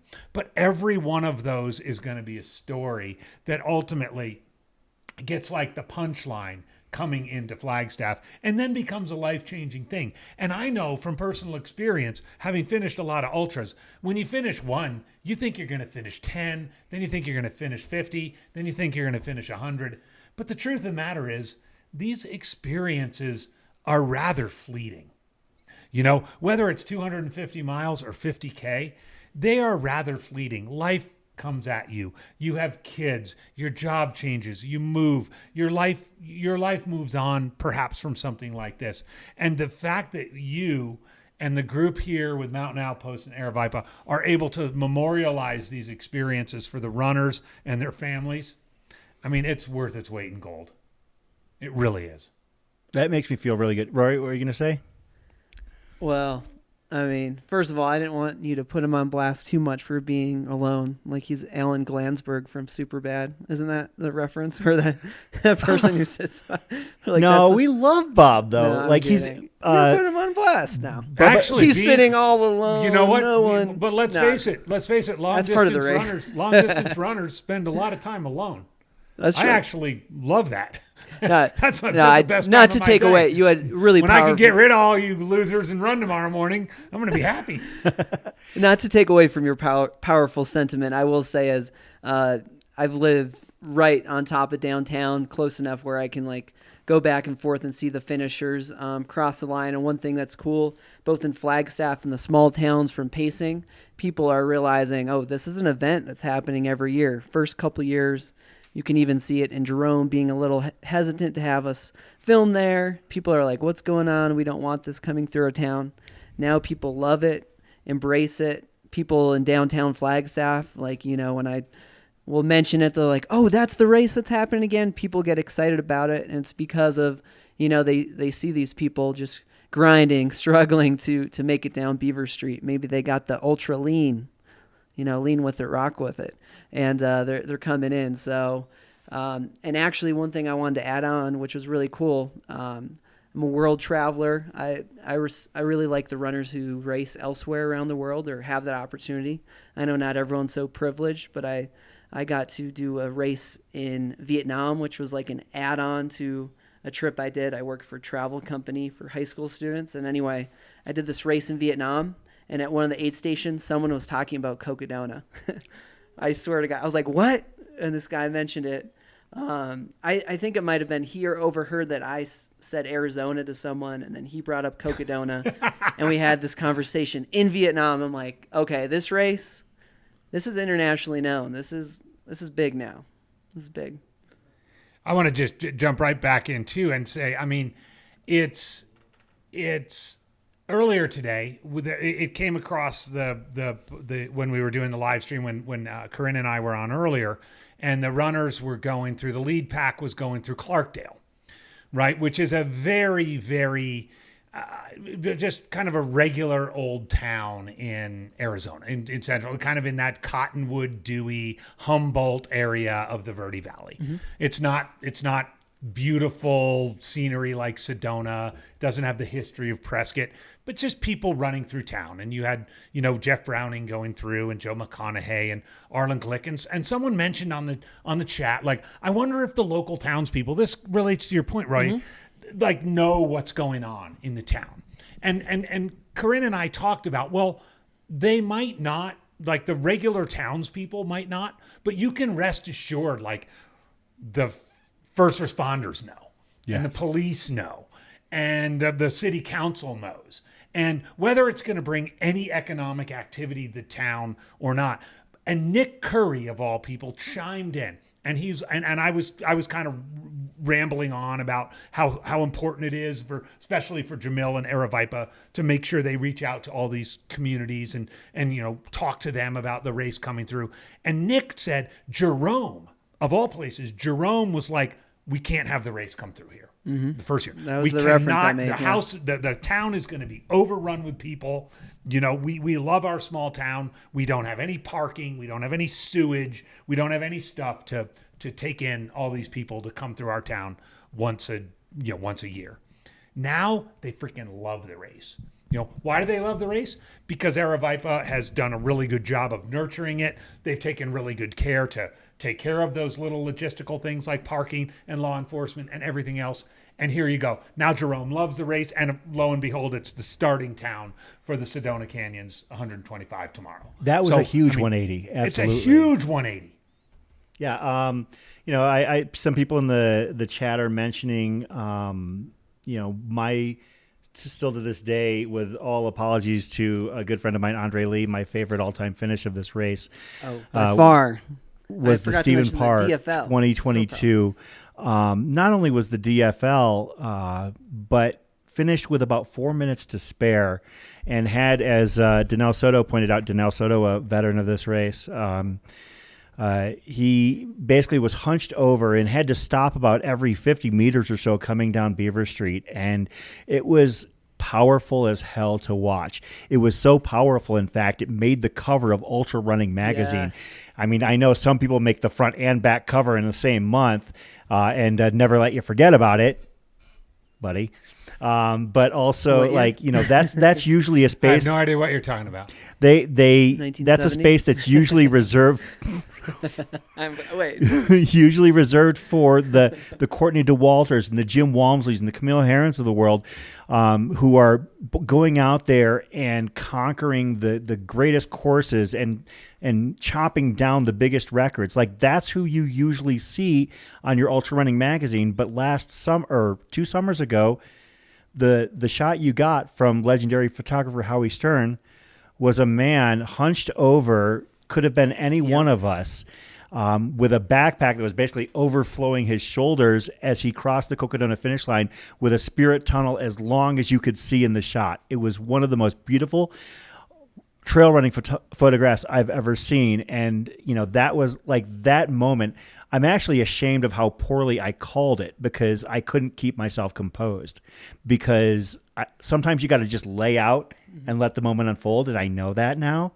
But as I'm trying to describe what I'm feeling, I should have just shut the hell up and let the moment speak for itself because it was so damn beautiful. I witnessed that one. Speaking of living close to downtown, I always make it a point to see that last finisher come across, and yeah, so powerful. It's not always so powerful that like you want to cry at like that moment. Like last year, I apologize, her name is escaping me. Each one's different though. You're right. Yeah, last year's final finisher came across the finish line. First of all, like Elizabeth Russ from Michigan, she came across the finish line 2.5 hours before golden hour or something ridiculous like that. Like we weren't even prepared to. Matt and I kind of looked at each other in the studio like, what do we do now? Do we keep talking for another 2 hours or we just sign it off? And we just figured, you know what, that was so cool. We'll sign it off. I knew that we had spoken to some local runner groups that were ready to paper the streets with signs and cheering and everything just wrapped up so tidily last year that they weren't able to do it. Pretty sure they're going to take notes from that last year and make sure that they've got the everybody in place a little bit earlier this year. But this race each year brings its own magic, and that's why I love doing it. Well, Chris, as your good friend and partner in these things, you have nothing to be ashamed of in the way you called that. You called it the way you saw it. Yeah. Thank you. You welled up and got emotional, and who can blame you? You've been there. You've been down to the wire in a 100-mile race, and you know the feeling of getting in, with just a few minutes to spare. So, I mean, there's no shame in that. You were like, I'm calling it as I see it, and this is how I see it, and it's going to make the experience better for everybody. And this is the other thing you and Matt said in that lunch last year is like this race strips the runners raw, but it also strips us a little bit raw. Absolutely. It strips those of us who are, Jordan up here on the screen and Zach and Matt and Corinne and everybody. I mean, maybe even Liam, although I don't know if he ever gets not stripped Mercedes, raw. no. Mercedes But possibly probably, too. maybe Mercedes, but that's what it does, and it's actually part of the same thing that brings us back to ultra running, brings us back to an experience like this. I know for me, as a person who used to be more stripped raw running than I am currently, this kind of fuels my soul a little bit. And so let's face it, we've got 3 more days, 4 more, 3.5 more days at least. Before we sign off, I think we need to do a couple of things. First, let's, how about you do some housekeeping on how the rest of the week is going to go. And then let's do a little bit of a final rundown of where we are with the race before we sign off for about 6 hours and start up with our nonstop wall-to-wall coverage starting tomorrow at 5 a.m. Hey, Jordan? And then end with the Jordan's the bars. got a little update. We'll end Real with quick the bars. before we do that, just wanted to give a quick update on some standings. Thank you. Heroldus Subertus is a little under 5 miles from Schnebly, while Jeff Browning is still there, assuming he's probably taking a snooze there, getting some sleep. We also just had Jeff Garmeyer leaving Sedona Aid, and looks like he's going out right now. I can switch to that. Love hearing it. Is that Garmeyer right there? That is Garmeyer right there. He is So on he his did way take out. a bit of time there, and he is working that. I think he was talking about his Achilles. It looks like he's got a much more thorough tape job on that. Thank you, Jordan. That's really good. Appreciate it. Before we sign off. Well, the first thing I want to do before we tell you where we're headed the rest of the week, I want to shout out to all of our sponsors. Let's do that. Speedland, Satisfy Running, Tannery Sunscreen, Lecky, Knack, Catula, Darn Tough Socks, Squirrel's Nut Butter, Sundog Running, Spring Energy, Ultra Aspire, Discover Flagstaff, Gnarly Nutrition, Beaver Street Brewing, Lumberyard Brewing, Uptown Pub House, Drinking Horn Mead Hall. Hey. I'm going to give some shine to Pizza Clutta as well. I mean, we have a lot of partners for this race, and that's part of what makes it possible. And to that end, when we sign off here at the top of the hour, we are going to come back bright and early tomorrow at 5 a.m., and we won't be signing off until the last runners cross the finish line. There we go. Mm-hmm. No sleep till Flagstaff, as somebody once said. Actually, a bunch of people said. Oh, wait. Yeah, Trail Gangs. Yes, a bunch of people said that. But yeah, no sleep till Flagstaff once we sign off tonight, tomorrow morning up at 5 a.m. We have basically all hands on deck. We're all just going to basically keep switching in and out of these chairs, trying to keep things going. And I can't wait. I'm absolutely stoked. How stoked are you, Rory? So stoked. I mean, stoked enough that you got some energy and you got something you want to say? I'm a night owl, so I could, if we were going to do this till like 2 a.m., I could do it. Well, that'll be tomorrow. I kind of have like hours like Jamil, just late, never sleeps. Video editing just tends to take you into that realm, especially, when it's not your main job. You have to do it at the end of the day. So your mind's constantly working. You got some bars you want to spit. In fact, I could spit some bars. Oh. So, related to this, do it. You know what I would like to do? What would you like to do? Could I take your spot? Let's Absolutely. recreate last year. Okay. But different person reacting. Do I get that audio? There's nothing on it, but sure. Oh, there's nothing on it. Okay.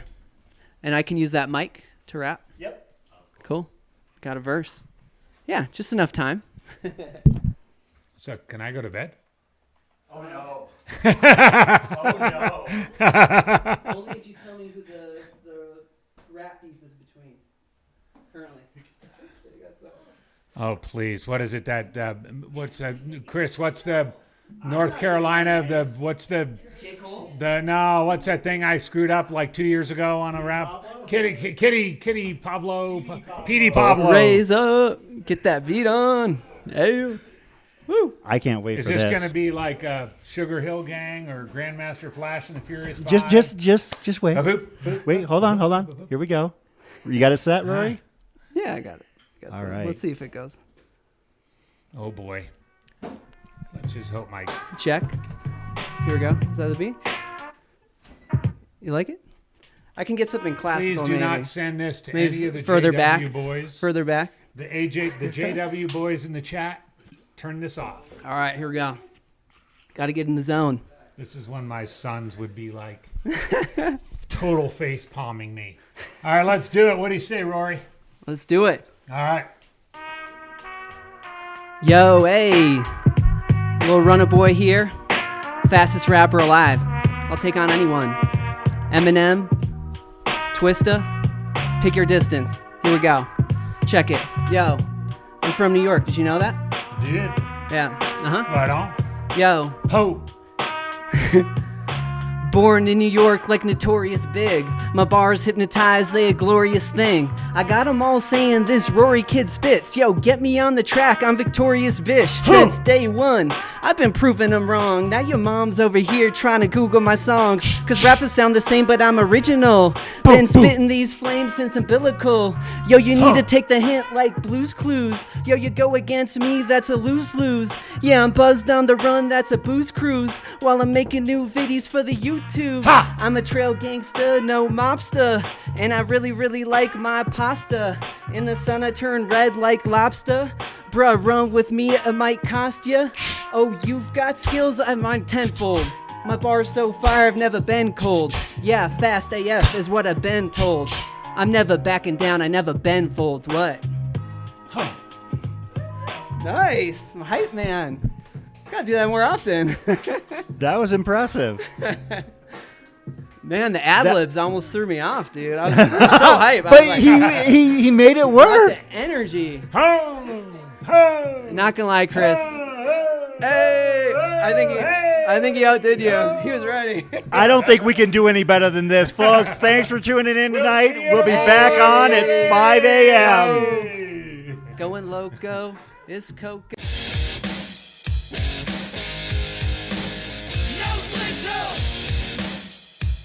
The Cocodona 250 is underway. No sleep till Flagstaff. No sleep till Flagstaff. sleep till Flagstaff. No sleep till Flagstaff.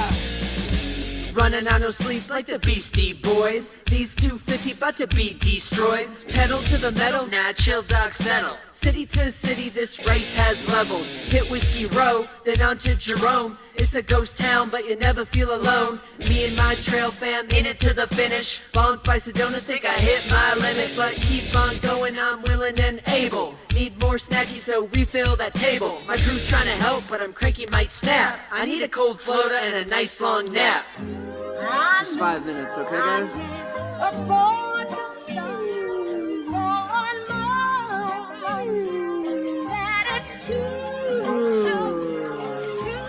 Feeling fully charged, grab my packets going down now. Eating up the single track, I'm back to snatching crowns now. Blasting 90s rap so loud, others think it's surround sound. Body so trash, can't do the math, I'm reaching downtown. Flagstaff, please, can we really be done? I mean, all this for a buck, oh Jesus, really be dumb. I get my swag back though as soon as I see the sun. And then I cross the finish, that's a hell of a run. Woo! Okay, next year, no naps, for real. No sleep till Flagstaff. No sleep till Flagstaff.